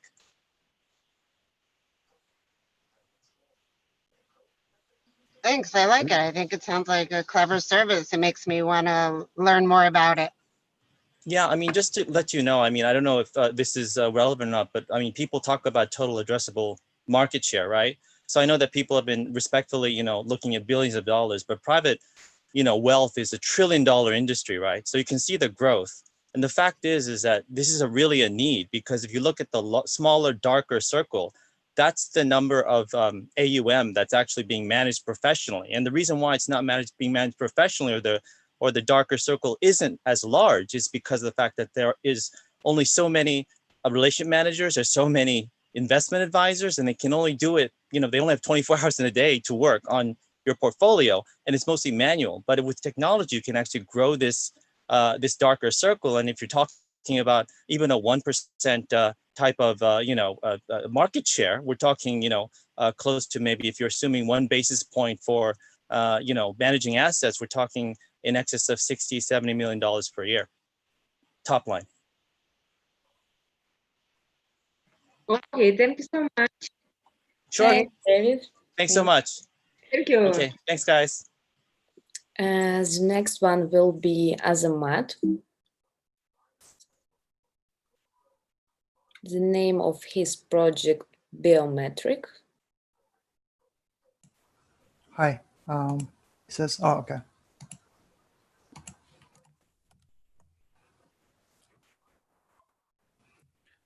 So can you hear me and can you see my screen? Yes, yes. Okay, let's start. Hi, my name is Azamat and I'm a CTO of Biometric. The core of all of our products is a face recognition and document scanning solution. And at first, we applied these technologies to enter a microfinance market. Why, you might ask? It's because we saw that it was very profitable, with about 139 million clients globally, with about $114 billion in loans. The numbers are growing every year. We identified a niche. You see, people who enter this market and try to digitalize or disrupt it, they usually do online loans and they transfer the funds to a credit card. But if we look at the top 10 countries by the number of borrowers and look at the credit card penetration in these countries, we can see that it's very low. And we aim to serve those 90+% of the people who prefer cash. We did this by building instant cash loan ATM. It's built around our technology. It can identify your face, compare it to the face on the document to verify it's you. Then we run our scoring algorithms, and you can get cash right then and there. So this business model was pretty profitable. We broke even in about 8 months, got about to $15,000 in monthly revenue, and the growth was pretty much exponential. But when we tried to enter foreign markets, we found it was rather difficult to do because this kind of business is heavily dependent on local regulations and laws. So instead of dealing with the laws of different countries that we had no idea about, we decided to just sell the solution, the technology, to the local players and act as a franchise.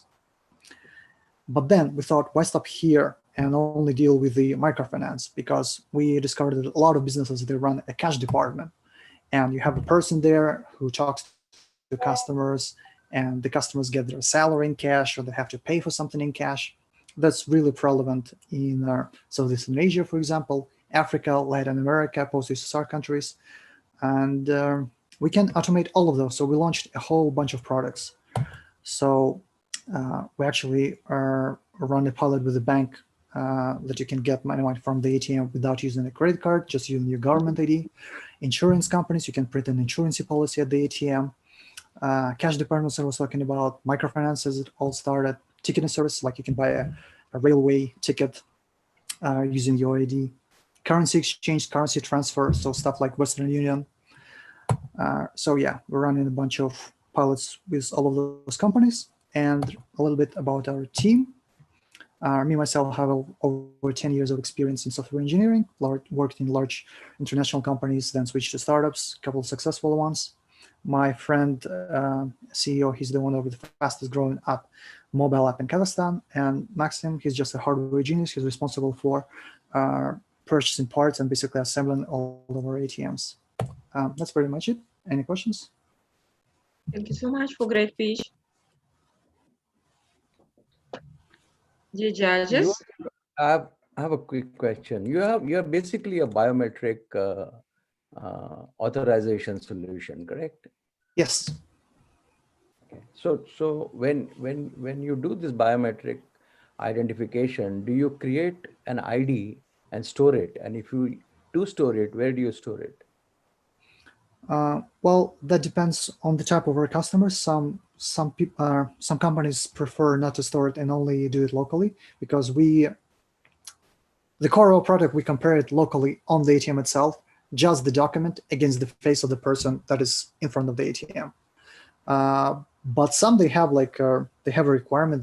They just want some more data about the customer. So for example, the microfinance guys they want to run a scoring algorithm, so we have to go to a credit bureau. We actually look them up on the social networks to run our scoring algorithms. So yeah, there we have to create a profile. Okay, thank you so much. Any other questions, guys? Yes, please. Okay, let's move on. Thanks, Azamat. If somebody want to continue discussion with our previous participant, you can use the chat. And now the turn for aladdinb2b.com. Ala? Thank you, Kate. Can you hear me? Yes, please. Okay, brilliant. Hi, everyone. I am Ala, founder of aladdinb2b.com. I have spent 15 years of matching companies during trade shows to their potential partners. One of the biggest suffering I had in this industry is justifying return on investment. There are last year 300 million people travel to 32,000 exhibitions around the world, spending $137 billion. And the outcome, 95% of them got zero return on investment. So we came up with a solution, which is a web platform that digitizes the trade show experience, where you can save money when buying or exhibiting, you can make money when exhibiting, you can be at several exhibitions without being at any. So if we get a second wave of the virus or any other disturbing event, you still can attend exhibitions and you still can meet buyers and you still can find the new products from the comfort of your home. Our business model, we charge a license of $7,000 to $10,000.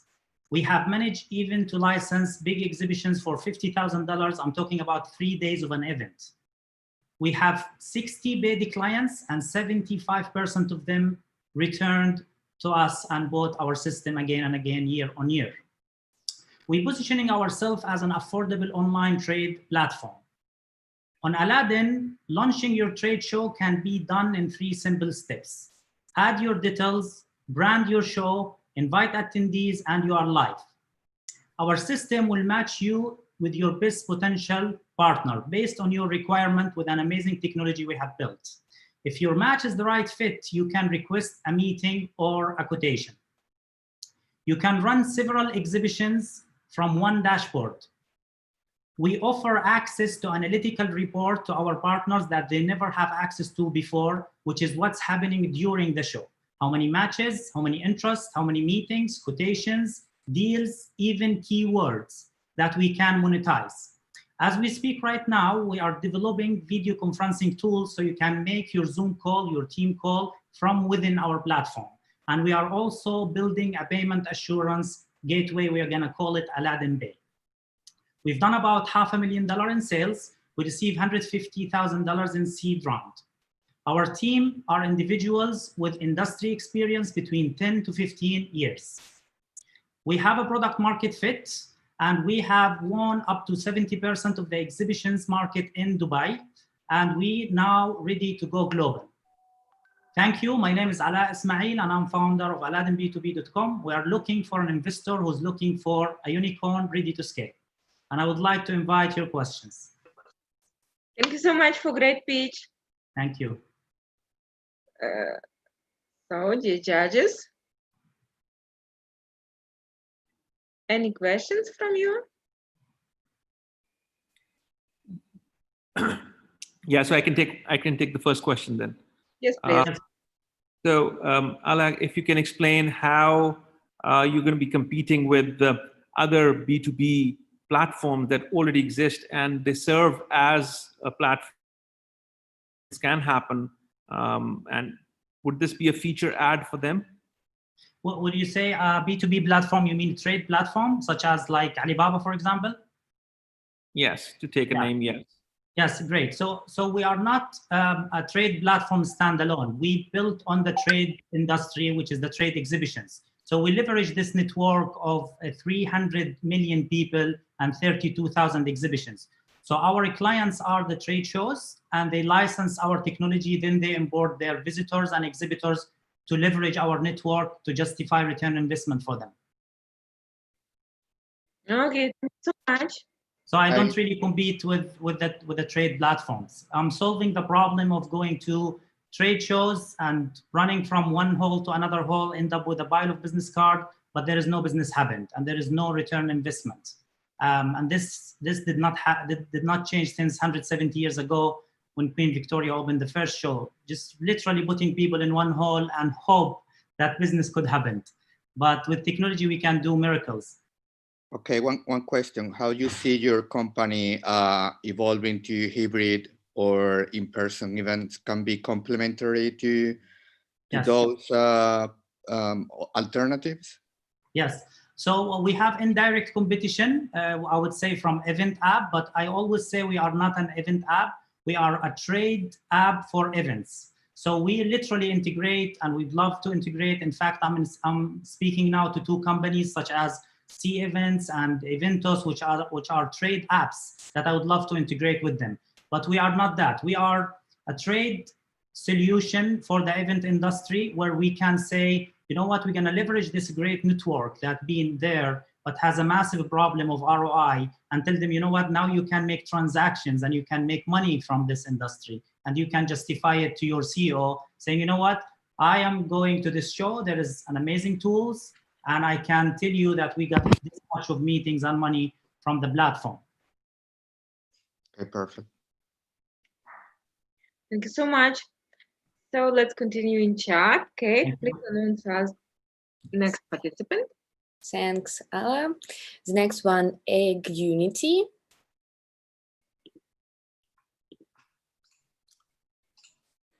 Angus, are you ready? Yes, can everyone see and hear me okay? Yes, I see. Fantastic. Hi, everyone. I'm Angus Keck, founding team member and COO with Egg Unity. And our $50 Egg Unity phone can help enable a smallholder farmer to lift herself out of poverty. Fairtrade International, World Food Program, and a $50 billion retail chain pay us to roll out Egg Unity because it is the best way to connect with last mile users, address UN Sustainable Development Goals, and ultimately improve the lives of millions of people. Eliminating poverty is the most important challenge today and #1 of the UN Sustainable Development Goals. And of those in poverty, the vast majority work in farming, fishing, or are part of their often remote rural communities. And millions of good organizations are spending billions each year trying to support last mile communities, but they all struggle to connect with these users efficiently. And that's ultimately what Egg Unity does. We connect the last mile with this. Egg Unity is a smartphone and blockchain platform that is as relevant to small farmers as the iPhone was to us. It improves trust and cooperation, reduces waste, improves supply chain efficiency, and provides access to other products and services. And it works for them because we've solved the big challenges that a simple application cannot, including a user experience for people with low literacy and no prior experience with technology, solving poor connectivity in remote regions, and securely recording transactions on the blockchain. And this isn't just about impact. In fact, it might be the greatest business opportunity of this decade. And our model moves through 2 phases to get there. Right now, those organizations pay us to give phones to farmers. And we have over $1 million of revenue last year from this B2B model. As farmers earn more, in some cases up to 3 times as much, we collect transaction and subscription fees as a B2C model. And the numbers we're talking about are too big to comprehend, so I'm just going to put it like this. If we get a fraction of a % of the world market, or just a good share in one market we're already in, or expand our relationship with a single commodity buyer or NGO we're contracted to serve, then we will become the first true impact unicorn. And for the 3 billion last mile users, there is really no direct competition, which is as relevant to what they do and has been tested in the field and designed to scale into the millions. We're active in 8 countries and we have a massive pipeline we cannot keep up with. And we've just confirmed our 3 biggest projects ever, including one deploying to thousands of Fairtrade coffee farmers in 4 countries. And this solution that we've been working on for 4 years only needed a very small pivot to play a vital role in safe food supply during the pandemic. And we already have 3 COVID-specific proposals as part of a Unity response, including one for $11 million. Our management team has decades of experience in their respective fields, with our founding CEO having previously exited 2 tech startups in Japan and Singapore. And we've won numerous awards and been studied and recognized by many leading organizations. I'm Angus from Egg Unity. Thanks for your time, and please definitely say hi if you'd like to learn more. Thanks. Who has a question? Can you tell, please, what is the product which users use mostly? On our platform? Yes. I mean, wallet or get cash, or what is the product which is most popular? Yeah, the core value proposition, at least upfront for the farmers, is digitizing their transactions that they currently do. So they'll hand over cash and get a paper-based receipt. So we digitize that process. And the key thing we're trying to do by digitizing that process is eliminate the potential for corruption graft, which is kind of is devastating to a lot of farming cooperatives in emerging markets. Can I take a very quick question? So is your customer going to be that one farmer, the smallholder farmers, or is it going to be companies like Cargill or companies like the biggest food supply chain companies in the world that would then deploy your software?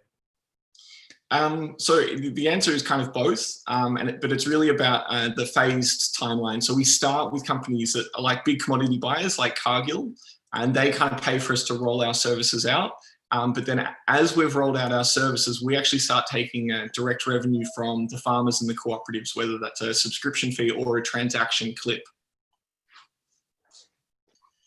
So just to follow up on that then, how do you differentiate between yourselves and companies like FarmForce, CropN, SourceTrace, the likes of those companies? Definitely. So the core of what we do is we've targeted the very bottom of the pyramid. Pretty much the rest of the market is addressing farmers that are in, I guess, slightly higher income brackets and that are usually more connected. I mean, that's at least FarmForce and the ones you've mentioned. So we've really said we want to go out to kind of the most impoverished places, the most remote rural places where no one's designed technology for them. You know, these people can't, most of the time they can't read, they've never seen a smartphone before, and you can't give them some kind of a regular application for them to use. They just won't be able to comprehend it. So our value proposition is to say there's this massive untapped market that no one thinks you can make any money out of because it's too hard. But the truth is it's probably the biggest opportunity staring the world in the face, or at least that's our perspective. I'm going to leave my contact information in the chat. Let's take this offline as well. Cheers.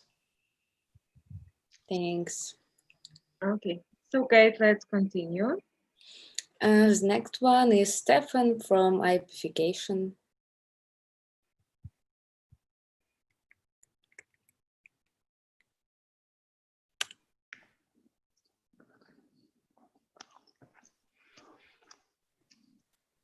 Sorry, guys, can you hear me now? Yes. Sorry, something wrong with the audio. Can you see the screen? Yes. Yeah. Okay. Hello, everybody. I'm Stefan. I'm the CEO of IPification, the company that is changing the way of how we authenticate our mobile devices. You're all familiar with SMS one-time codes, right? You received hundreds of them to register your favorite apps, do the banking, etc. Sometimes the SMS doesn't arrive and it causes severe service interruption. But what is more important is that SMS one-time codes are the cause of some of the most important security breaches today, such as account takeover, SIM swap attacks, etc., because the SMS was never intended to be used for this purpose. What would you say if there is a method to verify your phone number and the device in a single click without worrying about any security implications or your private data being exposed? Well, this is what IPification makes possible. Here is the example of how the service works real time with one ride-hailing company in Asia. You just put your phone number and click OK. No need for SMS, no need for any additional verification. How we are doing it? We've partnered with a wide number of telecom operators around the globe who are integrating our patented platform to be able to offer a service of verifying the phone number, verifying the SIM card and the device seamlessly via end user's IP address. We expose these APIs to a wide number of service providers in fintech, banking, e-commerce, OTT space, who are paying for using this API and for each authentication to verify their users, and the revenues are shared between us and the telecom operators. The market size is huge. It's estimated to go even beyond the A2P SMS market, and especially during COVID time, it's growing even bigger. So it attracted a lot of old and new companies in the space, mostly from the Western world. But what makes IPification unique is not only its Asian origin, but IPification is currently the only company in the world that provides a fully secure telecom-based platform for seamless authentication. We are deployed with 18 telecom operators currently. Thanks to India and Indonesia, we can brag that we have 350 million subscribers covered. We just started in Q2 this year with the revenues and commercialization with the channel partners, but the biggest growth and acceleration we expect next year, coming from some of the biggest platform. We are confident that identification will become a very important piece of verifying the digital identity in the field of what user has. And in today's world, we all know that's the mobile phone and the SIM card inside. We have a great team behind it with a wide experience in telecom and cybersecurity space. And we all share the same vision that mobile authentication must be frictionless, it must be secure, and it must protect the end user data and privacy. Thanks a lot for your attention. So this was IPification story, and happy to answer any of your questions. Thanks, Stefan. Thank you. Stefan, can you please tell a little bit more about the total market in terms of money for today? Yeah, the total addressable market is hard to estimate. The sheer market size is the one that covers the A2P SMS market related to transactional SMS, which is roughly around 15 to 20 billion today, which is also growing, expected to grow. But I mean, as this technology is not causing any service interruption, which SMS does, and it can be used by service providers multiple times because it can work fully in the background without any user interaction because it's based on the IP address. It's estimated that can go, 10 times or 20 times the current size. So yeah, but we are using some official estimations from OVI Group, which I'm sure you are familiar with in the identity space. So they've estimated it around between 35 and 40 billion before the COVID started. Okay. Is there a likely error rate in this verification of IP with the phone? Sorry, I haven't heard. Is there a likely error rate? No, there isn't. No, there isn't. IP address is one of the few things that cannot be spoofed. So we don't take any information from the applications. We don't take any information from the device. We fully trust the telecom network infrastructure. Okay. So if someone wants to make, the guy needs to hack the telecom network infrastructure if they want to basically break into this system, which I never say it's impossible, but if someone do that, they can do much worse things than the authentication side. I have a few more questions I'll take on the chat with you. Yeah, please do. Happy to answer. It's okay. Thank you so much, Kate. Thanks, and Stefan. Thank you, guys. Thank you. As next one will be WorkFam, Cameron.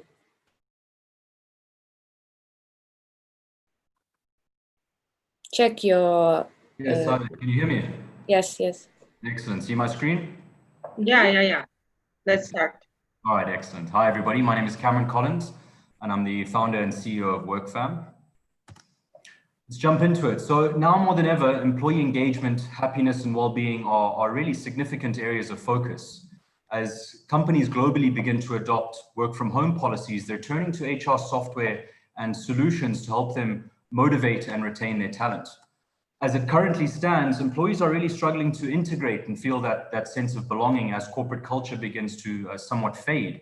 And as a result, the companies are suffering from disengaged employees. Well, welcome to WorkFam, a gamified employee engagement solution that helps your company create a happy, healthy, and highly engaged workforce, or as we like to call it, WorkFam. We secure the best possible corporate discounts in the wellness space, and we enable and encourage your employees to kind of connect with like-minded colleagues, which allows your organization to organically break down work silos and drive cross-segment collaboration, which will hopefully share best practices outside the office.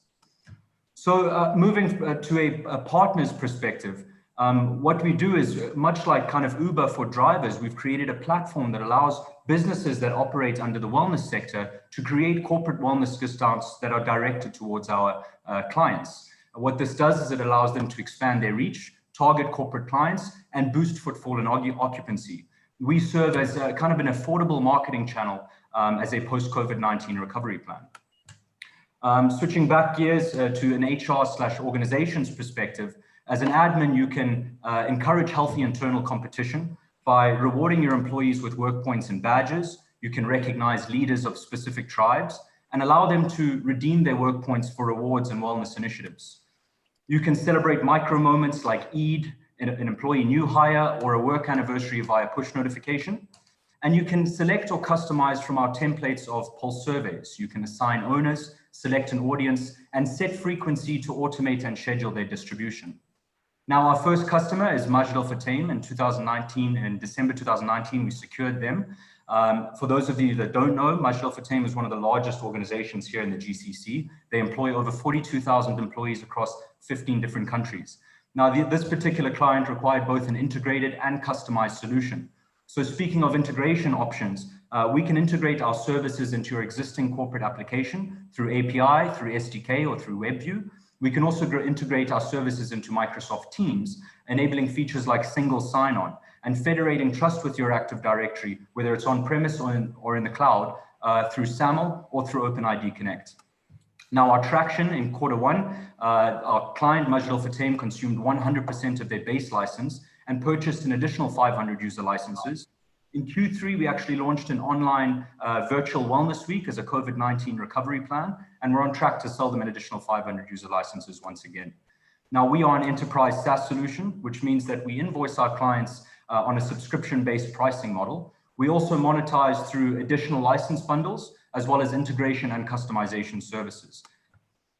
Since we're a Dubai-based company, we're focusing on the GCC market. So when we really hone onto the UAE, we see that 85% of the UAE workforce is actually disengaged, meaning that of the 6.4 million workers, 5.4 are actually unhappy at work. But that's not to say that Dubai is not a very progressive market. They actually have a Minister of State of Happiness and Wellbeing. And in order to solve this problem, they've elected actually 130 chief happiness and positivity officers in both the federal and government entities. Now, our competitive landscape is pretty broad, given that we have a variety of different solutions that address specific components of employee engagement. But what we've done is we've built a holistic employee engagement solution that covers wider elements of employee engagement. So we feel like we're very well positioned over the next 3 years to really capitalize on that growing employee engagement and wellness trend that's happening in corporates, both large and small. Hence the reason why we've created specific licensing bundles to address different segments of the audience. Now, we have an awesome team to help kind of address this problem and a really solid board of advisors. We are WorkFam. We're fully bootstrapped to date. We're looking for a strategic partner, and we're ready to scale, ready to take any questions. Thank you very much for the opportunity. Thank you so much for a great pitch. Will you show us the team? There you go. The team. Cameron, is that you? Yeah, that's me. Okay. Why UAE? Why is the UAE is it just an opportunity, or is there some magic behind that? Yeah, well, firstly, I mean, this is, thank you for the question, Jordan. This is my home. So I've been here for the last 20 years. I am originally South African, but truly feel more like an Emirati. So it's my home. I feel like connections and networks are here. Got it. Good enough. That's all I need to understand. Thank you.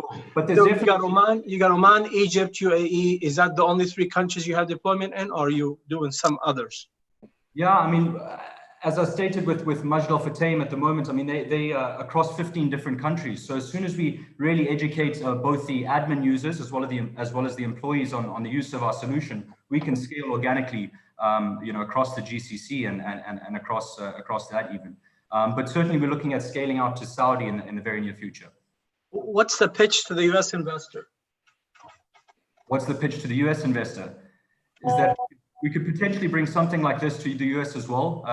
There's a very well-known company in the UK called Perkbox that's absolutely blowing up. I would say that we're feature to feature kind of on par with them. And they have an 87 million pound valuation to date. So we can take this cross borders, because as an enterprise SaaS solution, you can actually localize it. That's one of the most attractive things about our solution.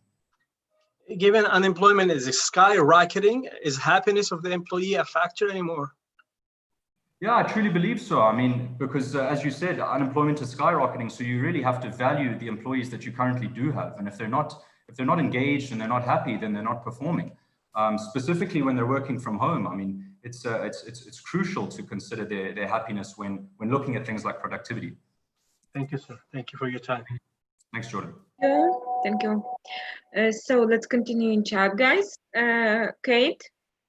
Yeah, thanks, Cameron. This next one is Tylee. Hi, I'm just wait. Okay, let me just share my screen. Sure. Yeah. Can everybody hear me and see the screen? Mm-hmm. All right. Good afternoon. I'm Asha Bhave. I'm the CEO and creative director of Theli. So let's first start with the problems that we aim to solve. The fashion industry is the world's second largest polluter. 1 trillion plastic bags are consumed each year, but there is no real way of recycling these bags. And as a result, 100 million marine animals are killed because of accidental consumption. Sustainable brands also have extremely high prices and a lower focus on design and fashionability. And a lot of these brands regularly engage in greenwashing tactics where their green products only have limited releases. So what is Theli? Theli is a word derived from Hindi, which translates to plastic bags. And as the name suggests, Theli is an ethical and vegan fashion brand that produces sneakers from plastic bags. So this is our sneaker, the Theli Y2K. I have the green version over here. So the sneaker is made entirely out of the Theli-Tex upcycled plastic bag fabric. This is a fabric that I actually developed, and it's currently being patented in India. The fabric's made entirely out of waste plastic bags without the use of any chemicals, and neither does it produce any toxins in the production process. The interior of the shoe is made from rPET, which is a fabric made from recycled plastic bottles, and the sole is natural rubber and is biodegradable. The shoe would retail for $150 US. Each sneaker uses 15 plastic bags and 22 plastic bottles in its construction. The life of a Theli product does not end after it's old and worn out. Old Theli sneakers can be exchanged and can be traded in exchange for discounts. This allows us to responsibly deconstruct and recycle Theli sneakers and also refurbish and donate sneakers to organizations such as refugee camps and charities. Our target market mostly consists of millennials and Gen Zers, conscious consumers, vegans, and streetwear enthusiasts. And what we found was an overlap of interests where majority of streetwear enthusiasts and vegan consumers are in the 16 to 35 age group, which is the age category for millennials and Gen Zers. Our competitors are Parley, Toms, and Allbirds. But what makes us different from all of these are, we tick all the boxes of being vegan, chemical-free, of course, fashionable, and all our products are enriched with our trade-in model. So in the first year, we aim to have sales of $150,000 US. In year 5, we aim to have sales of 3.7 million with profits of 1.9 million in year 5. We're currently valued at $1 million US. We've recently received an investment of $60,000 US for a 6% share. We've also been awarded a lot of grants from the UAE government, especially from the Sharjah government and the Abu Dhabi government. We've also been featured in multiple fashion magazines such as Vogue and Harper's Bazaar. And by the end of 2020, we aim to produce 1,000 sneakers, upcycle 15,000 plastic bags, recycle 22,000 plastic bottles, and donate 5% of our yearly profits to the Plastic Recyclathon in Mumbai. Thank you. Please feel free to visit our website, www.theli.com. Thank you. Thank you so much. Thank you for great pitch. Dear judges, do you have any questions?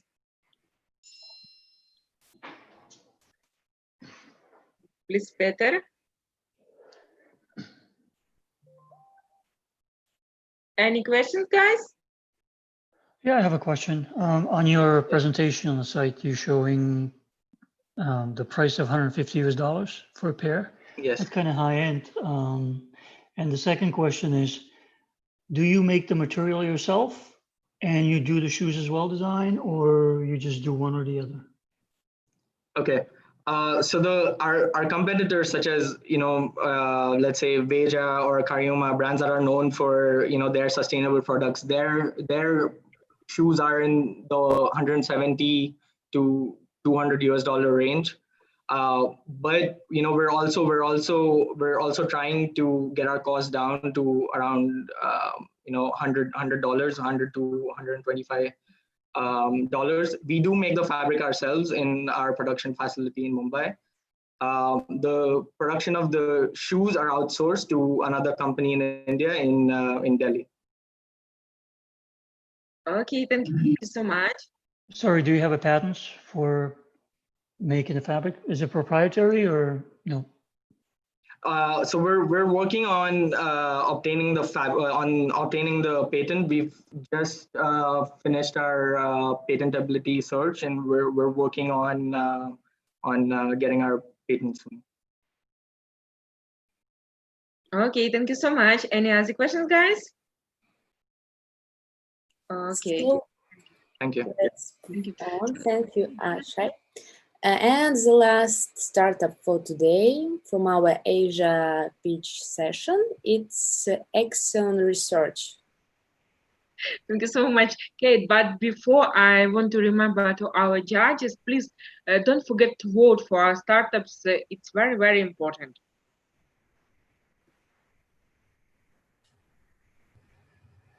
Hi, Yoon. Yes. Full screen. I'm sharing. Okay. My screen. Maybe so. Let me start. Action Research is digital health, digital companies for the visualization of your health conditions. Today's, even in Japan, in Tokyo, COVID-19, so many people have a big concern about that. Once you have infections, in that case, no ICUs, ER, maybe it's so much heavily it's diseases, conditions, they have concerns, and including cancers. But immune system is working well. It can protect us, no problem. But the problem is visualization, who can survive or who are safe. We developed the provide Axel engine based on the visualizations like this. We have 1 million people's data, healthy people's data. Once our engine has the your checkup result or the others, in that case, you can see where you are. For instance, blue cell means very, very healthy. Right side, the red cell, it's getting very close to diseases. This is problem. We are providing the B2B model and eventually B2C model. We are developing, we are providing some engagement with the Japanese companies, pharmaceutical company. And right now we are talking with the gigantic company, pharmaceutical company in the US, how to identify stage 0 of cancer. Once we can prove that, in that case, 99%, 98% people can survive. We are providing right now sub-licensing or just licensing people, and huge market we can access. But the startup, so we are facing a COVID-19 recession, so many difficulties, and our advantage is not to static. Statistical data analysis, dynamic data analysis. This is advantage. We are using hybrid type AI, deep learning, machine learning, and the knowledge based, rule based, challenge we are doing, and we are increasing some contract.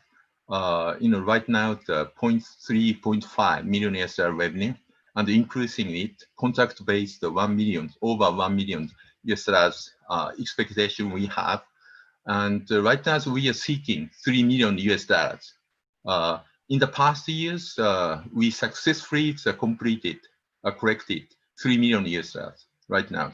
And we had the professional people, MD, weekends, and the pharmaceutical companies, and the other professional AI, high-speed data processing. I'm taking the management position and R&D CTO position. Thank you very much for your attention. Thanks so much. Thank you for a great speech.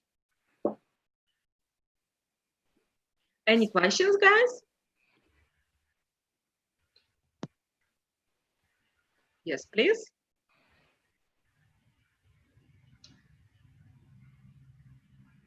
Yes, here.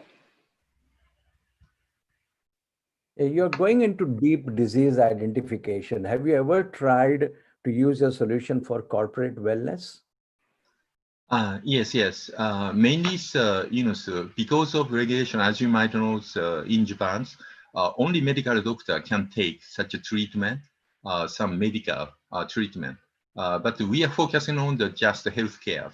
But sometimes we have a B2B model, pharmaceutical companies, they're asking us to jump in such a medical identification of the cancer stage there, for instance. It depends, but right now, we are exploring, through the via B2B and eventually B2C to take your healthcare condition and the tracking. Once we have your checkup result in the past 2 or 3 years, we can tell you which kind of disease risk you have and how much speed, how much long it takes or you reach such a diseases. We provide health promotion services to avoid such a worst situation. You can get back, recovers your health, and you can track. Today it's okay. And the dynamic analysis means you can check it on your smartphone. Okay. And this is our model. Okay. I'll take rest of my questions on the chat with you. Thank you, Sudhir.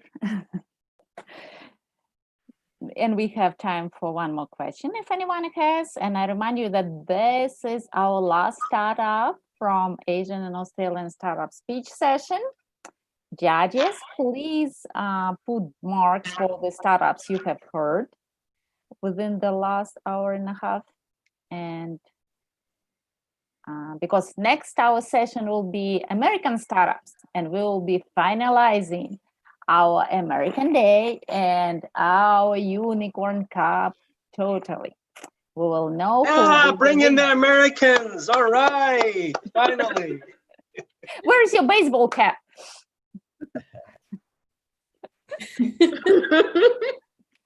Okay. And we are going on a break to give Jordan. Oh yeah, you got it. I said that you will find it when we will be on the break, but you can find a baseball bat while we will be on the break. So guys, thank you, Kate. Thank you, Lena, for this wonderful speech session. Yes, and stay tuned. Don't go anywhere. In 20 minutes, we'll be starting American startup speech session. North America, South America, all American startup speech session. So see you all in 20 minutes. Anastasia, hello. Hi everyone. How's Palo Alto this morning? Good. Very good. Okay, so we'll see you all in 20 minutes. Let's go on a break. Yeah. Thanks, everyone. See you at the winner's announcement. See you all.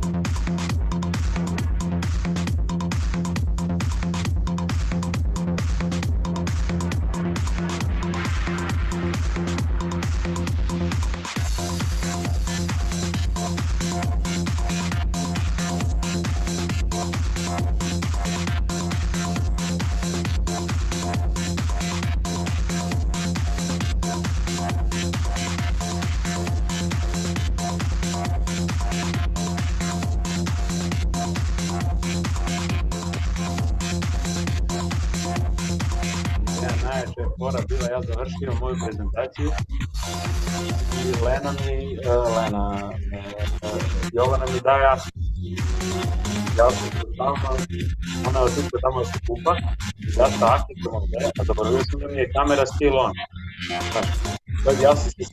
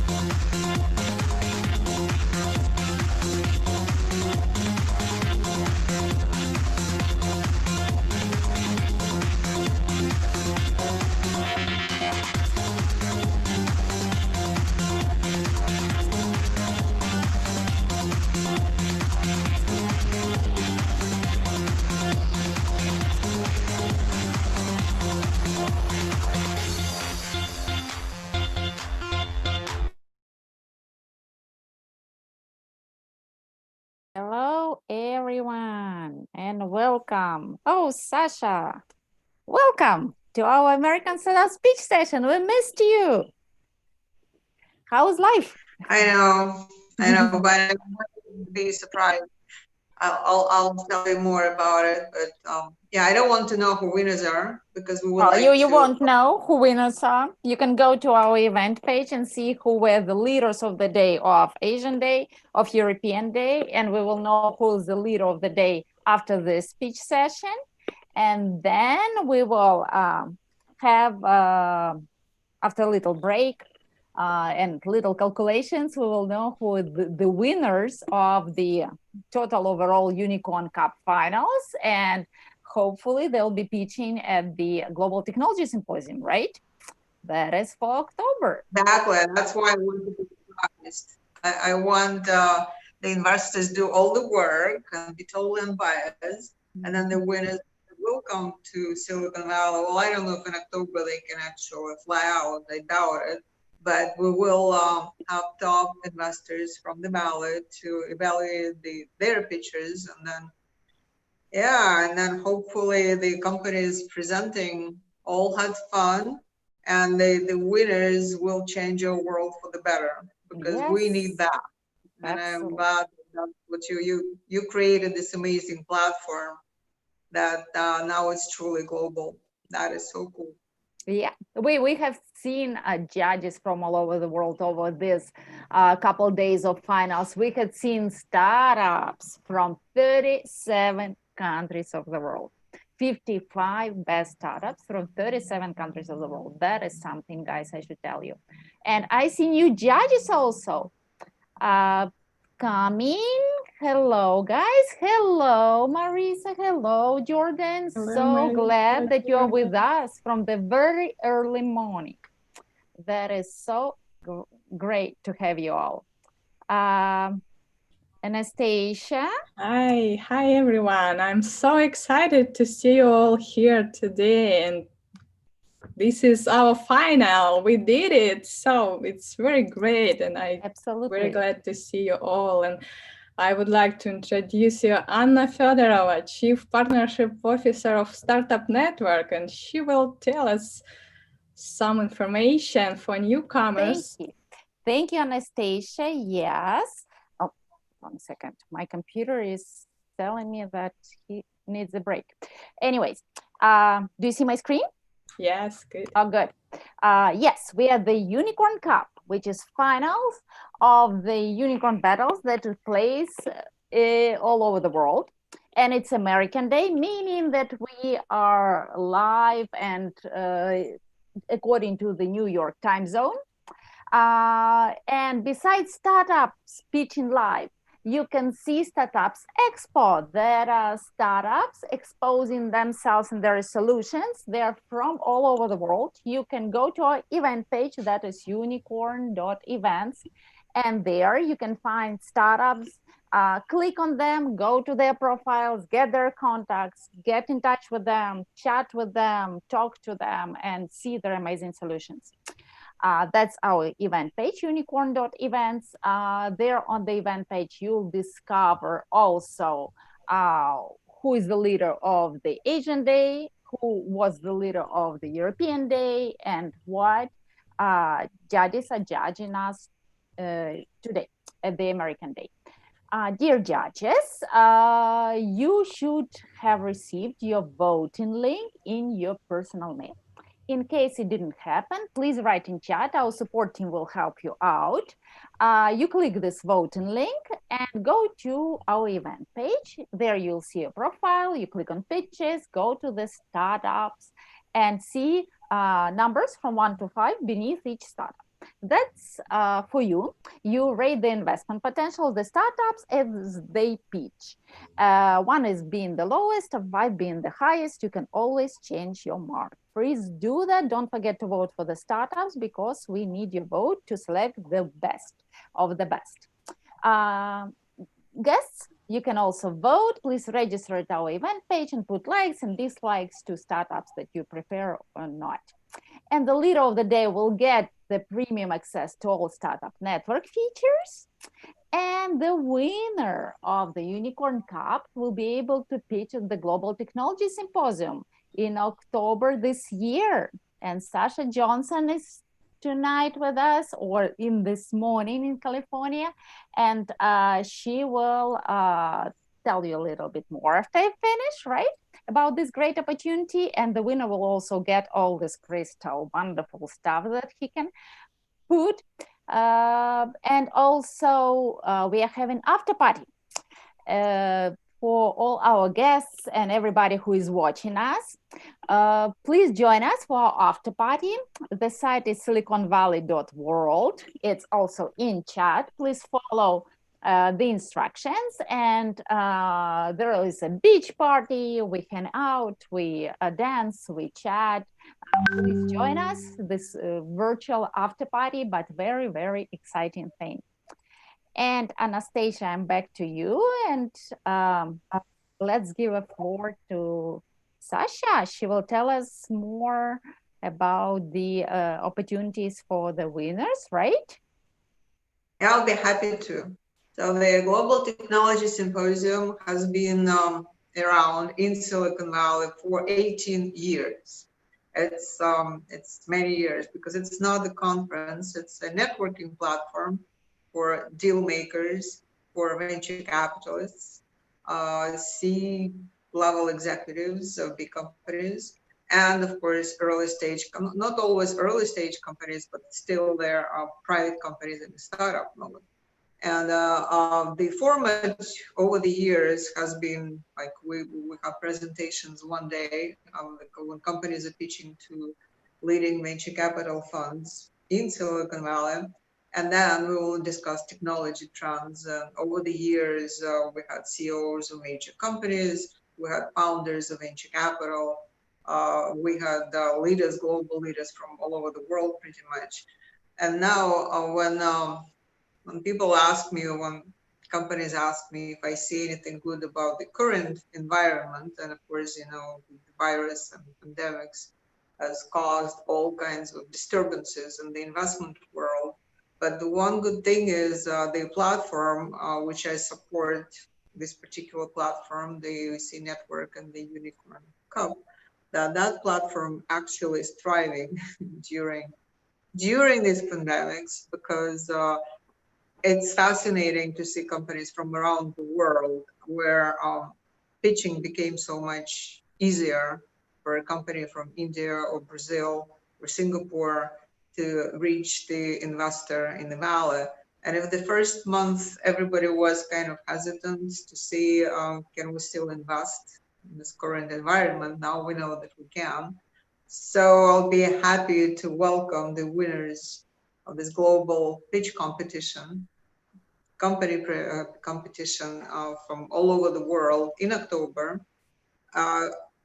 It will be the online platform, I guess. I still cannot believe it that for the first time in 18 years we won't see each other in person. But watching how this particular event is unfolding, the Unicorn Cup, I see that it's possible. And the energy of presenting companies translates really well from the screen.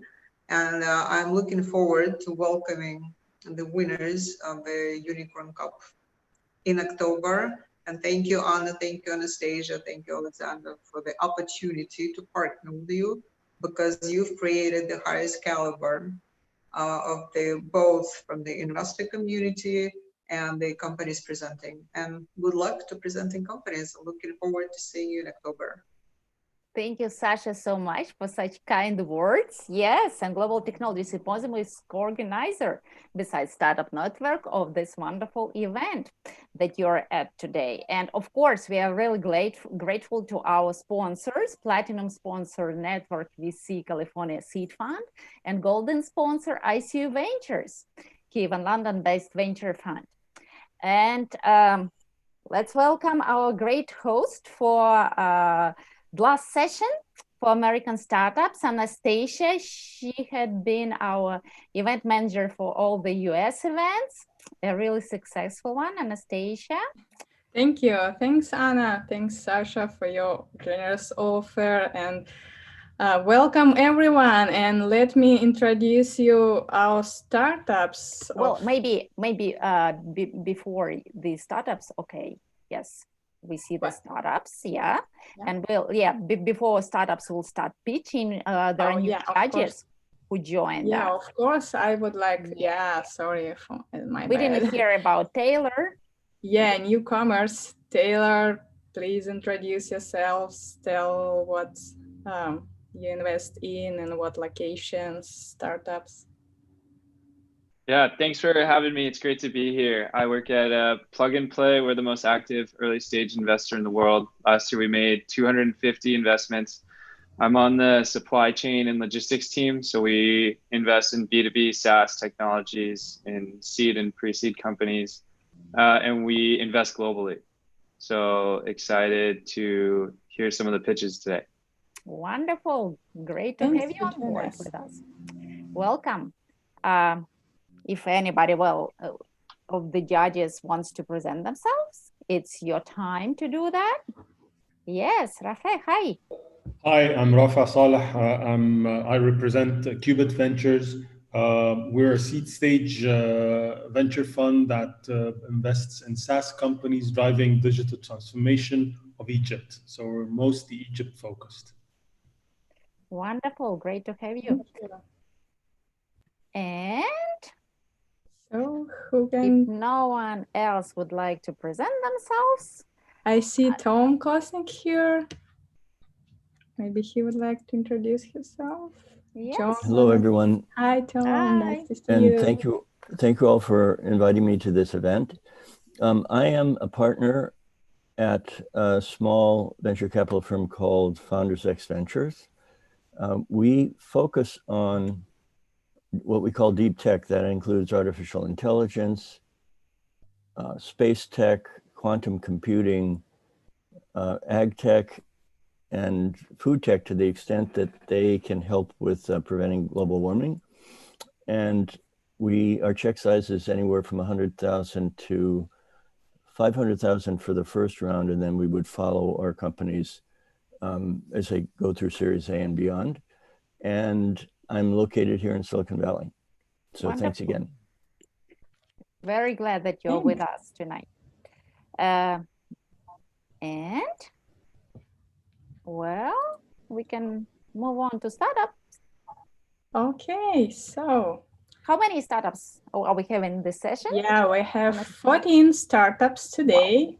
Please welcome our startups and some information for startups. You have 3 minutes to pitch and 3 minutes for questions or feedbacks from judges. Also, we're not recommended to talk about fundraising out loud, and please discuss it privately in a chat because it is our public event and we're not allowed to talk about this. Thanks for your respect, and please switch on camera and sound or mute yourself if you are not pitching right now. And so let's start. Can I say a comment real quick? Sorry? Sure. Can I say a quick word? Of Jordan, yes, you can, yeah. So to all the Americans, whether you're from the North or the South, Canadian or Brazilian, we are counting on you to kick some royal butt.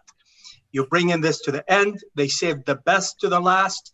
And you and each one of you, you need to score a very high one. So this is your last shot this year. Make us all proud. You get it? No, Jordan, that's being selfish.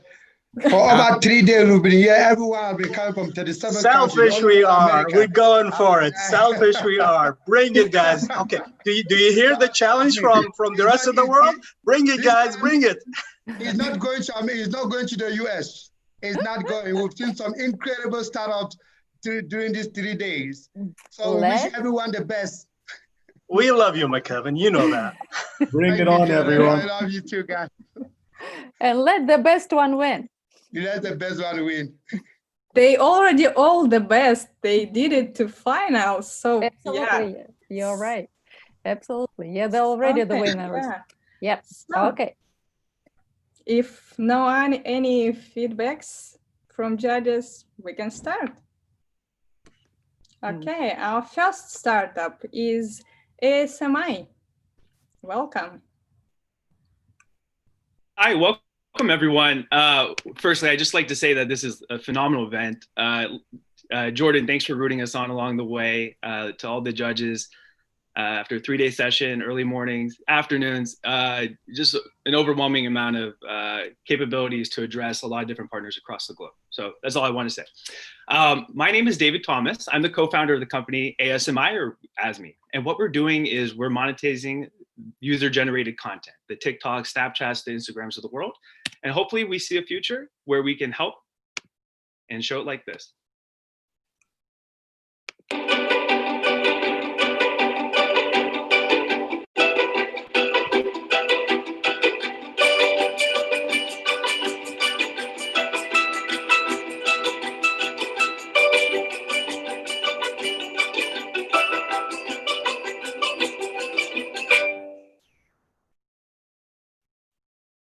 Now we can also measure the.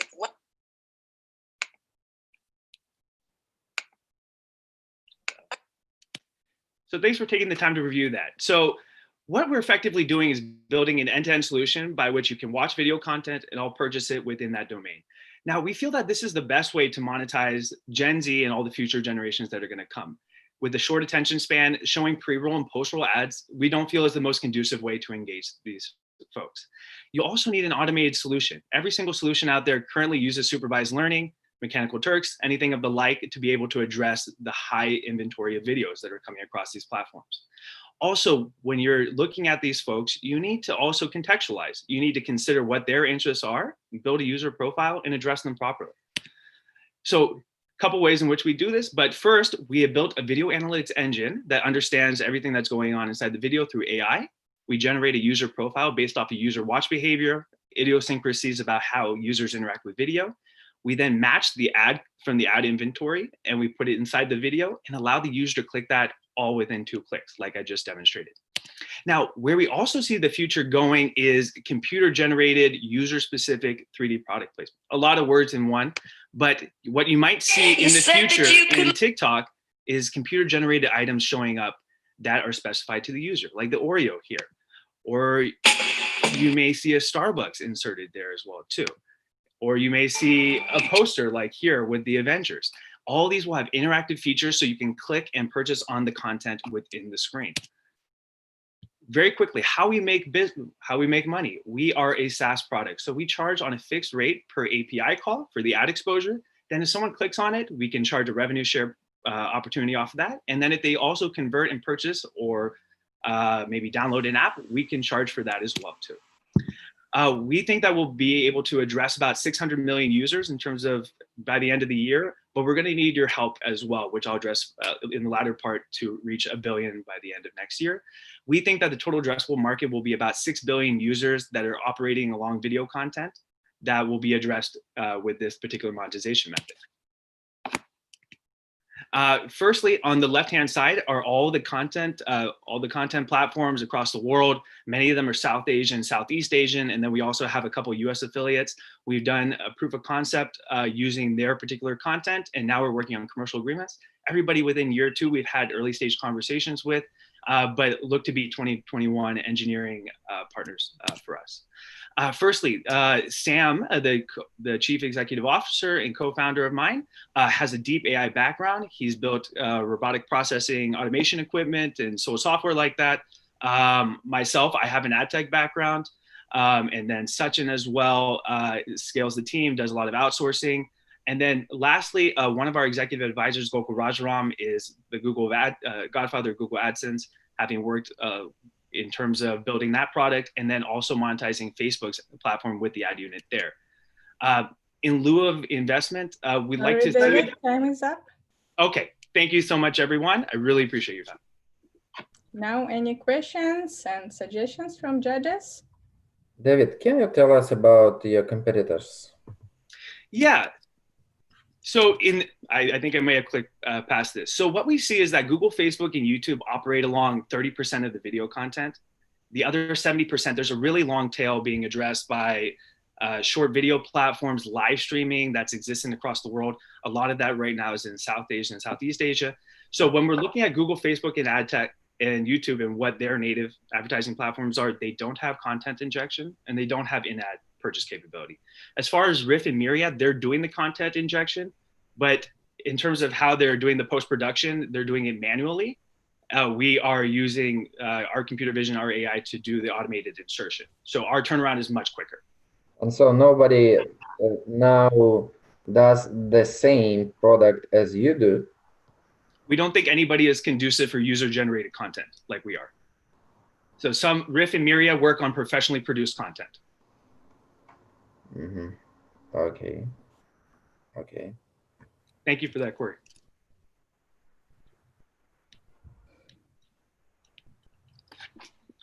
I'm happy to take any other questions. I know if I addressed everything, that's great, but. And can you tell, your product is ready, yes?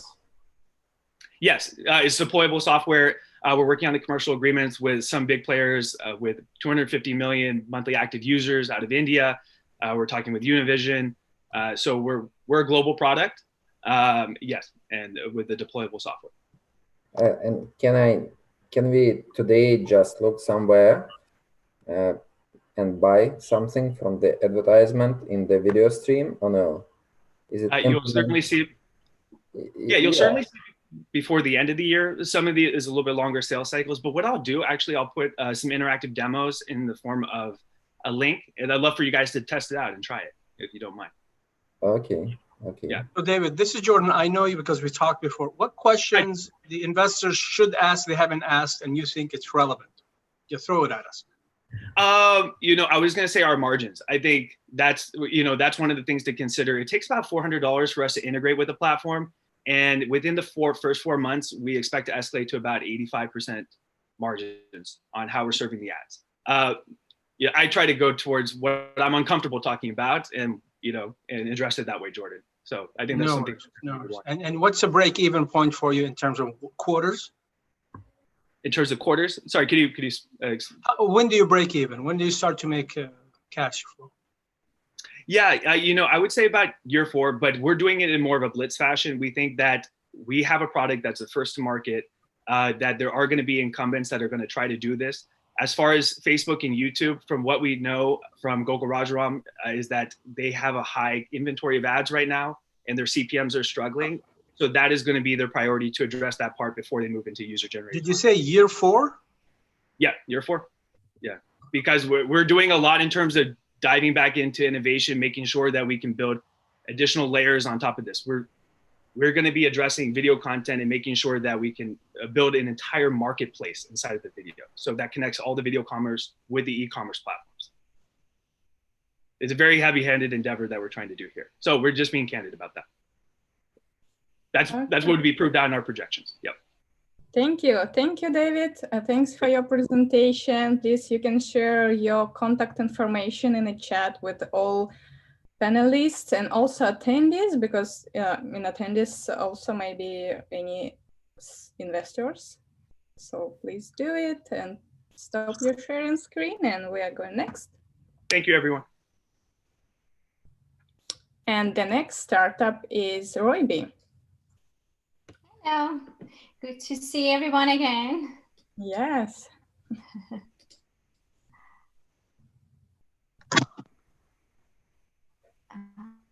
Let's see. 1 second.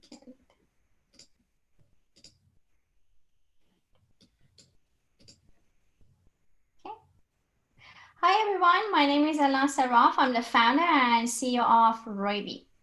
Our children's education needs a change. It is traditional, inexpensive, and teaching every child in the same way. And that's why we started Roibi. Roibi is an AI-powered educational robot for kids aged 3 to 7 in language learning and basic STEM. Roibi has facial detection to say hello and initiate friendly conversations. It is conversational and detects if the answer is right or wrong. It detects if the child is happy or sad. It can create smart reports, pronunciation scores, and so much more for parents and educators. Roibi was featured 2 times on the cover of Time magazine as one of the best inventions of 2019. We also received incredible recognition, awards and media coverage, as you can see on the screen. There are 1.9 billion children globally that Roibi can empower them by increasing their vocabulary knowledge that helps with their brain development, personalized learning, and even social skills. Roibi is currently available at $199. We will have subscription plans for language packages and educational content. It has over 500 lessons, songs, stories in English, and Mandarin language subscription is coming this year. Roibi is actually more than just a hardware device.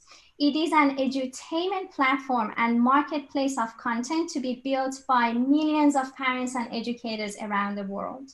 We are currently also working on further developing our expert community as well as tools to allow both parents and educators to add their own content to Roibi. We do not have any direct competition. We focus on language development, teaching through AI, and creating non-assisted learning capabilities. We are currently in retail stores globally, in 132 stores and online, and more channels are coming this year and next, as you can see on the screen. We sold about $250,000 for about 2 months of our soft launch, and we expect to make $3 million in the next 12 months. We have a diverse team of over 20 years of experience in education, technology, and sales. We are now 22 people globally in California, Shenzhen, and India. We raised $4.2 million last year in our seed round and now raising our Series A. The capital is going to help us to extend in software, content, and our global presence. If you have any questions, I would love to speak with you further. And thank you. Thank you. Great. So any questions or feedbacks?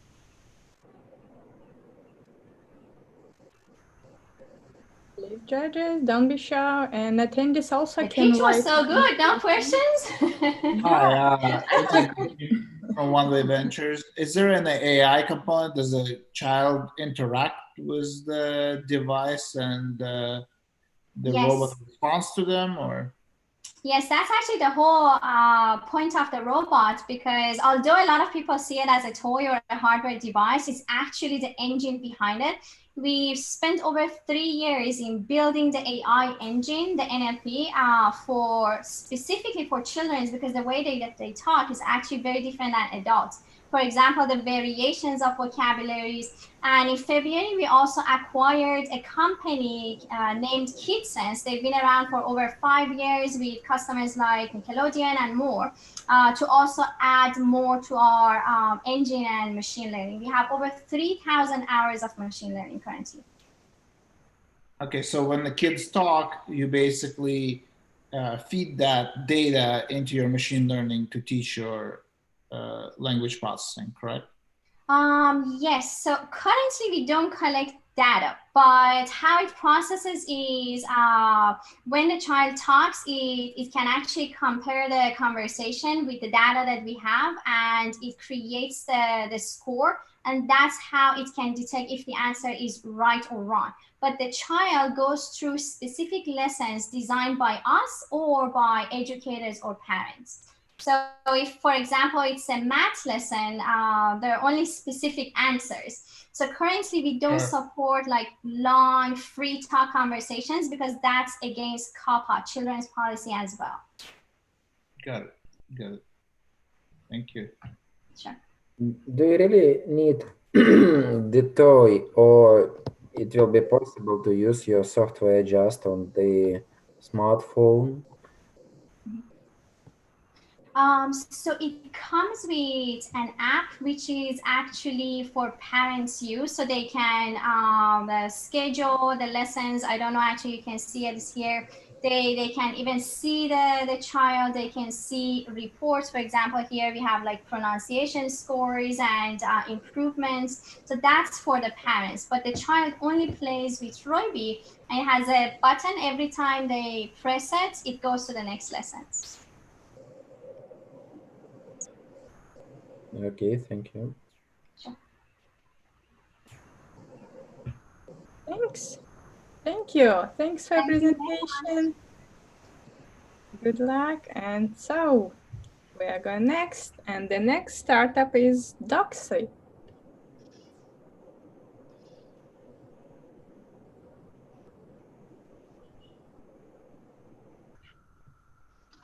Doxy? Okay. Oh yeah, sorry, I'm on mute. Yeah, Right. can you hear me? Yes. All right, excellent. So let me get started then.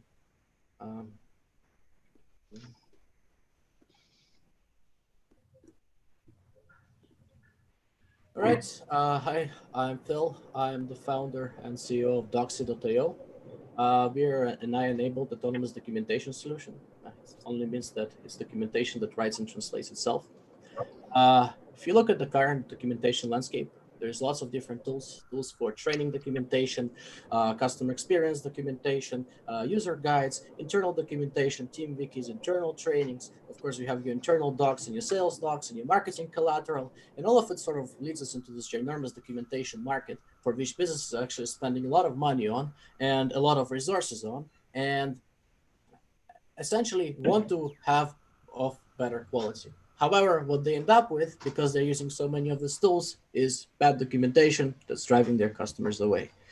That's why we came up with Doxy. It's a documentation solution that writes and translates itself. Instead of looking into enablement of the way people create docs, we're looking into empowerment of people to easily create docs using AI and different technologies that speed up the way that they create docs. That provide them with capabilities of continuous translations with our translation marketplace, that provide them with this documentation project management, which many current documentation tools are lacking, because why documentation is project management? It's just a team of people. Why do they need it? Well, businesses think they need it, and that's why they come to us and switch over from their existing providers and pay us. So Doxy really helps businesses solve a problem of migrating from multiple tools into a single platform, migrating their API docs, their user guides, internal docs, project docs, training docs, into this portable documentation solution that they can embed anywhere on their site, and they can have like embedded documentation on their intranet and their customer support portal. And because of all the tools that we are providing them that actually learn how they write documentation, they actually have helpful suggestions and actually tools to help improve their docs. And it's more than just docs.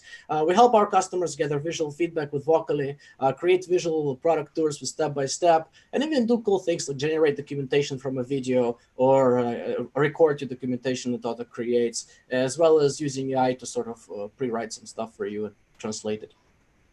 So it's really more than what's out there on the market right now. Tools that focus on enablement, and they are great at that. What Doxy brings is something different. It's more of an autonomous aspect. It's more of enablement it's more of empowerment of businesses to actually create better docs faster, to reduce their time to market, to publish what they need, something that's customizable, and something that learns how your customers interact with it.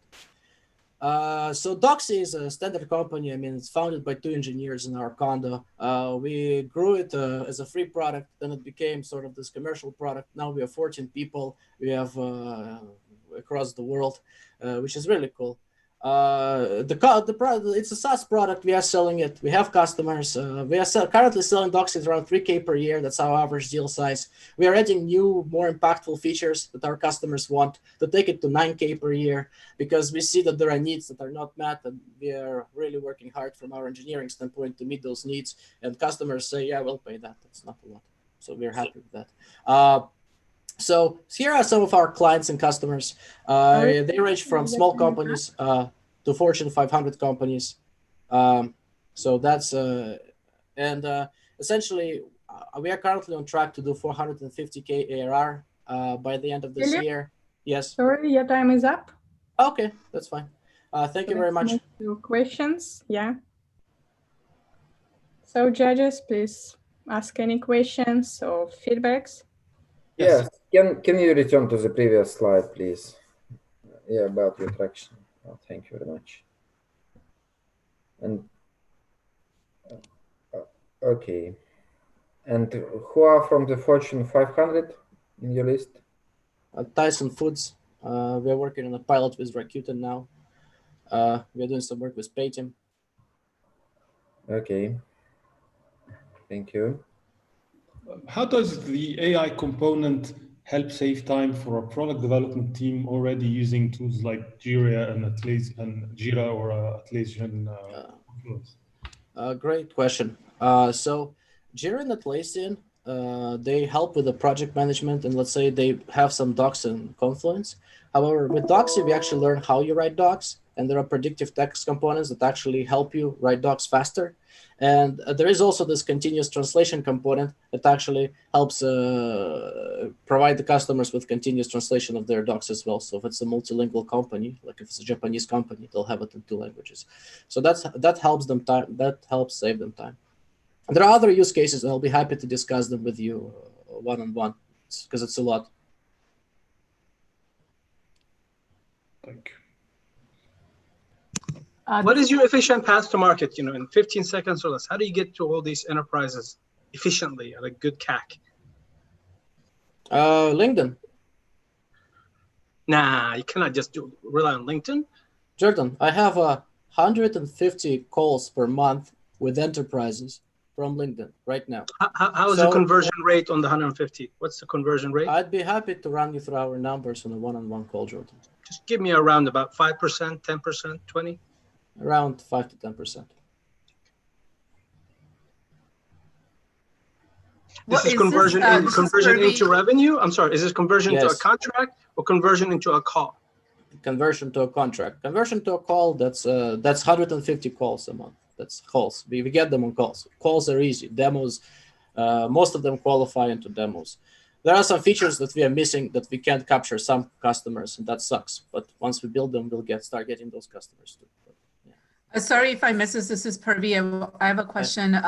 What is when you sign up the contract? What is your typical term for the contract? Is it 1 year? So every it's year? annual. It's an annual contract, 3K. We are now experimenting, trying to charge them 7K, 9K, and see like how if we can push it up and how we can efficiently push it up to get more close rate on that. So that makes sense. Thanks. Thank you for your presentation. All other questions you can discuss privately in the chat. So you're good welcome. work. Good work. Really good work, man. You make us proud. Thank you, Jordan. So the next startup is known. Eric? Yes, hi. Hold on one second, just bringing up my screen here. Welcome to the final. Thank you so much. Good to be here. Okay, let's start. Hold on, let me just get it in slideshow mode. All right. Hello, everyone. My name is Eric Dresda. I'm the founder and CEO of Known, and we are creating trust in an evolving digital world. Balancing privacy and security across multiple channels can be extremely challenging, and the existing identity authentication solutions in the market today are just not working. They're static, they're full of friction, they're fragmented, and they're vulnerable. And that's led to billions of dollars lost every year by both consumers and businesses from fraud, hacks, breaches, and cart abandonment. Known solves this by enabling both businesses and their consumers to engage in private and secure omni-channel transactions across any camera-enabled device through our intelligent, privacy-first biometric identity authentication and management engine. Our cloud-based solution can be easily integrated and deployed across any platform and camera-enabled device, providing businesses with the ability to proactively reduce fraud, increase omni-channel revenue and engagement, and have enhanced security and insights, and in turn give their customers a usable, fast, and frictionless solution that actually learns and perfects itself on them with every transaction they make. So it empowers them to make payments, unlock information, and access the services and experiences they want with the privacy and security they need without the requirement of a smartphone, physical ID, or payment card. To accomplish this, we've evolved a number of technologies around distributed data storage, encryption, as well as artificial intelligence, technologies that allow us to deliver secure access at scale. What makes Known so special is our AI-powered unique device communication combined with facial biometrics. So as I mentioned, our system is constantly learning and perfecting itself on the individual, both the behavioral patterns as well as the unique facial characteristics, giving them a platform that adapts to their physical and environmental changes, as well as providing them with an evolving electronic signature that's impossible to spoof. It's also what allows us to achieve unmatched speed and accuracy at scale. We have 1 contract executed and 3 LOIs executed as well We are going to be producing revenue in October of this year. We're doing this across multiple industry verticals and regions around the world with expected contract values of around 10 million from those we have executed. We're taking a B2B and B2B2C sales and marketing approach with multiple recurring revenue streams, as well as low overhead. And our unique approach to evolving quantum identity puts us in a field of our own, and our use of AI will continue to keep us ahead of the competition. Known as the most comprehensive solution we've seen in the market today that provides the perfect balance of privacy and security with access. We have the opportunity to capture massive market share across multi-billion-dollar sectors, and biometrics are expected to authenticate nearly 2 trillion of both in-store and remote payment transactions by 2023. To accomplish this, we've assembled an exceptional founding and advisory team with C-suite experience ranging from startups to Fortune 500 companies. And thank you very much. Thanks. Thank you. So, any questions? Eric, you mentioned that you have a portable ID. Can you explain what is that portable ID? Yeah, so we are not tethered to the device, meaning that that person can use it across any camera-enabled device on any platform. Ultimately, down the road, what that will also mean is that they'll be able to use this between different businesses as well, but we are not starting at that point. Okay, so that means it is reusable. It will be reusable, yes. It is today, but we're not doing it at the moment across businesses, but we have that capability today. And you also said this is a cloud-based solution. So is the ID on the device or is the ID in the cloud? No, it's sharded in the cloud along with all of the biometric authentication as well. So everything is compressed, encrypted, fragmented, and distributed. Would you go back to your system diagram? Do you meet, are you fit for the IAL 1, 2, or 3? Right there, yeah. Can you fit into the identity assurance levels 1, 2, or 3? Do you know if you can qualify for any or all of the above as an application? I would have to look into that. Okay. Do you have a licensing model or a white labeling model in your solution? Yeah, so we have had those conversations. The contract with the private aviation company is a bit of an outlier because of the model. That one is a $10 per boarding pass. What we're typically doing is actually 10 cents per active user at the lowest volume level tier per month, and then 2 pennies at the lowest volume level per API call. I meant the technology licensing where you license the tech to a third party and let them run with it. So we've had those conversations. We rather not do that. However, we are absolutely open to it. And we also recognize that that might be a requirement with some banks as well as some other organizations in certain regions around the world because of data privacy issues. So we can do on-premise and we can do a licensing model as well. Got it. The COVID is going to make your solution more relevant. If you have a chance to talk to me about this, let me know. Oh, 100%.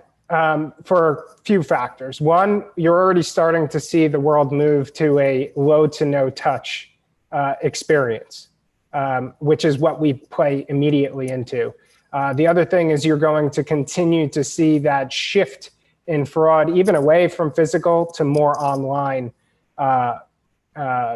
problems in terms of card not present fraud, account takeover fraud, things of that nature.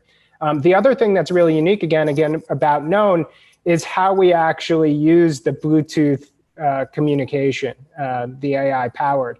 So even if it comes down to putting it inside of environments, not only will we be able to authenticate people, but we'll actually have a way to count how many people are in that proximity, in that store. We're not pulling any of their identifiable information because pulling that data forward doesn't decrypt it, but it will solve that problem as well. So in terms of stores knowing how many people are there, or restaurants or hotels, et cetera, our solution solves that. Thank you. Thanks, Eric. Thank you. Thanks for your presentation. Good luck. Yes, thank you, everyone. Thank you for the questions. Thanks. So, and we going next. And the next startup is AR Wall. Hello, how are you? Hi, Eric. Okay. Trying to get a share screen going. Why am I not seeing that here? Can you see my screen? Not yet. Chat. Okay, here we go. Sorry about that. Hello, I'm Eric Navarrete. I'm the co-founder and chief marketing officer of AR Wall. We specialize in AR, XR solutions for film, TV, retail, and experientials. So we do have two product lines. I'll start with our first one. It's ARFX, which is a film virtual production tool. If you wanted to use existing virtual production tools, you'd be facing what you see on the left, a complicated interface and at least 60 pages of setup documentation. Ours is the one on the right. If you've ever set up a second monitor for your computer, you already have all the expertise you need. Our patented calibration software, XR Sync, takes one button press in 5 seconds. It currently takes a team of engineers hours to do the same with competitor products. And so the next evolution is making this technology available for creators in quarantine. We have announced ARFX Home Studio. It's an all-in-one hardware software solution for actors, hosts, influencers, live streamers, etc. We're offering a monthly subscription with a library of stock environments and creative support. Our first batch is expected to be at least 100 units, 2 million in initial revenue, and 200,000 MMR. Our goal for batch 2 is to bring costs down at scale, generate 6x revenue, and over 1.5 million in MRR. And this is our second product. This is AR Wall Interactive. It's consumer facing, and it's ideal for places such as theater lobbies where you might want users to engage with an upcoming release, or a transportation hub like an airport where you want users to access departure information or check-in, and FECs where gamers can engage in experiences beyond what is capable from their home console or PCs. Our system is scalable and can accommodate any space. AR Wall Interactive requires no headset, no goggles, no wearables. It doesn't even require a dedicated employee to run it. We're trying to make it as simple as possible for brands to create XR experiences for their locations that's plug and play, easy to use, hygienic, and gets people off their phones and engaged. So, touch-free in real time. We believed that before, and we believe it more so in the midst of the pandemic. And here's how we're helping brands move forward. IR sensors can detect temperature, heart rate, and other wellness indicators. Onboard mics can identify characteristic dry cough and heavy breathing. And if needed, our system can notify a responsible body or the user directly that they may be ill. For highly trafficked spaces, going touch-free is no longer a nice to have, but likely going to be a mandate in the future. And we think this technology will be essential for that transition from current to post-pandemic life. These are some of our recent clients. And here's a list of accomplishments. Just want to point out, founder funded on 51,000. That got our initial R&D done. We raised 2 million in a Series Seed, and we have 2 patents awarded and 3 more pending. And thank you. Thanks. So, any questions, feedback, suggestions, judges, please ask.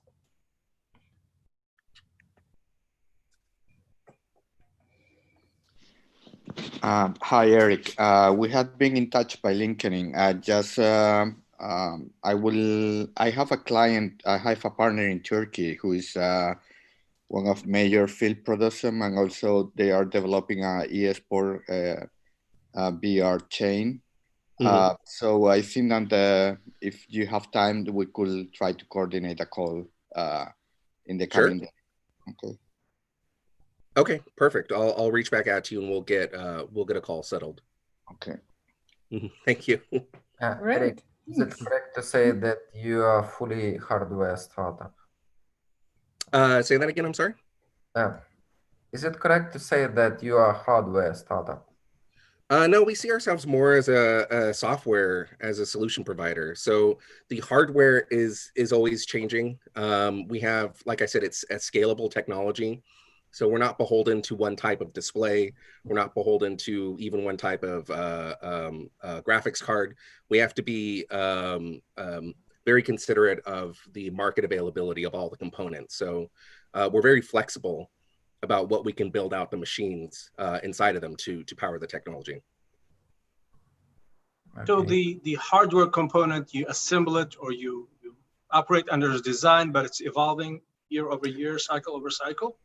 Yeah, so we want to make sure that we're up to date with whatever the newest hardware is going that's coming out. So, you know, likely there's going to be hardware configuration changes every 6 to 12 months just because technology moves that fast.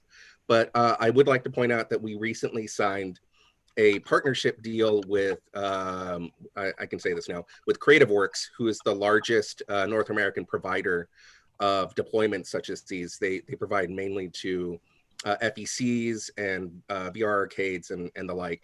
So they're going to handle the deployment and the maintenance for all of these systems. So we're really just building the experiences, building out the software packages, and then they will handle deployment and fulfillment on the client side. Eric, if you would go back to the slide that has a couple of recent deployments, I think it may be one or two. And my question is, what's the process for getting a company like HBO or M&M's to pilot and adopt? And how long does it take? Well, as far as how long it takes, very quickly. So we're a team of artists. Half the team came from filmmaking, the other half came from interactive. So we're used to working under a deadline, and we're used to working here we're based in LA, so we're used to working under industry timetables. So the HBO experience was put together from front to end in less than a month. And for that, we created a virtual backdrop that all of the talent appeared against during the premiere of Watchmen.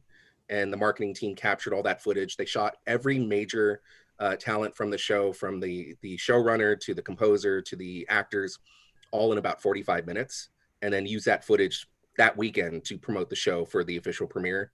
So, you know, they definitely got that value out of it. And they appreciated the fact that, you know, it took less than 5 minutes to get their stars in and out of the virtual space. So as far as how that came about, I mean, we're LA based. We've been talking to all of the studios. Basically, everyone knows who we are, and they're trying to figure out ways to sneak our projects into a green light. But I should say, you know, that was last year when virtual production was maybe less of a known thing. But obviously, like Disney's Mandalorian came out, that made it more of a buzzy topic. And now that we're in the pandemic, every production is shut down. So they're looking at tools that can expedite productions again, which is why there's an even hotter renewed interest in what we can offer, because this is a way to put. So I have a question. Excuse me, I have a question, which is, I assume you have a 5-year projected income statement, and if so, what would your year 5 revenue be, and how much ultimate capital would you need? You know, the Magic Leap took a lot of capital. Sure. We did have a 5-year projection, and then, you know, we were largely an entertainment-based company. So we've been pivoting a little bit more because all projects that were in the pipeline got pulled from every major studio. So that's part of the reason why we are offering a prosumer tool now, which is the home studio offering. We think that if creators are going to be stuck at home for, you know, the next year to however long it is here in the States, then we ought to be able to provide a software solution that that gets it out there to as many people as possible. But we're still trying to get alongside Hollywood productions greenlit and back to normal again. So our projections basically took like a 6-month hiatus because everything shut down around us. But we're hoping to get that reevaluated and started again. Thanks, Eric. Your time is up. Sorry, we can discuss any other questions in the chat. Yeah, we have lots of startups today. Yeah, thanks for your presentation. Thank you. So the next startup is Just. Am I right? So is that me? Yeah, yeah. Great. Thank you very, very much, Anastasia. Let me share my video. And yeah, please share your presentation and start. Thank you very much.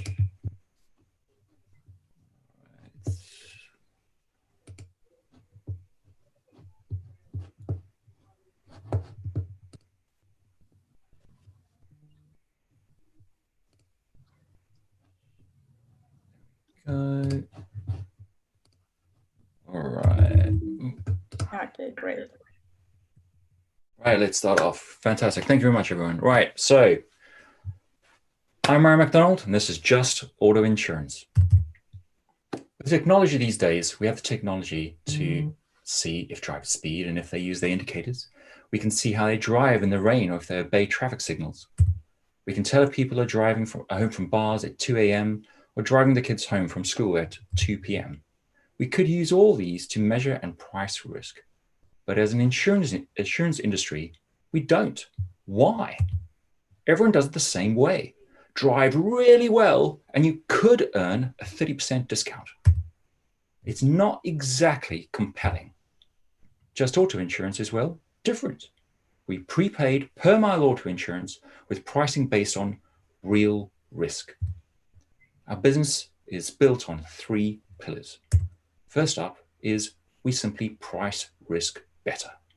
We believe there's a big difference between driving in the rain, driving in the rain while speeding, driving in the rain while speeding, and mucking about on WhatsApp.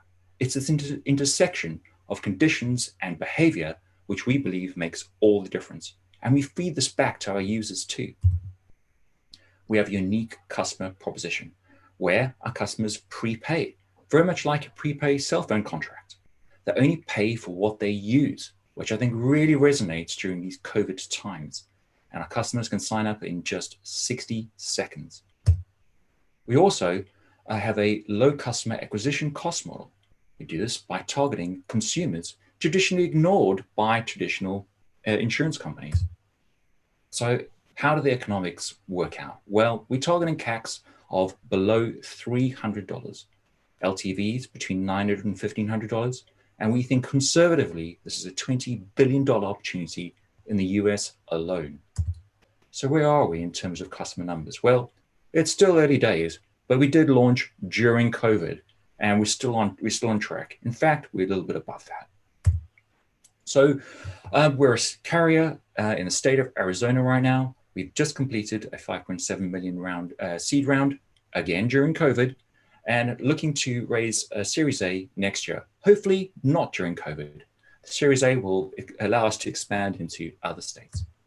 Our executive team and founders are made up of a serial entrepreneur who made his fortune pricing risk, the insurance tech guy, me, an accountant, and of course, a lawyer.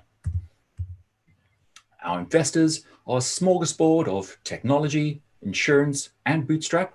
And that's me. Thanks very much.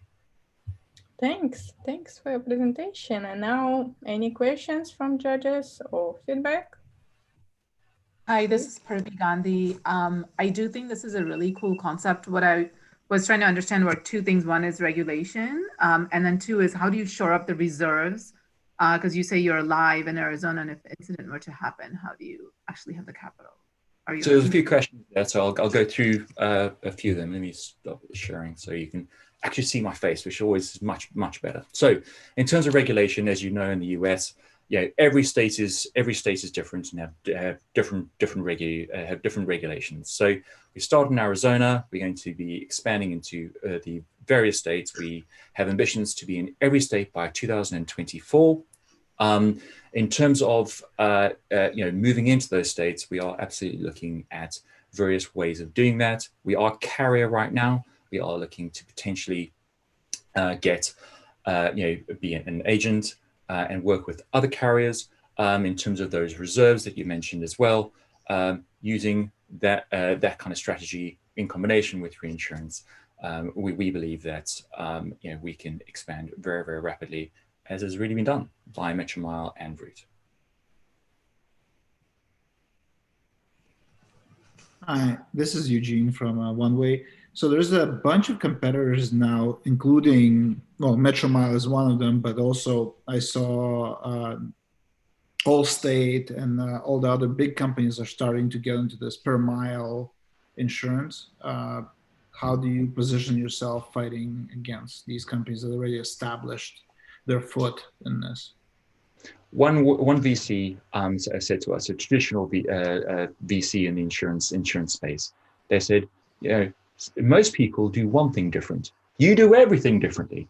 And that's exactly it, right? We aren't shackled like a lot of the giant insurers to their traditional ways of doing things. The presentation showed you that these guys provide a 30% discount. The reason for that is they can't get away from their old business models, right? They're bound to them, right? We aren't bound by that.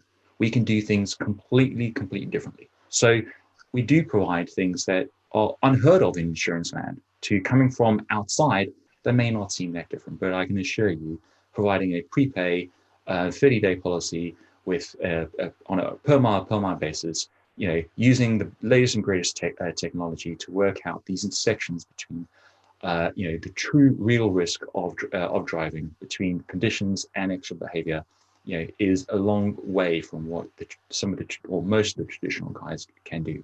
In addition, you mentioned some of the newer players like Metromile. So Metromile, a lot of the newer guys have pinned all their hopes on one style of technology. So what do I mean by that? Well, some guys like Root provide an app. Metromile have a little dongle thing that you plug into your car, right? We are not bound by that. We have started out with the app, with an app, but really we wanting to get this telematics data from wherever we can, whether it be from the app, like we have already, from the car itself, like we already have, or from devices as well. Again, it's that flexibility and that nimbleness that we believe really gives us a huge differentiator over many of our competitors. Thanks. Thanks, Murray. Your time is up. Thanks for your presentation. All other questions you can discuss in the chat. And we are moving next. So the next startup is TrustyCare.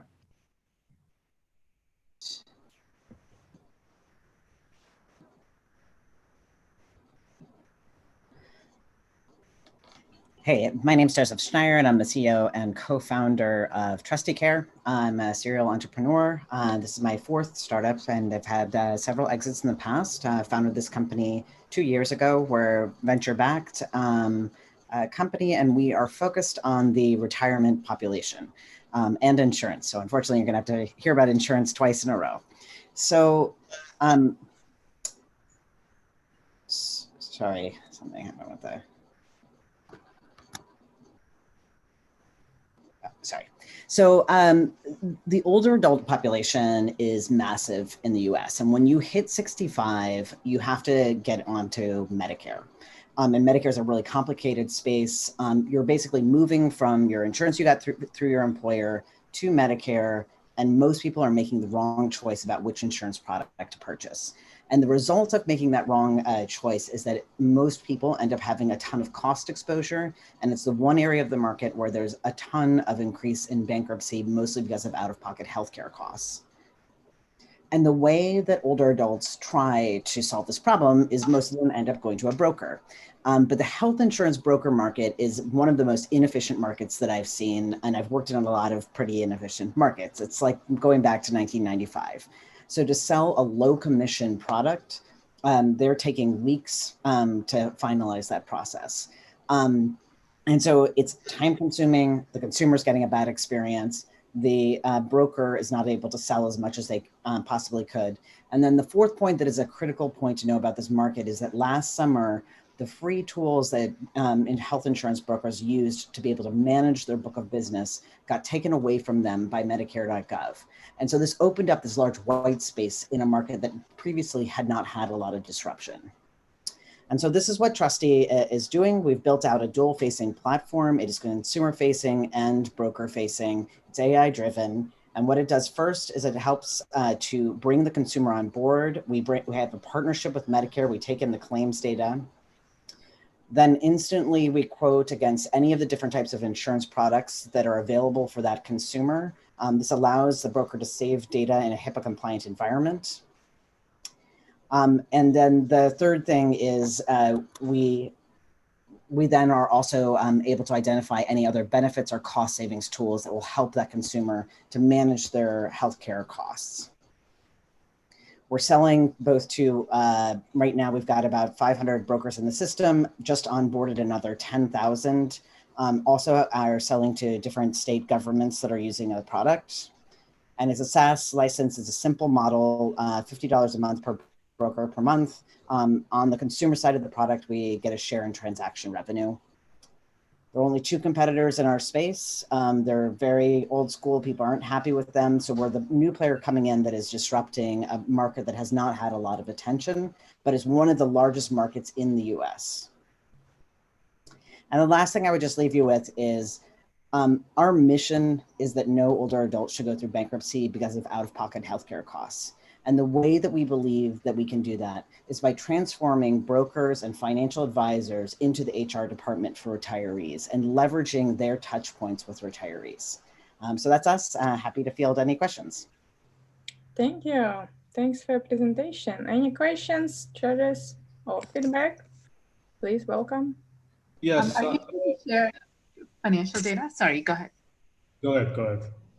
I just wanted to know, are you able to share any financial data about your P&L so far, what it looks like? Yes, so we turned on revenue in January of this year. Last month, we did about 25,000 MRR. This month, we'll do 50. With the brokerages that we're onboarding, we anticipate hitting around 100 by September, and end of year about 250. So that's an achievable path for us, yeah. Thanks.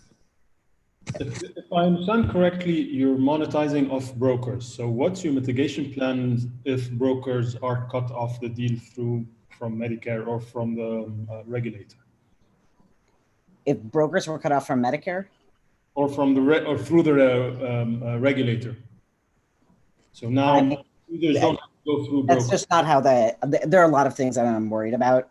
Brokers not being able to sell health insurance products would be such a massive disruption that it's hard to conceptualize how hard that would be for Medicare to do. If they did that, all that would happen would be the insurance companies would take those brokers, hire them to be captive agents. And so they would just use the same product. There's always a need for, United Health Group needs this product just as much as the individual health insurance broker does. None of them have good systems for making these determinations, unfortunately, yeah.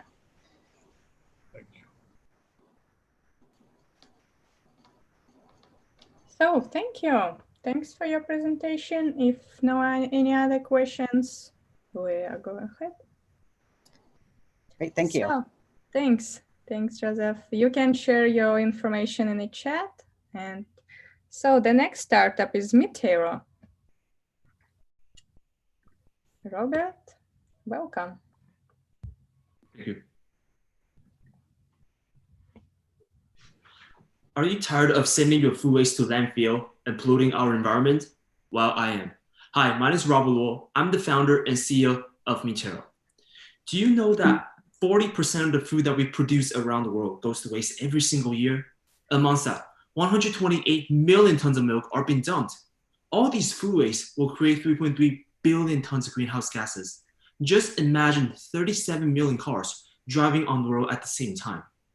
How do we solve this global problem with sustainable and affordable solution? That is when my company, Meteoro, came up with an innovative technology that re-engineers milk waste into biodegradable fiber to replace plastic. We're literally taking a world problem and turning it into a world solution. How do we do it? We have 2 different technologies. First step is called protein activation, in which we extract these bacterial-grown milk protein from expired, spoiled, or sour milk. Once we have the milk protein, we go through our second patent-pending process called self-assembly purification to remove the bacteria and other unwanted substances from the milk protein. Then we separate the 2 different proteins inside of milk, casein and whey. We spin casein protein into the fiber I'm holding up right here. This fiber can be made into t-shirt, just like the one I'm wearing, face mask, bed sheets, and other textile applications. We use whey protein, which is the byproduct of yogurt and cheese production, and create it into food packaging film. And this is a prototype that we created from whey protein to replace plastic packaging. Our fiber is skin-friendly, allergen-free, and can be made into premium product like baby apparels. It's also cheaper than organic cotton, and it's 100% biodegradable.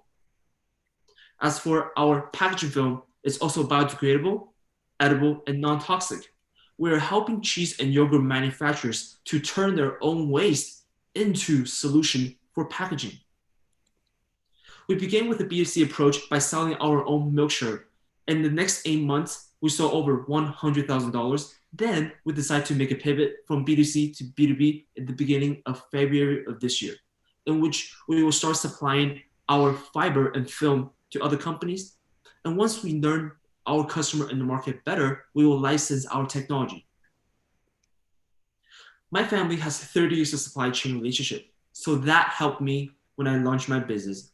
We developed everything in-house, and we have several patents that are waiting to be granted.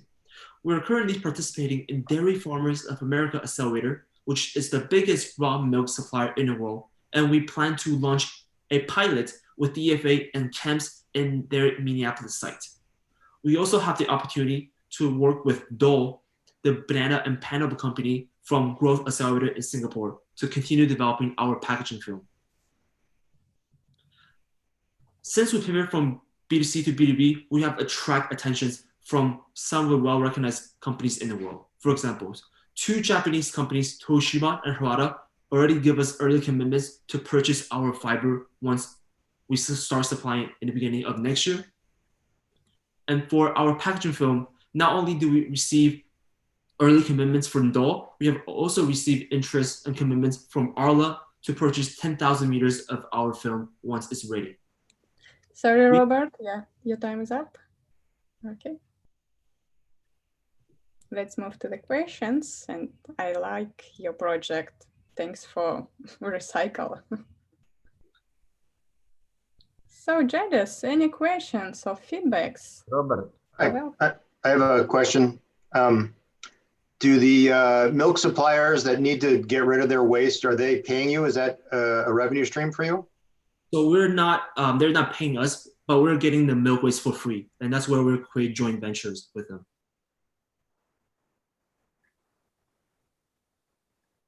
But so I guess second question is, where's your revenue coming from? It's not selling t-shirts, is it? So selling t-shirt was the first step to validate the market, but then the second stage will be selling our fiber, our film, and the third stage will be license our technology. Thanks. A lot of times licensing is not that lucrative. So do you have a projected income statement? What kind of revenue do you get to? So next year, we are putting a lot into supplying our fiber and the samples. So we will have a loss next year, but when we scale up to mid-production in 2020, we project our revenue will be $1.3 million. How about like in 3 or 4 years out, what do you get to? So we have not projected that far yet because we understand given current economy, it's really hard to project 3 to 5 years ahead.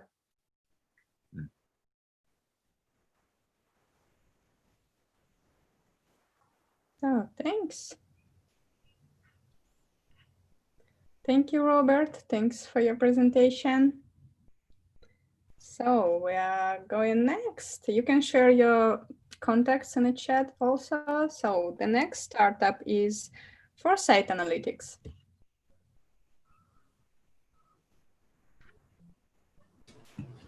Hello, everyone. Hi, Nima. All right, it's good to see you. Yeah. You got my screen? Yeah, great. Excellent. Great. Hi, everyone. My name is Nima, and I'm the CEO of Foresight Analytics. Back in 2016, our team built self-driving passenger vehicles and eventually self-driving commercial vehicles as well. As we looked to scale, we faced one limitation: insurance. The insurance companies didn't know how to insure a vehicle that wasn't fully driven by a human. We offered to share video and car data from our system in order to validate and to create an insurance product for self-driving. They explained that they lacked the ability to ingest and interpret this data. Furthermore, they were already struggling to measure risk just for human performance, let alone autonomous vehicle performance. As a result, they were losing money on commercial fleets. And so faced with this new challenge and opportunity, we decided to address insurance first. So how do we bridge the gap? Introducing intelligent connected auto insurance. Through the Foresight Analytics platform, insurers will be able to use data from connected dash cams already installed in commercial fleets to measure risk by simply watching drivers drive. Our customers have access to our Foresight portal where they're able to monitor the fleet's risk based on over 80 categories of incidents and environmental factors. We provide access to this data in real time to support premium adjustments, adjudication, and underwriting teams. It starts by applying self-driving machine learning models to video footage and analyzing it for driving behavior such as bad lane keeping and environmental conditions such as wet roads. We process this data by normalizing it across multiple sources for it to be uniform. Video is then run through our machine learning models, combining those environmental detections and driving incidents to predict the probability of collision for a vehicle and per kilometer driven. We pair that with driver information and operating hours to predict the probability of collision for a specific fleet. And that's based on their usage. And then we compare those results against other fleets of the same industry and the entire population to come up with our final risk score. We provide the tools that allow insurers to ingest video telematics data while remaining agnostic to the underlying device. At the same time, telematics providers benefit by including a competitive auto insurance with their telematics products to fleets. And we provide the conduit that allows this to happen. There are a number of data aggregators and analytics companies in the telematics space for insurance. The majority of them are without video analysis. The very few that do provide it don't have self-driving car models to make this work right, and require that their own device be installed, unlike us. There are several players that are moving in the direction of using phone apps for measuring driver performance. We've done a side-by-side comparison of the leading phone app on the market with our system for the same driver and vehicle.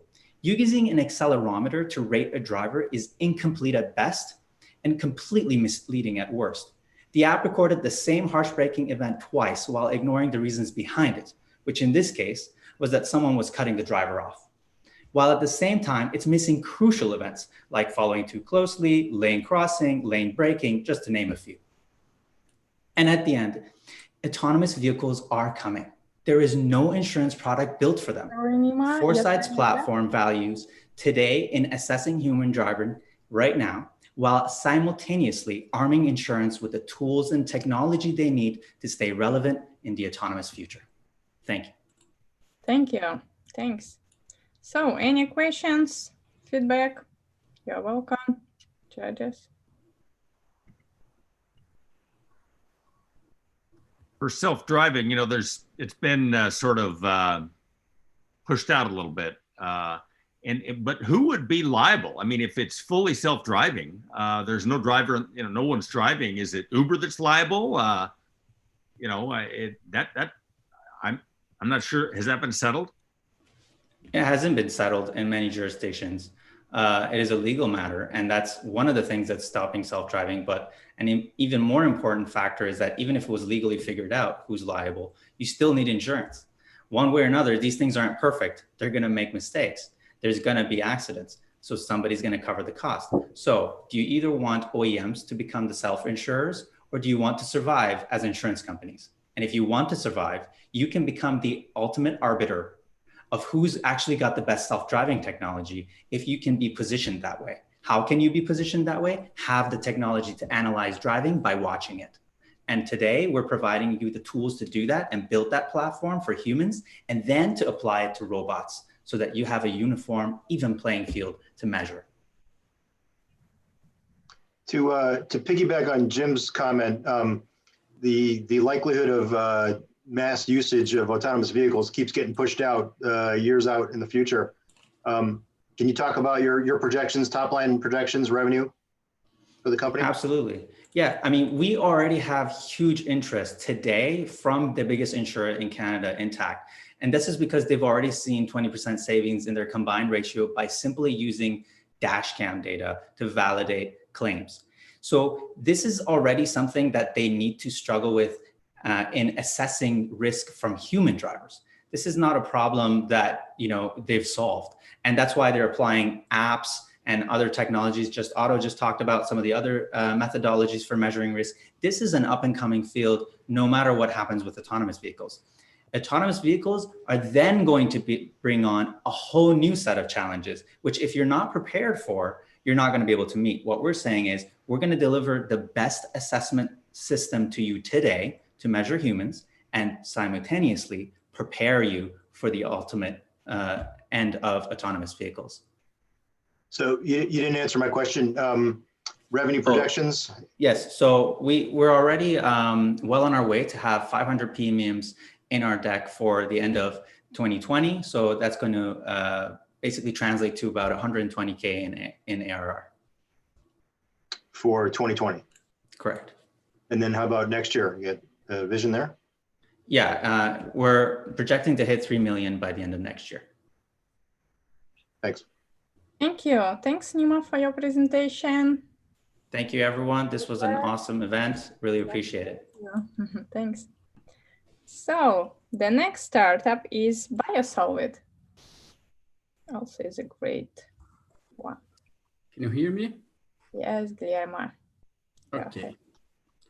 Hi there. Good afternoon. My name is Guilherme Queiroz. I'm the founder and CEO of BioSolvit. We are a Brazilian biotech company applied to new materials development. I'm here today to show you an amazing solution for oil chemical spills. Almost 6 million tons of oil were spilled in the last 5 decades, only on our seas, according to ITOF. Ladies and gentlemen, I present you the BioBlue Natural Absorber. Here we have 2 tanks, and we are putting crude oil in these 2 tanks to simulate an environmental accident, okay? In the first tank, we use polyurethane, which was the best alternative for this kind of accidents before us. 1 kilogram of this product absorbs 12 kilograms of oil in 30 minutes. In the second tank, we are putting the BioBlue Natural Absorber. 1 kilogram of BioBlue Natural Absorber absorbs more than 22 kilograms of oil in only 15 minutes, twice more absorbent in a half of time. See in the first tank how the oil was spread on the surface. The most important, our product is made from palm fibers discarded in many crops here in Brazil. And the most important, our product is the only one that allows the reuse of spilled oil. So you can recover the oil from the sea or land and put again to refine. And that is the reason because our product is so exciting, because we can use to treat water, for example. In a few words, our product is natural, twice more absorbent in a half of time, and 95% of oil recovery. I went to France, and Total has challenged us to test our product in the Study Institute, and that's the result. Our technology is the #1 in the world. Some competitors for Germany, United Kingdom, and SafeSorb from United States. And some products, we produce absorption barriers, containment barriers, kits for industries, ports, airports, highways, or even to small repairs. And that is the reason because our market is so large, $145 billion last year. And our revenues last year, $1 million, and our projections to 2023. We have just closed our Series A. We kept $3.75 million, and we've been preparing our company to raise $25 million next year. We were accelerated by Plug and Play in United States. We are the winner of Grand Prix de l'Innovation in Paris, and one of the best 12 startups in the world according to Startup World Cup. That's our new factory here in Brazil. And that's our team, a great team, and we believe that we can change the world. I'm from TOTUS, the first Brazilian unicorn. Wagner is the man behind innovation, and we believe that we can change the world. Actually, between making money and save the world, we choose both. Thank you very much. Thank you. Thanks. This is awesome, really. So thank you.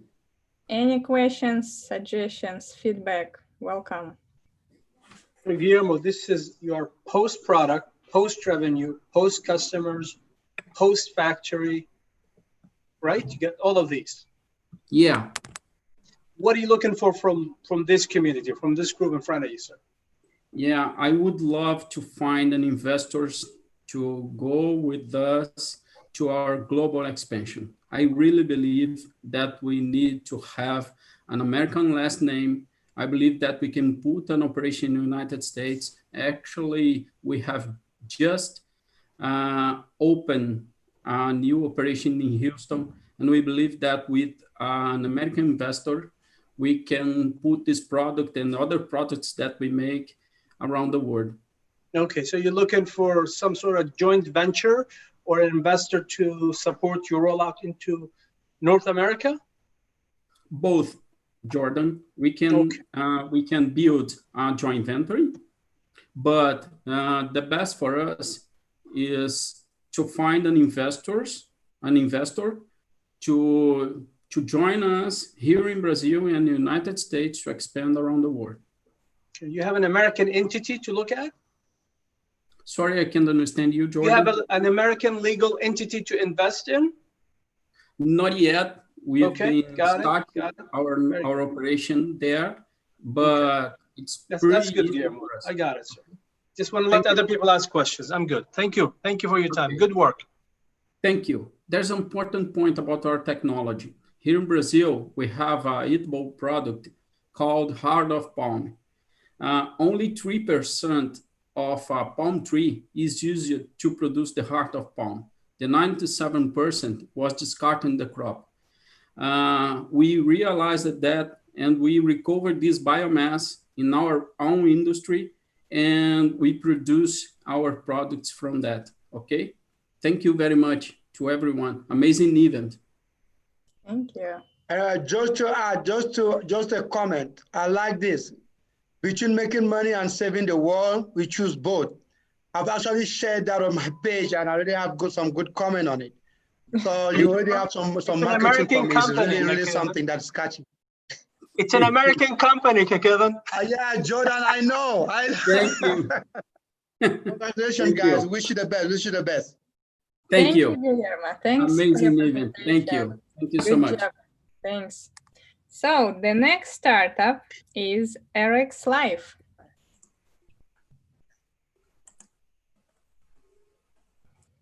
All right, good afternoon, everyone. Hopefully you can hear and see my screen. Yeah, welcome. Excellent. So good afternoon. My name is Mark Engelin. I'm with RX Live. And at RX Live, we are passionate advocates for the role of clinical pharmacists outside of the retail pharmacy. And what most people might not realize is that pharmacy is the principal way that most consumers engage with their healthcare. And in-depth conversations between patients and pharmacists create a tremendous amount of value, both in terms of clinical as well as financial outcomes for all stakeholders. And so what we're doing at RX Live is really bringing and expanding the role of clinical pharmacists into other care settings. So we are a technology platform, but we're also a nationwide marketplace of part-time clinical pharmacists.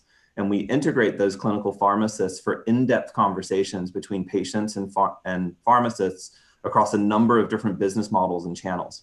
And the first one that we've really started to attack is integration into risk-bearing and other physician organizations. And the model works such that the patient is introduced to our pharmacist by the physician. They then spend about 30 minutes over a telemedicine interaction, either by phone or video. That interaction is paid for by Medicare, as well as whether self-insured employer or other commercial insurance plans.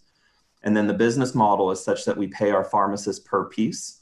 And so it's a very scalable and efficient and profitable business model.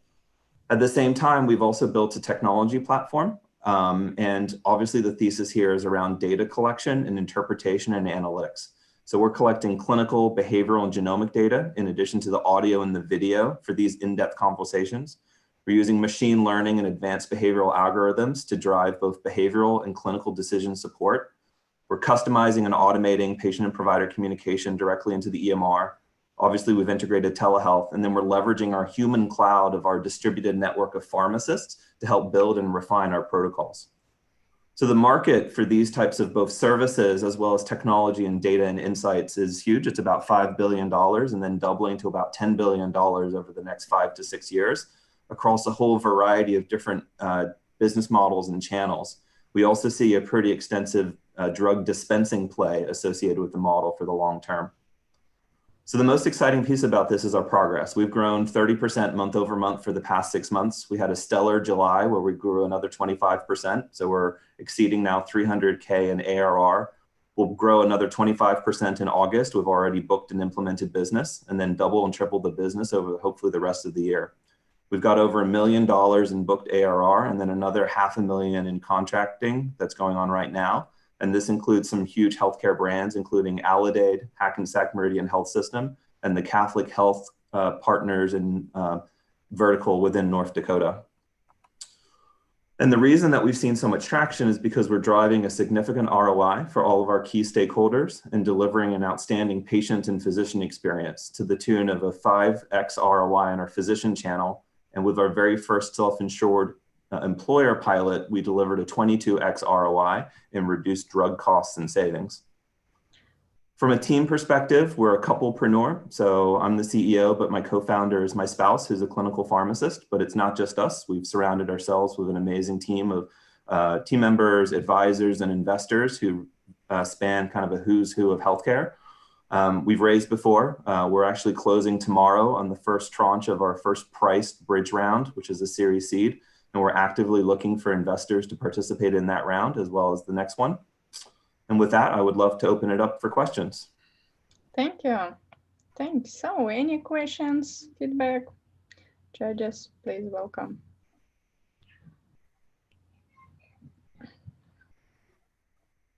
Hi, this is Purvi Gandhi. Could you explain, you mentioned that you already have revenue. Could you explain what the source of that revenue is? And I believe you said Medicare, you are looking to get Medicare to reimburse you. So could you explain that process as well? Yeah, so we've already been successfully reimbursed by Medicare, Medicare Advantage, and other commercial plans for over 2 years. So that is, let's call it about $27K in monthly reoccurring that we're getting today is from traditional insurance and Medicare plans.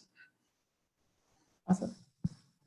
And to be specific, the way that the model works is that physicians bill, and then we collect the revenue from the physician. Right. So I noticed that Medicare. I noticed your 5x ROI, and that sounds pretty good. But could you kind of unpack that a little bit? What was the, a little bit more detail on that? Sure. Yeah. So pharmacists are really helpful across a couple of dimensions. So many people are on drugs that aren't appropriate for them. They're expensive. There's also significant downstream medical costs associated with taking the wrong drug or having a very complex regimen. And so that ROI in many cases just comes from reducing the overall cost of the drug regimen that the patient is on. But then it also comes from areas like reduced hospitalizations, reduced readmissions, and downstream consequences and medical complications. Are you familiar with models like Alto, for example? It's one of our investments that is a virtual, basically a prescription doctor that you can get a virtual doctor and they prescribe to you, but there's no pharmacy integration. Have you thought of those as potential channels for you? Absolutely. So if you looked on our list of investors, one of our first angel investors was the first salesperson hired by Teladoc, right? We view telemedicine as a huge opportunity and channel for us. We don't dispense drugs today. Our model is 100% consulting, but we clearly see partnerships with Capsule or Medley or some of the other consumer-oriented dispensing brands out there, where we would be the value-added clinical lens. And clearly, we think we would be a really strategic pharmacy counseling vertical for a Teladoc or an MD Live or any of the more consumer-oriented ones. Thanks, Mark. Thanks for your presentation. Thank you, everyone. So yeah, any other questions you can discuss in the chat. You're welcome. So the next startup is Lexet. Thank you all. It has been an exciting event. Yeah, thanks. The artist formerly known as Prince once said, "Each day is a new beginning." At Lexet, we're bringing a new beginning to how you train computer vision AI systems using generated synthetic data from a B2B SaaS platform instead of having to source and label images. Everyone knows that AI is a big growth space right now. Computer vision is especially, as every device with a microprocessor and a camera is running some form of computer vision AI today or will be in the immediate future. So it's a huge TAM that we're going into. Our SAM is estimated between $2 and $5 billion by The Economist, and that is the huge pain that is labeling and annotating unclean data. This is AI's big Achilles heel, so much so that last summer, Peter Thiel and Founders Fund put $100 million at a $1 billion valuation into Scale AI just to do human-in-the-loop annotation, which we think is an obsolete process. The traditional method for AI training is you have to get a bunch of photos either from human photographers or open source data sets. You send those off to click farms in Southeast Asia, they get labeled, They come back, you train your model, you see where it doesn't perform, and you do this over and over, usually wasting months, if not years, before you can get to a deployable AI. The process is slow and painful. AI developers hate it. There's lots of human error, both in the capture that creates bias and errors in the labeling that creates garbage in, garbage out. And another thing that's important to note is as academic paper AI, which has been trained on open source data sets, moves into the commercial space, they're going to need non-open source data sets. Look at the lawsuit between Planar 5D and Facebook that's going on right now. They're getting sued over using an open source data set to train a commercial AI. At Lexet, we have found a better way to do it, using simulated 3D environments that we can simulate and mass parallel to create lots and lots and lots of edge conditions that can be perfectly annotated and generated on demand. This allows AI engineers to control the bias in their data sets, have annotations that they can be confident are 100% accurate. And at the end of the day, this is about more data for less money and less time. So what does that look like? We have this engine that puts 3D objects into environments with rules, either chaotically or in a very organized manner. Then we can change the annotations as easily as switching the rendering pipeline. This allows us to do super complex annotations that would take a human forever to trace. Things that humans just can't do, like simulated depth. And the thing that separates us from other synthetic data solutions on the market is we take optics and lighting extremely seriously, and we've solved something known as the overfitting problem in synthetic data by doing that. A few use cases from a few actual clients. We created a part recognizer for an industrial OEM that makes mining drill bits that was 99% accurate, recognizing their collection of a few dozen different drill bits that I could not tell apart with my own naked eye. This platform Thank you, Leslie. Your time is up, sorry. Just put your contacts in the chat, yeah, and we can go to the questions. So judges? Questions, judges. Yeah. You can ask questions or any suggestions, feedback. Also, allow me to just thank Sudhir and Jordan and Marissa and Alexander for all making great introductions for Lexet since Unicorn Battle Chicago. Yeah, great. Thank you. Thank you. Leslie, do you have your own patents or all licensed from Intellectual Ventures? We have two filings that are currently making their way through the USPTO right now. One of our co-founders is the former Deputy Chief of Staff of the Patent Office, and so we're very sophisticated in terms of our IP knowledge. We just had our first office action on those patents, and the examiner that we have has a very high pass rate. So we're feeling quite good that they're going to get through. The patents you license, is that a recurring cost or sunk cost? So the company was started when Intellectual Ventures hired me as an EIR to commercialize this family of patents. It's 39 assets invented by Bill, Satya, and Nathan. All on spatial computing. We got to synthetic data generation trying to make all of that IP possible. We still have to get farther along before it is. We only have to pay royalties on those patents once we're actually commercializing them. So they'll just sit dormant until the tech is sophisticated enough to make spatial search happen.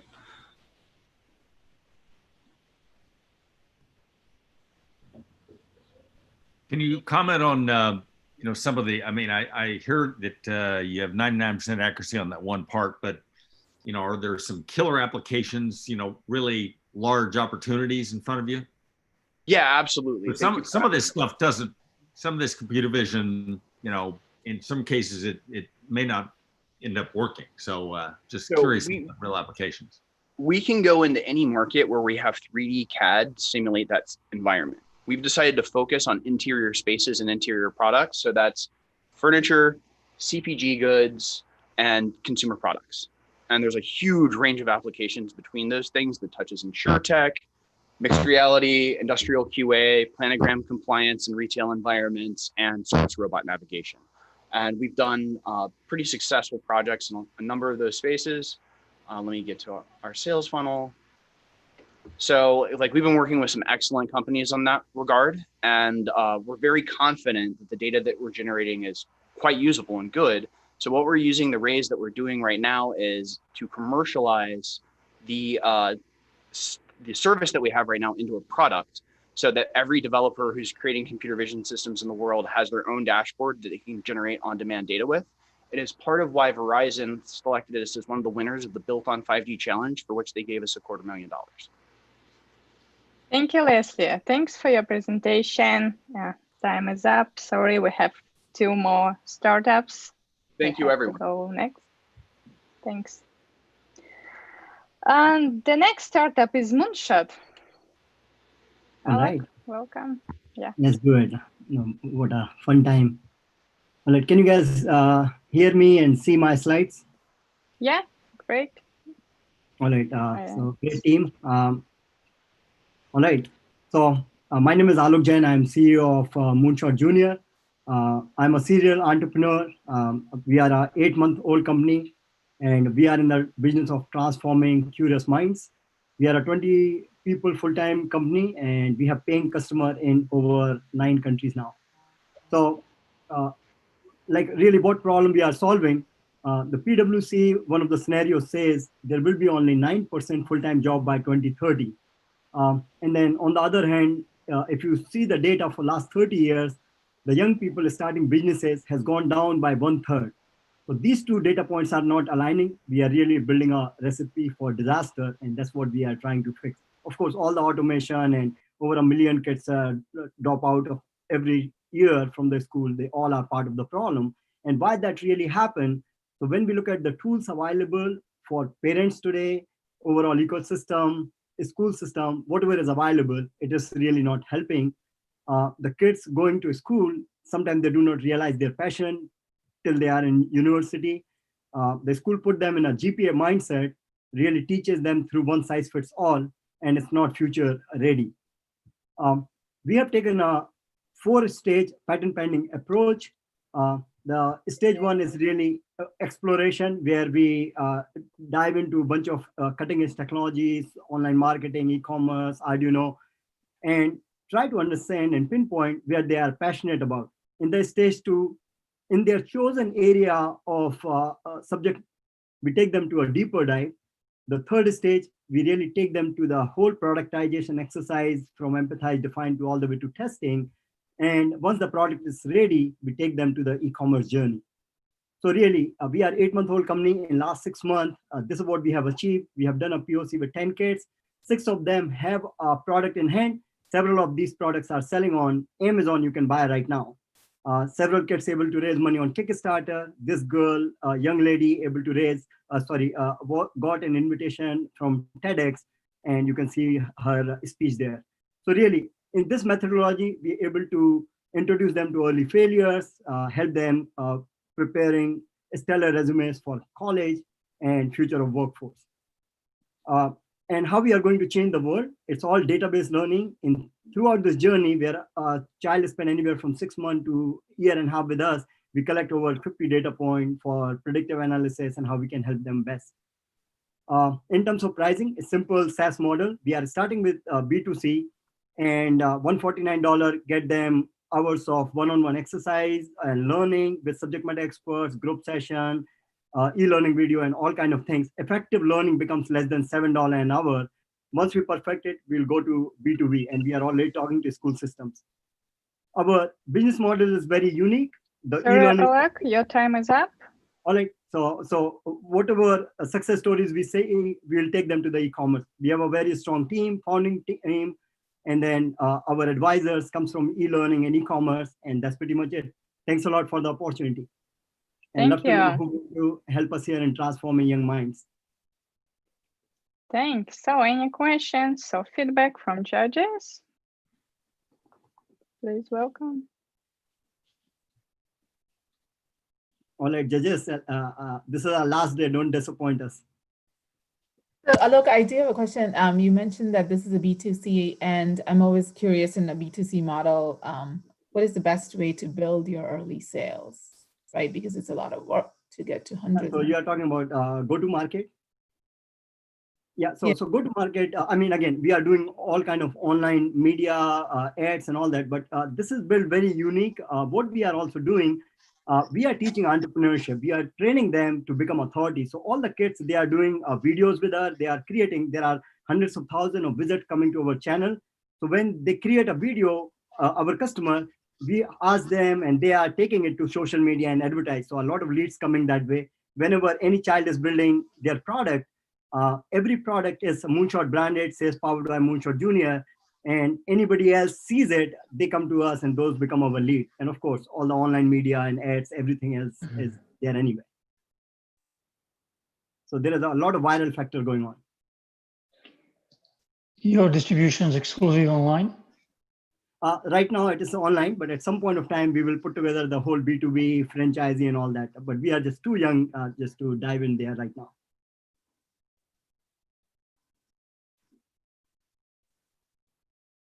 Thank you. Thanks, Alok, for your presentation. Good luck with your project. So, and last but not least, the startup is Email. But before Email starts speaking, I would like to remind everyone that judges, please vote. You have an opportunity to finish voting on the startups you already heard today and on the last one, because this is the last startup, right, Anastasia? Yes, yes.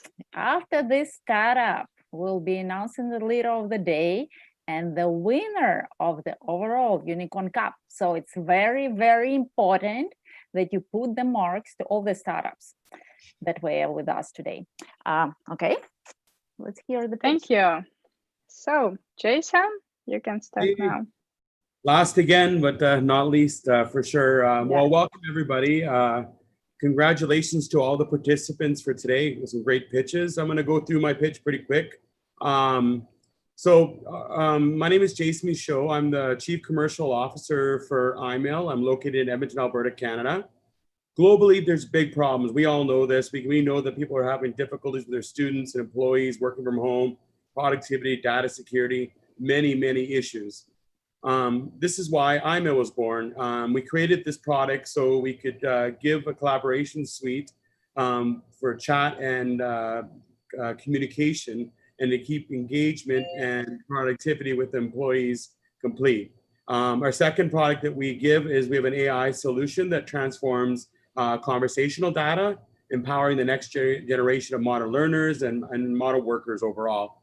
Coming soon, by the end of this year, we're going to have an additional product that analyzes the facial recognitions to understand sentiment in meetings, and it works as a bot to allow meeting facilitation.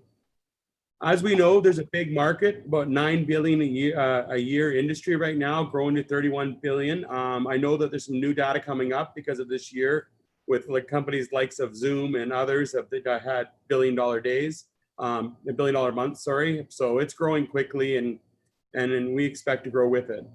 If we apply iMail to just 1% of the market, we're looking at a $105 million year opportunity.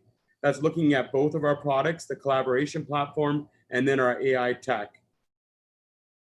This is some big news. In the last couple months, we signed a deal with Zimbra. I don't if you know what Zimbra is, they're owned by Sinacor, and they have 50 million paid users. So we've integrated iMail within Zimbra, listed under iMail. Now we're doing a partial rollout to 300,000 Zimbra paid email accounts. And then we're looking at working with the 2,000 channel partners that they have globally. So this was a big step for us. They needed a collaboration suite and video conferencing tool, and we provided that. So this is our pricing model. We go from free to an enterprise solution for our collaboration suite. And then below is our AI model. So we have two areas that we provide pricing. So integrations with MS Teams, Slack, Skype. We can, for every call that they make, which is the data calls, we can generate money for the use of our AI solution. In addition, other data sources and analytics that we can pull in to give them a real clear picture of the climate of the organization. So this is more traction to date. We got around 700 companies, 15,000 users, about 800,000 messages. We're hoping by the end of this year we'll be over 1,000. I think we might be a little shy, around 950. We have 30,000 users by the end of the year. Would be pretty. We're pretty confident there. Today's date, we have $750,000 revenue. End of 2022, we believe it'll be around a $12.5 million revenue projection, just based on our current pipeline of 200,000 and 30,000 users. at $8 per user. Our cost per acquisition of a customer is $13 per user. Down below, you can see some of our highlights of our customers that we focus on, which is government and education and banking. Thank you, Jason. Your time is up and we can go to the questions from judges. Sounds good. I'm gonna just escape here. Yeah, just you can keep your contact information. So judges, you are welcome to ask any questions for this. Yeah, if I may, if I understand correctly, you're competing with the likes of Zoom and other video tools, and with the likes of Slack and MS and Microsoft Teams. Mm-hmm.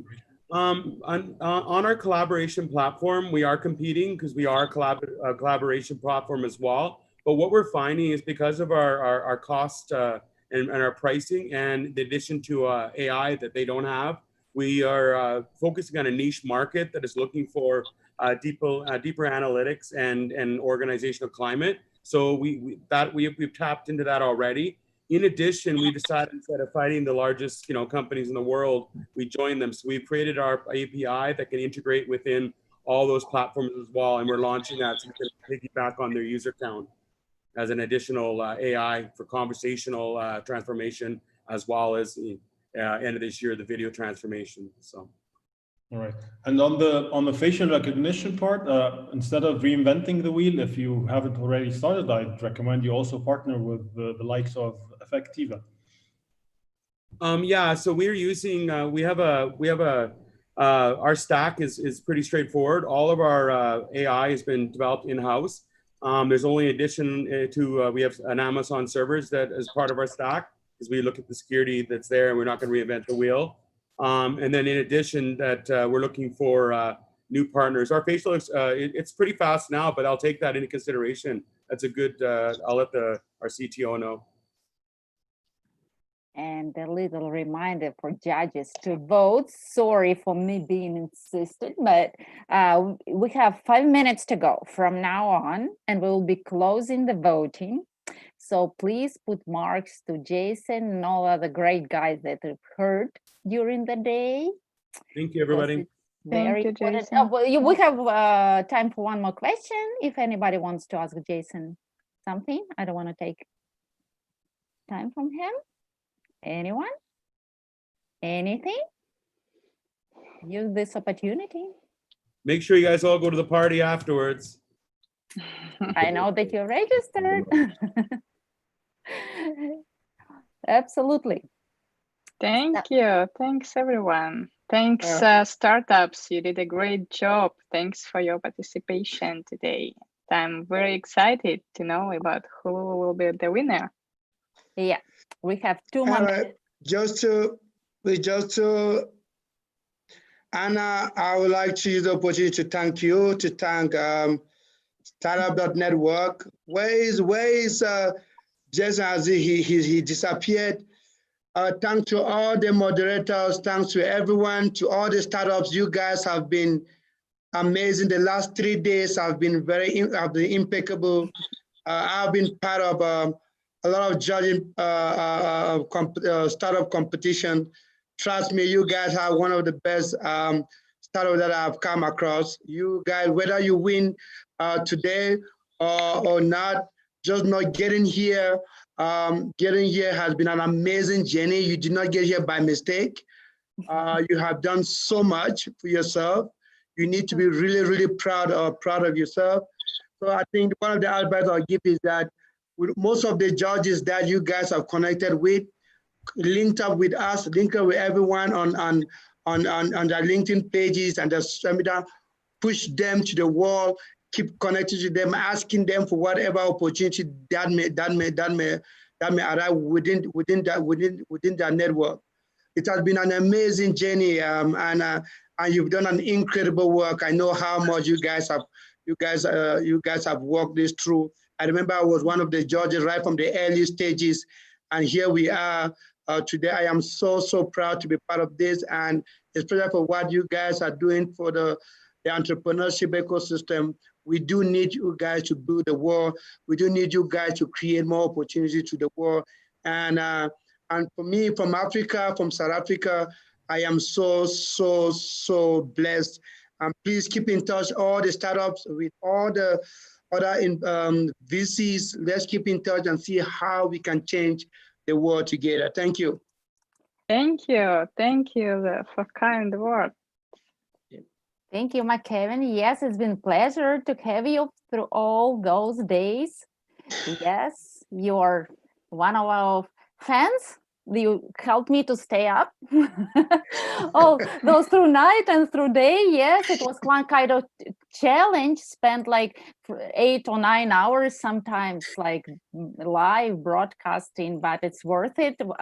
We have a great team, girls that are like getting online also with us from all over the world, and startups also inspiring, and judges. You are so great. Thank you so much. Anna, but let me just say something. I think you guys were not inclusive. How is so biased? Why is it only women all along? I did not see any man in your team.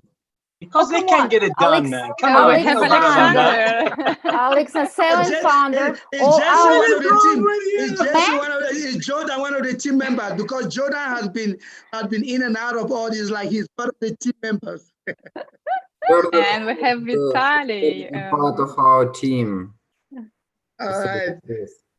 Mr. CEO, thank you, Alexander. It's an honor. I mean, you guys are doing amazing work. Thank you so much. And it is a good night for me here. It's midnight. It's almost midnight.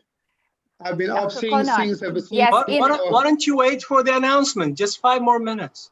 Absolutely, yeah. In a minute, we'll know who is the leader is. In a minute, the votes will be closing. So you have this last opportunity to change the destiny of somebody, maybe.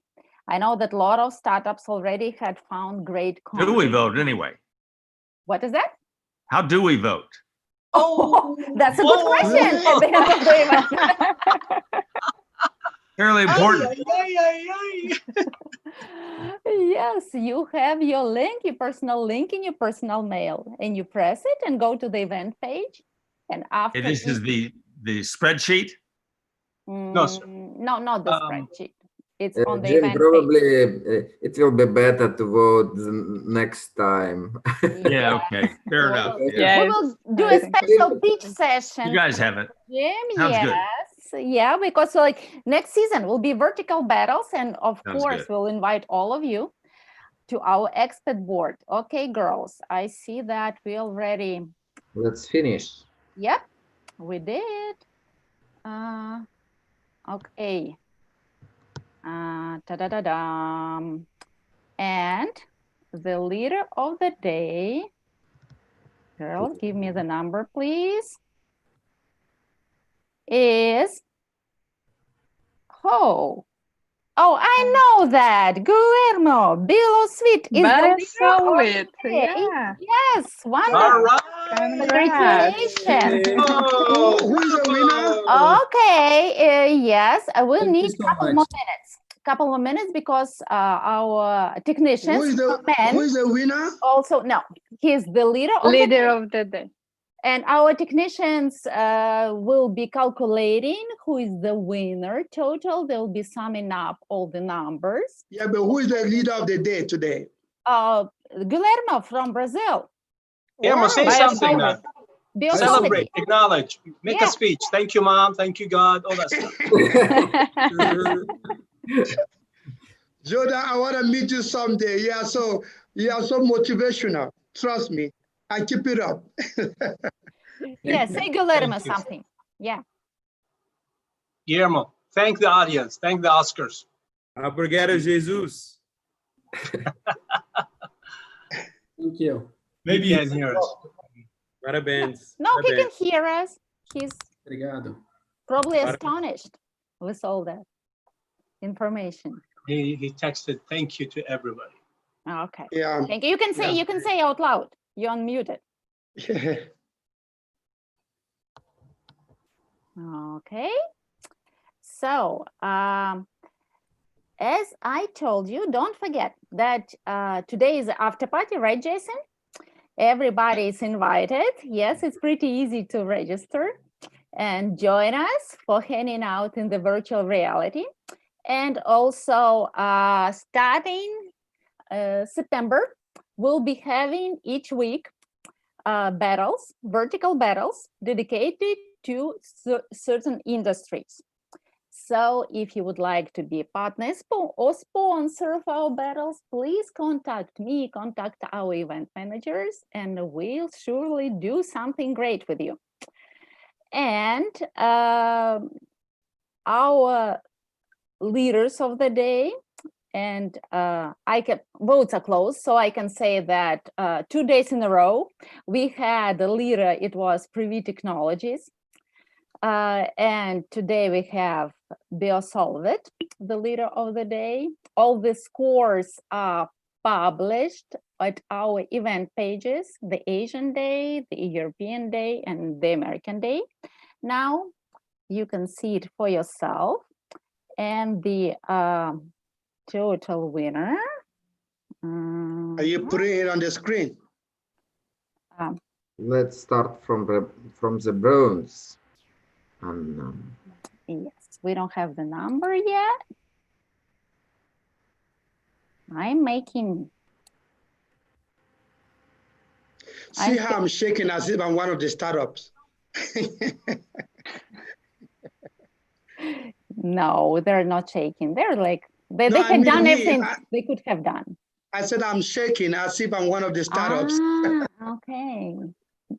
Did you have your favorites? All of them were my favorites. Oh, you're such a good dad. What about you, Jordan? Do you have a favorite? I like BioSolvit quite a bit, and I liked I'm environmental the last few weeks, and the shirt factory, the milk to protein guy was pretty good, and a look for the junior achievement. There are many good companies out there, but these would be my top 3 picks. Thank you. Anna, I see the results, really. How about you, Jim? Who do you like, Mr. Simmons? Refresh the page. Jim, do you have any favorite startups yet?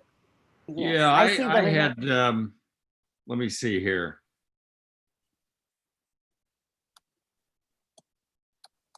And we're coming to you next, Jules. The RX Live, I guess that would have been my favorite. Yeah, it looked like a very. Who's good your team. least favorite? Which one did you hate the most? Oh, Jordan. Come on. That's a hard one to. I didn't hate any of them. You know, you gotta. All these entrepreneurs are terrific. So, you know. And Mr. Jules, what is your thinking? Well, Jordan, I had a few favorites. Actually, one of my favorites, I guess, didn't make the finals. I like the data center company from earlier this morning. Yeah. But amongst the ones here, I like Just. I think they're trying to change an industry that is ripe for disruption. And I do like the BioSolvit as well. Great. Takashi, do you have one? I'm buying you time, Anna. Whenever you're ready, let us know. How about you, Takashi? Who do you like, sir? You are on mute, if you don't mind, my friend. You're still on mute, sir. He's keeping it secret because he wants to invest. Yeah, I don't think he knows he's on mute. And so while we're waiting, yes, sir. Yes, we're waiting because it's always the technical problem. We already have results. Takashi, yeah, you can tell. Takashi, what's your Yes, thinking? I know, but I need girls to calculate the sum of the results. I made for you. Just look in the table. My milk?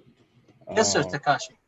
Yeah, today, so yeah, I like the BioSolvit the best. So yeah, that's it. Awesome, awesome. Thank you. Thank Purvi, you. do you want to tell something? Unmute yourself, please. Purvi, you're on mute. Amazing. Yeah, we can't hear you. Sorry. No, I said it's kind of interesting because I think all the companies are great, but you tend to like companies that you understand better, so that becomes your bias, unfortunately. But I would say that RX Live, definitely, because we understand that, we've been a very big backers of this online pharmacy model. And so I like that as business. And then Trusty was interesting. And then Moonshot Junior, I think, is very unique in that it's creating, I almost feel like they're going to create a VC community of 7 to 13-year-olds next, They're starting to have young people become entrepreneurs. So next thing we know, we'll be replaced by 17 to 13-year-old judges in these future competitions. So those are some of my favorites, yeah. Thank you, Purvi. Thanks. Thanks.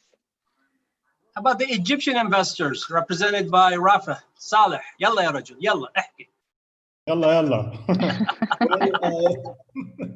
I'm not sure because I was actually in and out, and I thought we were only allowed to vote those that we received their briefs in advance, and those were the ones that we were only allowed to question and vote. So out of those three, I wouldn't want to just out of three pinpoint the favorite of them. I don't know if I should do that. No worries. How about our Pakistani friends? Where are you? There you are. Yeah, I think the BioSolvit guy was rocking. So I think that would be my favorite. Then I think the Agri guy, I liked what they, of course, the insurance guy, they knew they were doing. So I mean, Bex. Okay, guys.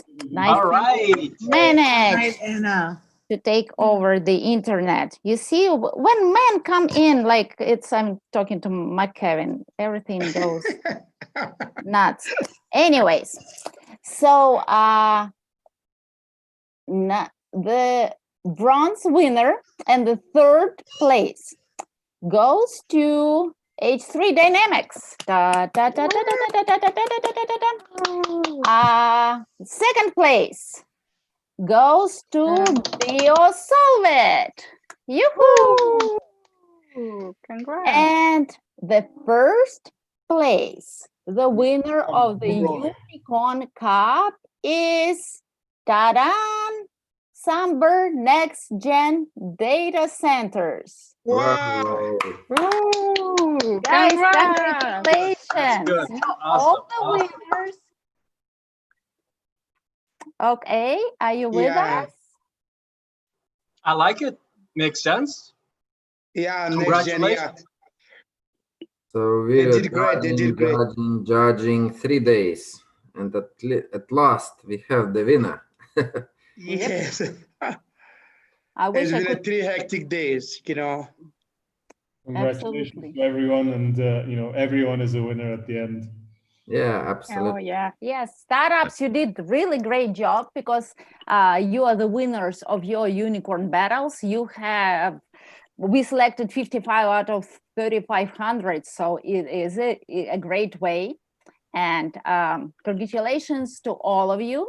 And we will see you next season. Enjoy your August. Take care. Stay tuned. Thank you, everyone. Thank you, Anastasia. Au revoir tout le monde. Thank you. Bye, everyone. Thank you, friends. It was a great pleasure. Thank you. Okay. Thank you. Bye. Bye-bye. Right. Can we have video, please? Thank Bye, you. Anna. Bye-bye. Bye, everyone. Yeah. Thank you, Alexander. Bye. Thank you, Kate, everyone. Bye-bye. Bye-bye. Thanks. Bye. You help us. Hey. Thank you. Thank you, Anna. Bye-bye. Thank you. Bye-bye. Hey, Anna. Yeah. Thank you for everything. Thank you. I missed, I couldn't hear why you were talking about the party and how can we apply over there? Oh, the link is in chat and you see the video right now. Yes, it's Silicon. Oh, okay. Okay, yeah, the video is in the chat. Yeah. The link. You follow just the link and you will get there. Yeah, I entered. Thank you so much. Yeah, see you. Bye-bye.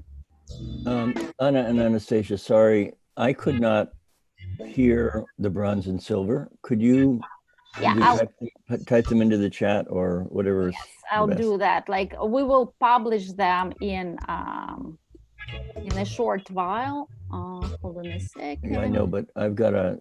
Yeah, the second one was Biosolvit. Okay.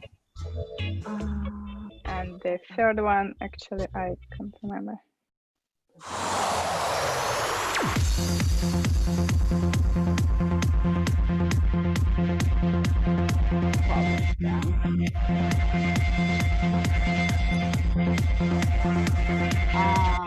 That is H3 Dynamics. That's the third one. The Biosolvit is the second one, and Summer Next Gen Data Centers is the first one.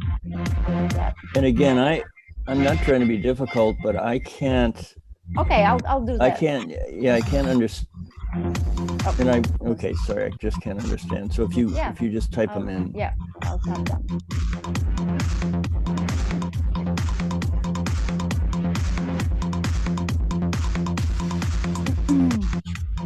Okay, I got it.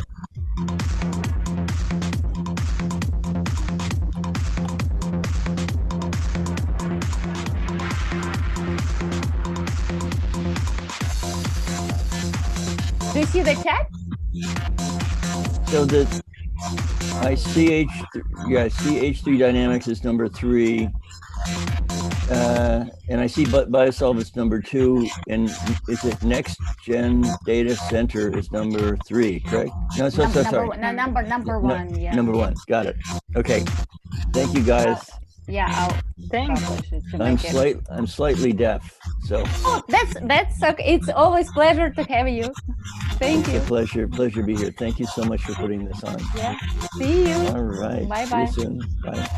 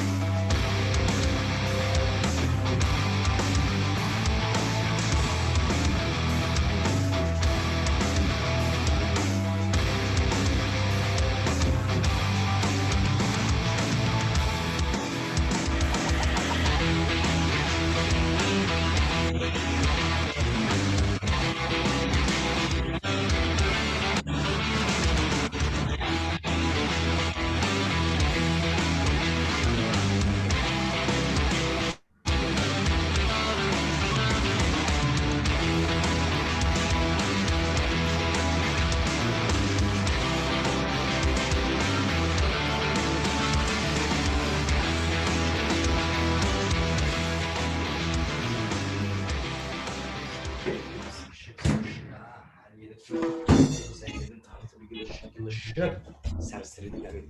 İşte öyle bir